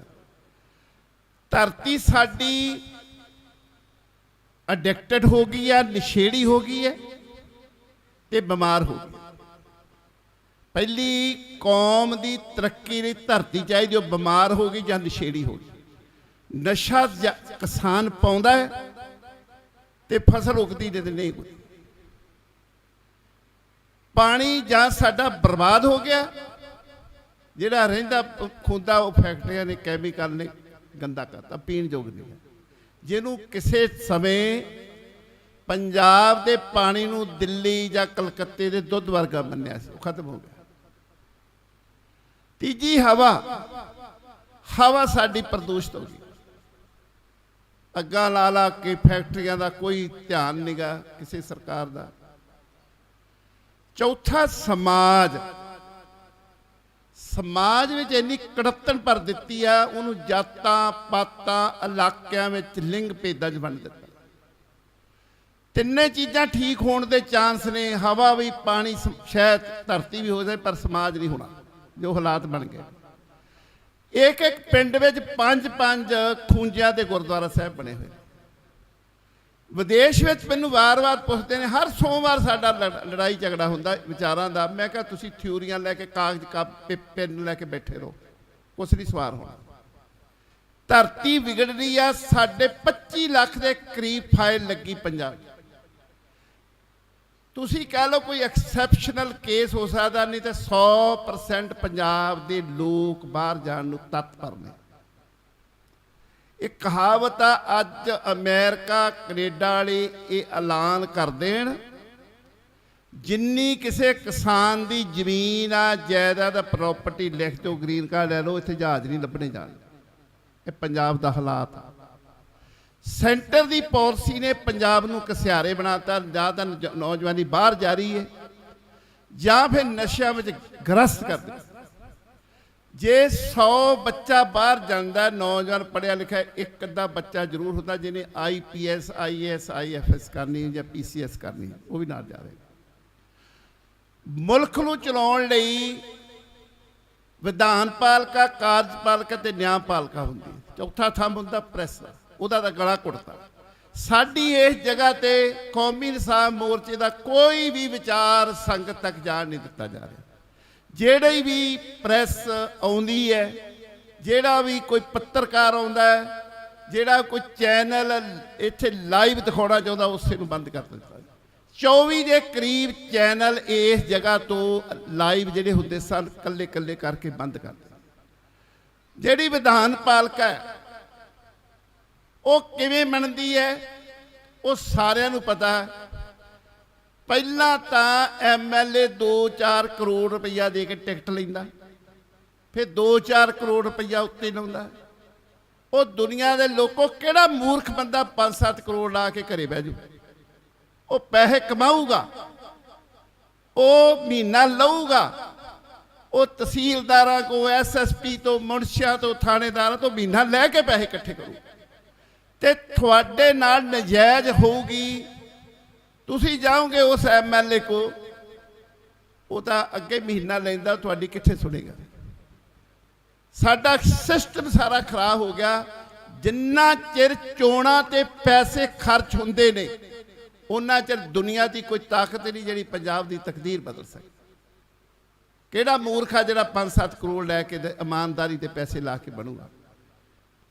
ਕਿਹੜੇ ਮਨੁੱਖ ਨੂੰ ਨਹੀਂ ਪਤਾ ਪਿੰਡਾਂ ਵਿੱਚ ਇਹ ਜਿਹੜਾ ਸਰਪੰਚ ਹੈ, ਜਿਹਨੂੰ ਅਸੀਂ ਇਲੈਕਸ਼ਨ ਤੇ ਲੜਾਉਣ ਲੱਗੇ, ਰੀਤ ਮਾਫੀਆ, ਸਮਗਲਰ ਆ, ਇਹ 2 ਨੰਬਰ ਦਾ ਧੰਦਾ ਕਰਦਾ ਸੀ, ਵੋਟਾਂ ਪਾਉਣੇ ਕਿ ਨਹੀਂ ਪਾਉਂਦੇ? ਕਿਹਨੂੰ ਨਹੀਂ ਪਤਾ ਕਿ MLA ਦਾ ਜੀਵਨ ਪਹਿਲਾਂ ਇਦਾਂ ਸੀ, ਇਹਦੇ ਕੋਲ 5 ਖੇਤ ਜ਼ਮੀਨ ਦੇ ਸੀ, ਅੱਜ 100 ਖੇਤ 150 ਜ਼ਮੀਨ ਦਾ ਬਣਾ ਲਿਆ, 2-4 ਪੰਪ ਲਾ ਲਏ ਨੇ, ਸਟੋਰ ਖੋਲ ਲਏ ਨੇ। ਇਹ ਕਿਹੜੀ ਚਿੱਪ ਪਈ ਉਹਦੇ ਦਿਮਾਗ 'ਚ? ਅਨਪੜ੍ਹ ਬੰਦਿਆਂ ਨੂੰ ਅਸੀਂ ਐਜੂਕੇਸ਼ਨ ਮਿਨਿਸਟਰ ਲਾਇਆ। ਹਾਲਾਤ ਸਾਡੀ ਇਹ ਬਣੀ ਹੈ, ਕੋਈ ਇੰਨੀ ਤਰਾਸਦੀ ਪੰਜਾਬ ਦੀ, ਅਸੀਂ ਪੰਜਾਬ ਨੂੰ ਰਹਿਣ ਜੋਗਾ ਛੱਡਿਆ ਨਹੀਂ। ਜਦੋਂ ਮੈਨੂੰ ਵਿਦੇਸ਼ ਵਿੱਚ ਪੁੱਛਦੇ ਨੇ, ਵਾਰ-ਵਾਰ ਹਰ ਸੋਮਵਾਰ ਗੱਲਬਾਤ ਚੱਲਦੀ ਹੈ, ਮੈਂ ਕਿਹਾ ਜੇ ਵਾਕਿਆ ਕਰਨਾ ਚਾਹੁੰਦੇ ਆ, ਆਪਣੇ ਆਪਣੇ ਪਿੰਡ ਨੂੰ ਗੋਦ ਲੈ ਲਓ, ਕਿਸੇ ਨੂੰ ਪੈਸਾ ਭੇਜਣ ਦੀ ਲੋੜ ਨਹੀਂ। ਉਸ ਪਿੰਡ ਦੇ ਵਿੱਚੋਂ ਜਾਂ ਆਂਢ ਗੁਆਂਢ ਵਿੱਚੋਂ ਲੜਕੀ ਦਾ ਲੜਕਾ ਗੁਰਸਿੱਖ ਪੜ੍ਹੇ ਲਿਖੇ ਨੂੰ ਹਾਇਰ ਕਰੋ, ਪੈਸੇ ਦਿਓ, ਘੱਟ ਤੋਂ ਘੱਟ 15-20 ਹਜ਼ਾਰ ਰੁਪਈਆ ਉਹਨੂੰ ਤਨਖਾਹ ਦਿਓ। ਉਹਨੂੰ ਕਹੋ ਤੁਸੀਂ ਲੋੜਵੰਦ, ਤੂੰ ਬੇਟਾ ਜਾਂ ਬੇਟੀ ਸ਼ਾਮ ਨੂੰ 2 ਘੰਟੇ ਬੱਚਿਆਂ ਦੀ ਟਿਊਸ਼ਨ ਲਾਉਣੀ ਮੁਫਤ। ਉਹ 2 ਘੰਟੇ ਵਿੱਚੋਂ 20 ਮਿੰਟ, ਅੱਧਾ ਘੰਟਾ ਤੂੰ ਗੁਰਮਤਿ ਦੀ, ਇਤਿਹਾਸ ਦੀ, ਗੁਰਬਾਣੀ ਦੀ ਪੜ੍ਹਾਈ ਕਰਾਉਣੀ। ਦਿਨੇ ਤਾਂ 2 ਘੰਟੇ ਲਾਗਲੇ ਸਕੂਲਾਂ ਕਾਲਜਾਂ ਵਿੱਚ ਜਾ ਕੇ ਲੈਕਚਰ ਕਰਨਾ। ਪਿੰਡ ਦੇ ਵਿੱਚੋਂ ਸਰਵੇਖਣ ਕਰਨਾ, ਕਿੰਨੇ ਅਮਲੀ ਨੇ, ਕਿੰਨੇ ਸੋਫੀ ਨੇ, ਕਿੰਨੇ ਪੜ੍ਹੇ ਨੇ, ਕਿੰਨੇ ਅਨਪੜ੍ਹ ਨੇ, ਕਿੰਨੇ ਨੌਕਰੀਆਂ ਕਰਦੇ ਨੇ, ਕਿੰਨੇ ਰਿਟਾਇਰ ਹੋ ਗਏ ਨੇ, ਕਿੰਨੇ ਖਿਡਾਰੀ ਨੇ, ਕਿੰਨੇ ਖਿਡਾਰੀ ਬਣਨ ਵਾਲੇ ਨੇ। ਇਹ ਸਾਰਾ ਸਰਵੇਖਣ ਕਰਕੇ ਤੂੰ ਸਾਨੂੰ ਦੱਸਣਾ, ਨਗਰ ਨਿਵਾਸੀਆਂ ਨੂੰ ਜਿਹੜੇ ਵਿਦੇਸ਼ ਵਿੱਚ ਬੈਠੇ, ਕਿਹੜੇ ਲੋੜਵੰਦ ਨੇ, ਵਿਆਹ ਕਰਾਉਣ ਵਾਲੀਆਂ ਲੜਕੀਆਂ ਨੇ, ਕਿਹੜੇ ਲੋੜਵੰਦ ਨੇ, ਉਹਨਾਂ ਨੂੰ ਬਿਮਾਰੀ ਦਾ ਇਲਾਜ ਦਾ ਸਰਵੇਖਣ ਕਰਾਓ। ਸ਼ਾਮ ਲਾਟਾਂ ਵਿੱਚ ਉਹਦੇ ਕੋਲ ਦਰਖਤ ਲਵਾਓ। ਜ਼ਮੀਨਾਂ ਵਾਲੇ ਮਾਲਕਾਂ ਨੂੰ ਪ੍ਰੇਰੋ ਕਿ ਤੂੰ ਬੰਨੇ ਬੰਨੇ, ਘੱਟ ਤੋਂ ਘੱਟ ਹਰ ਖੇਤ ਦੇ ਬੰਨੇ ਬੰਨੇ ਦਰਖਤ ਲਾਉਣੇ ਤੇ ਪਾਲਣੇ। ਮੈਂ ਕਿਹਾ ਜਿਹੜੇ ਬੰਦੇ 50,000 ਜਾਂ 50,000 ਠੇਕੇ ਤੇ ਜ਼ਮੀਨ ਦਿੰਦੇ ਨੇ ਵਿਦੇਸ਼ੀ, ਉਹ ਇੱਥੇ ਆ ਕੇ ਉਸ ਠੇਕੇ ਨਾਲ ਬੇਲੋੜਾ ਖਰਚ ਕਰਦੇ ਨੇ, ਲੜੀਆਂ ਲਾ ਲੈ, ਖੰਡ ਪਾਠ ਕਰਾਉਂਦੇ ਨੇ, ਕੋਈ ਸੁਣਦਾ ਨਹੀਂ। ਗੁਰਦੁਆਰਾ ਸਾਹਿਬ ਦੇ ਪੱਥਰ ਬਦਲੀ ਜਾਂਦੇ ਨੇ, ਸੋਨੇ ਦੀਆਂ ਪਾਲਕੀਆਂ ਲਈ ਜਾਂਦੇ, ਉਹ ਕੰਮ ਕਰਦੇ ਨੇ ਜਿਹਦੇ ਨਾਲ ਗੁਰੂ ਖੁਸ਼ ਨਹੀਂ, ਗੁਰੂ ਸਾਡੇ ਤੇ ਨਾਰਾਜ਼ ਆ। ਜਿਹੜੇ ਕਰਮ ਕਾਂਡਾਂ ਜੋ ਸਿੱਖ ਨੂੰ, ਕੌਮ ਨੂੰ ਕੱਢਿਆ, ਉਹਦੇ ਤੋਂ ਜ਼ਿਆਦਾ ਖੂਚ ਡਿੱਗ ਪਈ ਕੌਮ। ਮੈਂ ਕਿਹਾ ਤੁਸੀਂ ਉਹ ਠੇਕੇ ਦੇ ਵਿੱਚ ਆਖੋ, ਜੇ ਕਿਸੇ ਦੇ 10 ਖੇਤ ਜ਼ਮੀਨ ਦੇ ਨੇ, ਵਿਦੇਸ਼ ਵਿੱਚ ਰਹਿੰਦਾ NRI ਵੀਰ, ਜੇ ਉਹਨਾਂ ਦੇ ਦਿਮਾਗ ਸਿਰ 'ਚ ਮੇਰੀ ਗੱਲ ਪੈਂਦੀ, ਲੈ ਸੌਖਾ ਕੰਮ ਆ ਕਰ ਸਕਦੇ ਨੇ, ਉਹ ਠੇਕੇਦਾਰ ਨੂੰ ਕਹਿਣ ਤੇਰੇ ਕੋਲ ਅਸੀਂ ਠੇਕਾ 50 ਨਹੀਂ 40,000 ਮਹੀਨੇ ਦਾ ਲੈਣਾ, ਤੈਨੂੰ 10 ਖੇਤਾਂ ਮਗਰ 1 ਲੱਖ ਰੁਪਈਆ ਛੱਡਿਆ, ਪਰ ਇੱਕ ਸ਼ਰਤ ਹੈ, ਅਸੀਂ ਬੰਨੇ ਬੰਨੇ ਖੇਤ ਦੇ ਦਰਖਤ ਲਾਉਣੇ ਨੇ, ਤੂੰ ਉਹਨਾਂ ਨੂੰ ਸੜਨ ਨਹੀਂ ਦੇ ਦੇਣਾ, ਤੂੰ ਉਹਨਾਂ ਨੂੰ ਬਚਾਉਣਾ ਹੈ, ਤੂੰ ਸਾਡੇ ਖੇਤ 'ਚ ਅੱਗ ਨਹੀਂ ਲਾਉਣੀ, ਅਸੀਂ ਤੈਨੂੰ ਲੱਖ ਰੁਪਇਆ 10 ਖੇਤਾਂ ਮਗਰ ਛੱਡਤਾ। ਮੈਂ ਕਿਹਾ ਕਿਹੜਾ ਮੂਰਖ ਆ ਜਿਹੜਾ ਲਾਊਗਾ, ਜਦੋਂ ਉਹਨੂੰ ਪਤਾ ਕਿ ਜੇ ਮੈਂ ਅੱਗ ਲਾਈ, ਜੇ ਦਰਖਤ ਸਾੜੇ, ਇਹਨਾਂ ਨੇ ਅਗਲੇ ਵਾਰੀ ਮੈਨੂੰ ਜ਼ਮੀਨ ਨਹੀਂ ਦੇਣੀ। ਤੁਸੀਂ ਬੇਲੋੜੇ ਖਰਚ ਛੱਡ ਕੇ ਇਸ ਪੰਜਾਬ ਨੂੰ 3 ਸਾਲਾਂ ਵਿੱਚ ਹਰਿਆ ਭਰਿਆ ਕਰ ਸਕਦੇ। ਤੇ ਪੰਜਾਬ ਦੇ ਤੁਹਾਡੇ ਪਿੰਡ ਦੇ ਜਿਹੜੇ ਲੋੜਵੰਦ ਲੋਕ ਨੇ, ਜਦੋਂ ਤੁਸੀਂ ਉਹਨਾਂ ਦੀ ਮਦਦ ਕੀਤੀ, ਉਹ ਕਦੀ ਵੀ ਦੂਸਰੇ ਧਰਮਾਂ ਵਿੱਚ ਜਾਣਗੇ ਨਹੀਂ। ਕੋਈ ਵੀ ਗਰੀਬ ਬੰਦਾ, ਉਹਨੂੰ ਸਭ ਤੋਂ ਪਹਿਲਾਂ ਚਾਹੀਦਾ ਕਿ ਬੱਚਿਆਂ ਦੀ ਸਹੀ ਪੜ੍ਹਾਈ ਹੋਵੇ, ਤੇ ਮੇਰੀ ਹੈਲਥ ਵਾਸਤੇ ਜੇ ਮੈਂ ਬਿਮਾਰ ਸ਼ਮਾਰ ਹੋਵਾਂ ਦਵਾਈ ਹੋਵੇ। ਜਦੋਂ ਅਸੀਂ ਉਹਦੀ ਇਹ 2 ਲੋੜਾਂ ਪੂਰੀਆਂ ਕਰਤੀਆਂ, ਤੇ ਉਹ ਕਦੀ ਨਹੀਂ ਇਸ ਟਰੈਕ 'ਚੋਂ, ਇਸ ਲਾਈਨ 'ਚੋਂ ਹਿੱਲ ਕੇ ਦੂਏ ਬੰਨੇ ਜਾਵੇਗਾ। ਇੱਕ ਮੈਂ ਵਾਰ-ਵਾਰ ਬੇਨਤੀ ਕਰਦਾ ਵੀ ਤੁਹਾਡੇ ਘਰ ਦੇ ਮੂਹਰੇ MLA ਆਉਂਦਾ, ਜਿਹੜੇ ਲੋਕ ਪੈਸਾ ਧੇਲਾ ਨਹੀਂ ਲੈਣਾ ਚਾਹੁੰਦੇ, ਨਸ਼ੇ ਨਹੀਂ ਕਰਨਾ ਚਾਹੁੰਦੇ, ਉਹਨਾਂ ਵਾਸਤੇ ਬੜਾ ਸੌਖਾ ਤਰੀਕਾ, ਉਸ MLA ਦੀਆਂ ਚੋਣਾਂ ਲੜਨ ਨੂੰ ਪੁੱਛੋ ਕਿ ਇਹ ਸਾਡੇ ਪਿੰਡ ਜਾਂ ਇਲਾਕੇ ਦਾ ਸਰਕਾਰੀ ਹਸਪਤਾਲ ਕਿਹੋ ਜਿਹਾ ਹੈ। ਉਸ ਤੁਹਾਨੂੰ ਸਪਸ਼ਟ ਜਵਾਬ ਦੇਗਾ ਕਿ ਬਹੁਤ ਸੋਹਣਾ ਅਸੀਂ ਅਪਡੇਟ ਕੀਤਾ, ਮਸ਼ੀਨਾਂ ਆ ਗਈਆਂ, ਡਾਕਟਰ ਚੰਗਾ। ਉਹਨੂੰ ਨਾਲ ਹੀ ਦੂਜਾ ਸਵਾਲ ਕਰ ਦਿਓ ਕਿ ਤੁਸੀਂ ਕਦੀ ਜਾਂ ਤੁਹਾਡੇ ਰਿਸ਼ਤੇਦਾਰ ਨੇ ਉਸ ਹਸਪਤਾਲ ਤੋਂ ਇਲਾਜ ਕਰਾਇਆ? ਉਹਨੇ ਕਹਿਣਾ ਨਹੀਂ। ਦੂਜਾ ਸਵਾਲ ਉਹਨੂੰ ਰੱਖਣਾ ਕਿ ਪਿੰਡ ਦਾ ਸਰਕਾਰੀ ਸਕੂਲ ਕਿਹੋ ਜਿਹਾ। ਇਹ ਤੁਹਾਨੂੰ ਸਾਰਿਆਂ ਨੂੰ ਪਤਾ ਸਕੂਲਾਂ ਦੀ ਕੀ ਹਾਲਤ ਹੈ, ਜਿੱਥੇ 5-5 ਟੀਚਰਾਂ ਦੀ ਲੋੜ ਆ, ਉੱਥੇ 2-2 ਨੇ। ਬਿਲਡਿੰਗਾਂ ਕਈਆਂ ਸਕੂਲਾਂ ਦੀਆਂ ਟੱਠਰ ਵਾਲੀਆਂ। ਉਹਨੂੰ ਪੁੱਛੋ ਸਕੂਲ ਕਿਹੋ ਜਿਹਾ, ਉਹਨੇ ਕਹਿਣਾ ਅਪਡੇਟ ਕੀਤਾ ਜੀ, ਸਕੂਲ ਸਰਕਾਰੀ ਬਹੁਤ ਵਧੀਆ ਪੜ੍ਹਾਈ ਹੋ ਰਹੀ। ਉਹਨੂੰ ਪੁੱਛਣਾ ਕੀ ਤੁਹਾਡਾ ਬੱਚਾ ਜਾਂ ਰਿਸ਼ਤੇਦਾਰ ਦਾ ਬੱਚਾ ਉਹ ਸਰਕਾਰੀ ਸਕੂਲ 'ਚ ਪੜ੍ਹਦਾ? ਉਹਨੇ ਕਹਿਣਾ ਨਹੀਂ। ਕਹਿਣਾ ਮੇਰੇ ਦਰਵਾਜ਼ੇ ਤੋਂ ਬਾਹਰ ਹੋ ਜਾ, ਤੇਰਾ ਕੋਈ ਅਧਿਕਾਰ ਨਹੀਂ ਮੇਰੇ ਕੋਲ ਵੋਟ ਮੰਗਣ ਦਾ। ਜਿੱਦਣ ਲੋਕਾਂ ਵਿੱਚ ਚੇਤਨਤਾ ਆ ਗਈ, ਸਾਡੀ ਹਾਲਾਤ ਕੀ ਹੈ, ਇੱਥੋਂ ਤੱਕ ਸਾਡੇ ਅੰਦਰ ਗਿਰਾਵਟ ਆ ਗਈ ਹੈ, ਜਿੱਥੇ ਅਸੀਂ ਜਾਤਾਂ ਪਾਤਾਂ 'ਚ ਵੰਡੇ, ਜਾਤਾਂ ਪਾਤਾਂ ਵਿੱਚ ਨਾਂ ਦੇ ਗੁਰਦੁਆਰਾ ਸਾਹਿਬ ਬਣ ਗਏ ਨੇ। ਕਸੂਰ ਇੱਕ ਧਿਰ ਦਾ ਨਹੀਂ, ਕਸੂਰ ਦੋਹਾਂ ਧਿਰਾਂ ਦਾ, ਬਣਾਉਣ ਵਾਲਿਆਂ ਦਾ ਵੀ ਤੇ ਬਣਵਾਉਣ ਵਾਲਿਆਂ ਦਾ ਵੀ, ਜਿਨ੍ਹਾਂ ਨੇ ਜਾਤ ਪਾਤ ਕੀਤੀ ਹੈ। ਗੁਰੂ ਨਾਨਕ ਦਾ ਮਿਸ਼ਨ ਆ, ਜਾਤ ਜਨਮ ਨਾ ਪੁੱਛੀਏ, ਸੱਚ ਕਰ ਲੈ ਬਤਾਏ, ਸਾ ਜਾਤ ਸਾ ਪਾਤਾ ਜਿਹੇ ਕਰਮ ਕਮਾਏ। ਅਸੀਂ ਬਣਾਈਆਂ, ਗੁਰੂ ਨੇ ਕੱਢੀਆਂ। ਜਿਹੜਾ ਗੁਰੂ ਨਾਨਕ ਤੋਂ ਗੁਰੂ ਗੋਬਿੰਦ ਸਿੰਘ ਤੱਕ 238-39 ਸਾਲ ਲਾ ਕੇ ਜੋ ਸਿਸਟਮ 'ਚੋਂ ਸਾਨੂੰ ਕਰਮ ਕਾਂਡਾਂ 'ਚੋਂ, ਪਖੰਡਾਂ 'ਚੋਂ, ਡੇਰੇਵਾਦ 'ਚੋਂ ਕੱਢਿਆ, ਸਿੱਖ ਕੌਮ ਉਹ ਦੂਜਾ ਦੇ ਖੂਹ 'ਚ ਡਿੱਗ ਗਈ। ਕਿਸੇ ਨੇ ਨਹੀਂ ਕੱਢਣਾ ਉਸ ਖੂਹ 'ਚੋਂ। ਕੱਢਣ ਵਾਲਾ ਗੁਰੂ ਆ, ਉਹਨੂੰ ਛੱਡਤਾ, ਉਹਨੂੰ ਨਮਾਲਿਆਂ 'ਚ ਲਪੇਟ ਕੇ ਰੱਖਿਆ ਤੇ ਗ੍ਰੰਥੀਆਂ ਦੀ ਡਿਊਟੀ ਲੱਗ ਗਈ ਵੀ ਤੁਸੀਂ ਪੜ੍ਹਨਾ, ਅਸੀਂ ਨਹੀਂ ਦੇਖਣਾ, ਅਸੀਂ ਨਹੀਂ ਇਹਦੇ ਕੋਲ ਜਾਣਾ, ਸਾਨੂੰ ਇਹ ਤੋਂ ਡਰ ਲੱਗਦਾ, ਸਾਨੂੰ ਇਹ ਤੋਂ ਸੰਗ ਆਉਂਦੀ ਹੈ, ਅਸੀਂ ਪੜ੍ਹਿਆ। ਸਾਨੂੰ ਕਿਹੜੇ ਮਨੁੱਖ ਨੂੰ ਨਹੀਂ ਪਤਾ ਇਹ ਪਿੰਡ ਦਾ ਬੰਦਾ 2 ਨੰਬਰ ਦਾ ਕੰਮ ਕਰਦਾ ਹੈ ਤੇ ਅਸੀਂ ਉਸ ਬੰਦੇ ਨੂੰ ਪਿੰਡ ਵਾਲੇ ਗੁਰਦੁਆਰੇ ਦਾ ਪ੍ਰਧਾਨ ਬਣਾਉਂਦੇ। ਕਿਉਂ ਬਣਾਉਂਦੇ ਨੇ? ਕਹਿੰਦੇ ਗੁਰਦੁਆਰਾ ਛੇਤੀ ਬਣ ਜਾਵੇ। ਜਿਸ ਗੁਰੂ ਘਰ 'ਚ 2 ਨੰਬਰ ਦੇ ਪੈਸੇ ਨਾਲ ਲੰਗਰ ਤਿਆਰ ਹੋਵੇਗਾ, ਜਿਸ ਘਰ ਵਿੱਚ ਲੰਗਰ ਤਿਆਰ ਹੋਵੇਗਾ, ਜਿਸ ਬਿਲਡਿੰਗ ਦੇ ਉੱਤੇ 2 ਨੰਬਰ ਦਾ ਪੈਸਾ ਲੱਗਿਆ, ਉੱਥੇ ਸਿੱਖੀ ਨਹੀਂ ਹੋ ਸਕਦੀ ਕਦੇ। ਇਹ ਦੋਵੇਂ ਇੱਕ ਦੂਸਰੇ ਦੇ ਆਪੋਜੀਟ ਨੇ। ਸਾਡੀ ਹਾਲਾਤ ਇਹ ਹੈ, ਇਹੋ ਜੀ ਗਿਰਾਵਟ ਸਾਡੀ ਸਿੱਖ ਕੌਮ 'ਚ ਆਈ ਜੋ ਮੈਨੂੰ ਦੇਖਣ ਨੂੰ ਪਿੰਡਾਂ 'ਚ ਮਿਲੀ ਹੈ।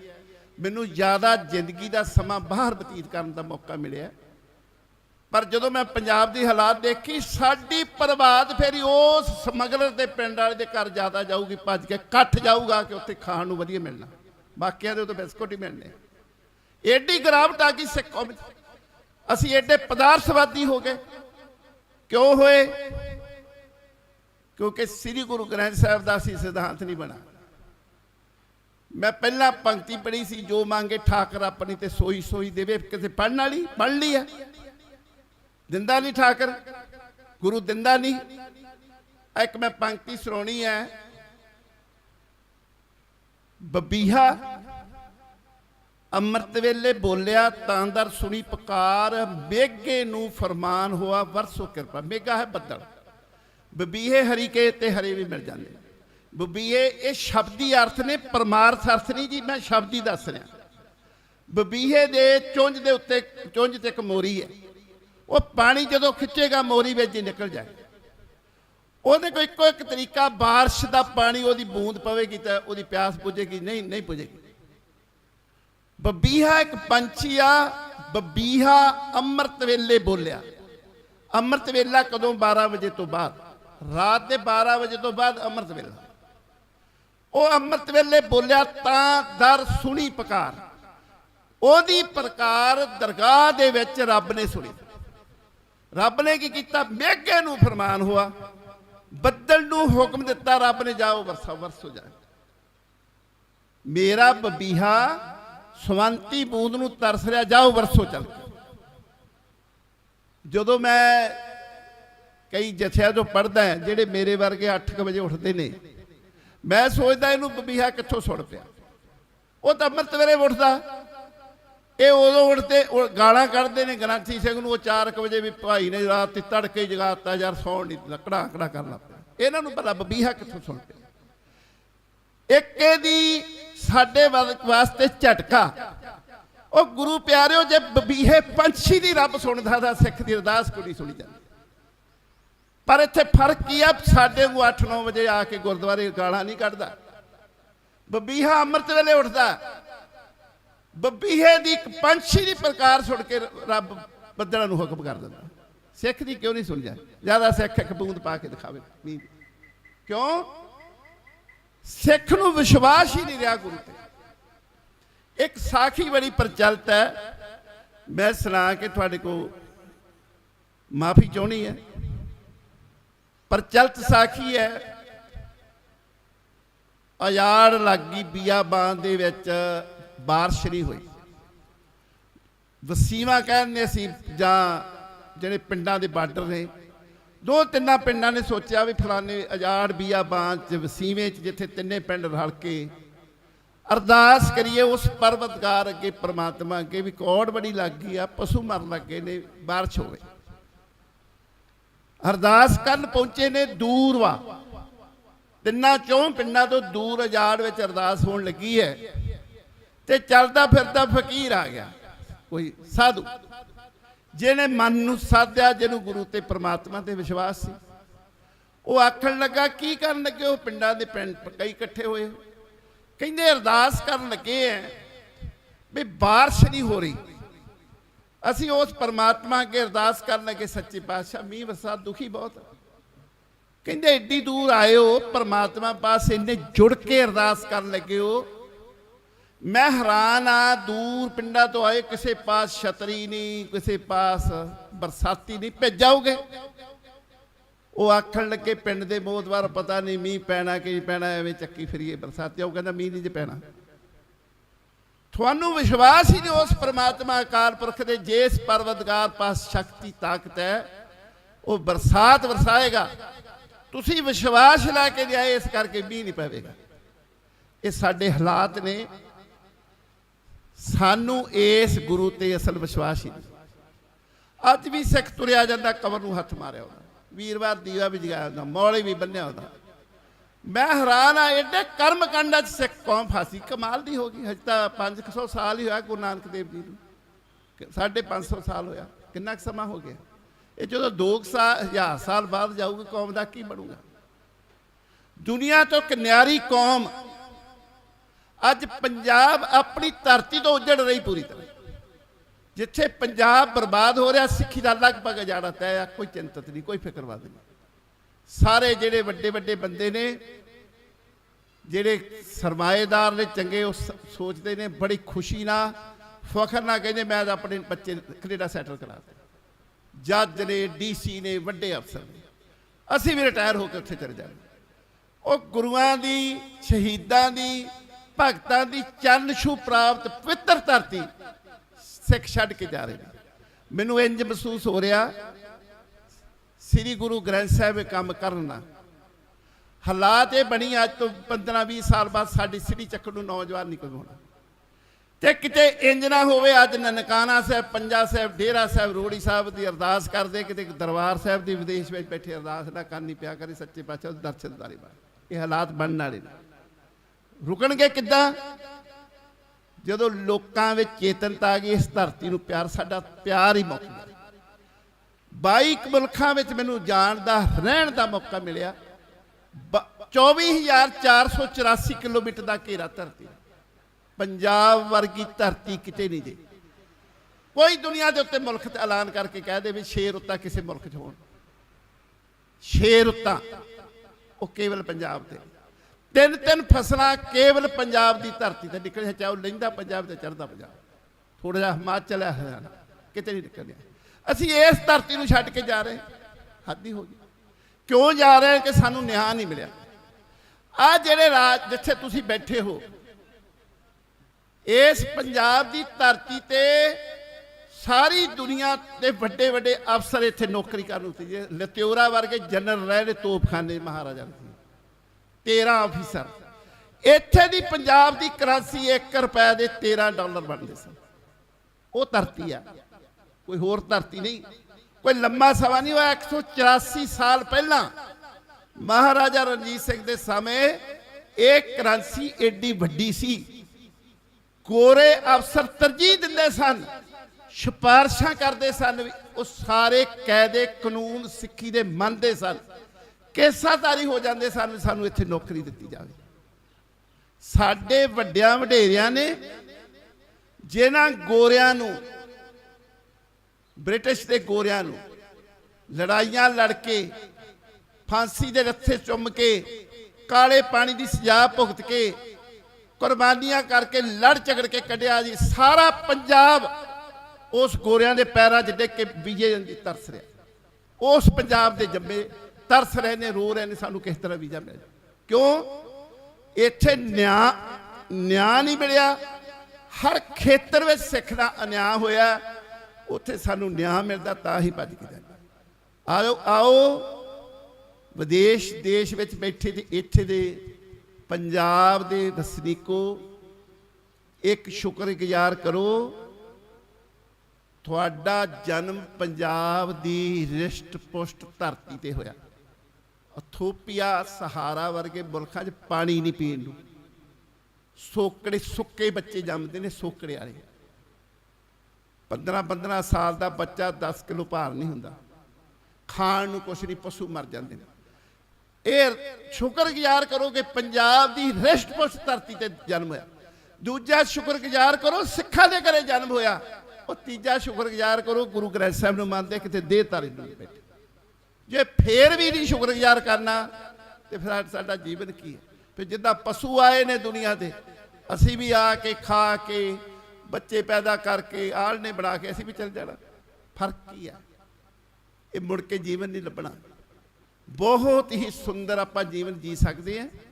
ਗੁਰੂ ਕਿਰਪਾ ਕਰੇ, ਗੁਰੂ ਰਹਿਮ ਕਰੇ, ਗੁਰੂ ਬਖਸ਼ਿਸ਼ ਕਰੇ, ਸਾਨੂੰ ਇਹਦੀ ਸੋਝੀ ਆ ਜਾਏ, ਇਸ ਧਰਤੀ ਨੂੰ ਛੱਡ ਕੇ ਨਾ ਜਾਈਏ। ਤੇ ਜਿਹੜਾ ਮੋਰਚਾ ਲੱਗਾ ਹੈ, ਇਹ ਮੋਰਚਾ ਵੀ ਇਹ ਧਰਤੀ ਨੂੰ ਬਚਾਉਣ ਲਈ, ਜੇ ਗੁਰੂ ਦੀ ਇੱਥੇ ਬੇਅਦਬੀ ਨਾ ਹੋਵੇਗੀ, ਜੇ ਗੁਰੂ ਦੀ ਬੇਅਦਬੀ ਕਰਨ ਨੂੰ ਸਜ਼ਾ ਮਿਲੇਗੀ, ਜੇ ਸਾਨੂੰ ਨਿਆਂ ਮਿਲੇਗਾ, ਜੇ ਸਾਡੇ ਬੰਦੀ ਸਿੰਘ ਜਿਹੜੇ ਕੌਮ ਦੇ ਹੀਰੇ ਨੇ ਉਹ ਆਜ਼ਾਦ ਹੋਣਗੇ ਜੇਲ੍ਹਾਂ ਚੋਂ। ਇੱਕ ਬੇਨਤੀ ਆਖਰੀ ਆ, ਜਥੇਦਾਰ ਜਗਤਾਰ ਸਿੰਘ ਹਵਾਰਾ ਨੇ ਕਿਸੇ ਨੂੰ ਨਹੀਂ ਕਿਹਾ ਮੈਨੂੰ ਜਥੇਦਾਰ ਬਣਾਓ, ਕਿ ਕਿਆ ਦੱਸ ਦਿਓ ਕੋਈ ਦੁਨੀਆ ਤੇ ਬੰਦਾ ਇੱਕ ਦਿਖਾ ਦਿਓ। 10 ਲੱਖ ਦੇ ਕਰੀਬ ਜੇ ਸਿੰਘ ਨੂੰ ਸਾਜਿਆ ਹੋਵੇ ਜਥੇਦਾਰ ਅੱਜ ਜੇਲ੍ਹ 'ਚ ਬੈਠਾ। ਸਾਨੂੰ ਫੇਰ ਵਾਰ-ਵਾਰ ਬੇਨਤੀਆਂ ਕਰਦਾ, ਉਹ ਸਿੱਖੋ ਇਕੱਠੇ ਹੋ ਜਾਓ, ਉਹ ਇੱਕ ਨਿਸ਼ਾਨ ਸਾਹਿਬ ਵਾਲੇ ਥੱਲੇ ਇਕੱਠੇ ਹੋ ਜਾਓ। ਬਰਬਾਦ ਹੋ ਚੱਲੇ ਹੋ ਤੁਸੀਂ, ਉਹ ਰੁੜ ਚੱਲੇ ਹੋ ਤੁਸੀਂ, ਤੁਹਾਨੂੰ ਖਾ ਗਿਆ ਉਹ ਕਰਮਕਾਂਡੀ ਲੋਕ, ਉਹ ਪ੍ਰੋਸ਼ਰੀ ਖਾ ਚੱਲੀ ਹੈ, ਬਚ ਜਾਓ ਜੀ ਬਚਣਾ। ਪਰ ਫੇਰ ਨਹੀਂ ਅਸੀਂ ਇਕੱਠੇ ਹੋ ਰਹੇ। ਸੋ ਨਿਮਰਤਾ ਸਹਿਤ ਬੇਨਤੀ ਆ, ਜੇ ਤੁਹਾਨੂੰ ਇਹ ਚੰਗੇ ਲੱਗੇ ਵਿਚਾਰ, ਇਹ ਤੁਹਾਡੇ ਨੇ, ਮੈਂ ਤੁਹਾਡਾ ਬੱਚਾ ਹੈ, ਮੇਰੇ ਅੰਦਰ ਇਹ ਪੰਜਾਬ ਦਾ ਸਿੱਖੀ ਦਾ ਦਰਦ ਹੈ ਕਿ ਮੈਨੂੰ ਲੱਗਦਾ ਕਿ ਹਾਲਾਤ ਪੰਜਾਬ ਦਾ ਜਿਹੜਾ ਸਾਡਾ ਆਉਣ ਵਾਲਾ ਭਵਿੱਖ ਬਹੁਤ ਮਾੜਾ। ਜੇ ਤੁਸੀਂ ਵੀ ਸਮਝਦੇ ਹੋ ਤੇ ਪਿੰਡਾਂ ਦੇ ਵਿੱਚੋਂ ਬੇਨਤੀਆਂ ਕਰਕੇ ਗੁਰੂ ਪਿਆਰੀਆਂ ਰੂਹਾਂ ਨੂੰ ਇੱਥੇ ਲਿਆਓ, ਸਰਕਾਰ ਤੇ ਦਬਾਅ ਪਾਈਏ। ਸਰਕਾਰ ਦੀ ਮੈਨੂੰ ਨੀਤ ਸਾਫ਼ ਨਹੀਂ ਲੱਗਦੀ, 2-3 ਦਿਨਾਂ 'ਚ ਕੋਈ ਐਕਸ਼ਨ ਕਰਨਾ ਚਾਹੁੰਦੀ ਹੈ। ਇਸ ਕਰਕੇ ਇਹ ਬੇਨਤੀ, ਮੇਰਾ ਸੁਨੇਹਾ ਪਹੁੰਚਾਓ, ਪਿੰਡਾਂ ਵਿੱਚ ਵੱਧ ਤੋਂ ਵੱਧ ਸੰਗਤ ਦਾ ਇਸੇ ਮਾਮੜਾ ਹੋਵੇ, ਸੰਗਤ ਦਾ ਇਕੱਠ ਹੋਵੇ, ਤਾਂ ਕਿ ਸਰਕਾਰ ਮਜਬੂਰ ਹੋ ਗਏ ਇਹ ਸਾਡੀਆਂ ਹੱਕੀ ਮੰਗਾਂ ਮੰਨਣ ਲਈ। ਤੇ ਹੁਣ ਦਿਓ ਸੱਜਣ ਅਸੀਸੜੀਆਂ, ਜੋ ਹੋਵੇ ਸਾਹਿਬ ਸੋ ਮੇਰ। ਅਸੀਂ ਸਾਰੇ ਹੀ ਪਰਮਾਤਮਾ ਕਾਲ ਪੁਰਖ ਨਾਲੋਂ ਟੁੱਟੇ ਹੋਏ ਹੈ। ਇਹ ਅਸੀਸ ਜੋ ਕਿ ਜਿਹੜੀ ਸਾਡੀ ਤੰਦ ਟੁੱਟੀ ਹੈ ਪਰਮਾਤਮਾ ਨਾਲੋਂ, ਉਹ ਸਾਡੀ ਤੰਦ ਦੁਬਾਰਾ ਜੁੜ ਗਈ। ਸਤਿਗੁਰ ਆਇਓ ਸ਼ਰਨ ਤੁਹਾਰੀ, ਮਿਲੇ ਸੂਖ ਨਾਮ ਹਰ ਸੋਭਾ, ਚਿੰਤਾ ਲਾਹੇ ਹਮਾਰੀ। ਸੋ ਭੁੱਲ ਚੁੱਕ ਦੀ ਖਿਮਾ ਬਖਸ਼ੀ ਨਹੀਂ ਜੀ, ਆਪ ਜੀ ਦਾ ਬਹੁਤ ਹੀ ਕੀਮਤੀ ਸਮਾਂ ਲਿਆ ਹੈ। ਸੋ ਇਹੀ ਨਿਮਰਤਾ ਸਹਿਤ ਬੇਨਤੀ ਹੈ ਕਿ ਵੱਧ ਤੋਂ ਵੱਧ ਪਿੰਡਾਂ ਦੇ ਵਿੱਚ ਇਹ ਵਿਚਾਰ ਕਰੋ ਕਿ ਆਪਾਂ ਉੱਥੇ ਜਾਣਾ ਹੈ। ਵਿਦੇਸ਼ੀ ਸਿੱਖਾਂ ਨੂੰ ਬੇਨਤੀ ਹੈ, ਹੋਰ ਕੁਝ ਨਹੀਂ ਕਰ ਸਕਦੇ, ਆਪਣੇ ਪਿੰਡਾਂ ਨੂੰ 2-2 4-4 ਬੰਦਿਆਂ ਨੂੰ ਆਪਣੇ ਚੋਂ ਕੋਲੋਂ ਖਰਚ ਦੇ ਕੇ, ਉਹਨਾਂ ਦਾ ਟਰਾਂਸਪੋਰਟੇਸ਼ਨ ਦਾ ਖਰਚ ਦੇ ਕੇ ਇਸ ਕੌਮੀ ਇਨਸਾਫ ਮੋਰਚੇ 'ਤੇ ਭੇਜੋ।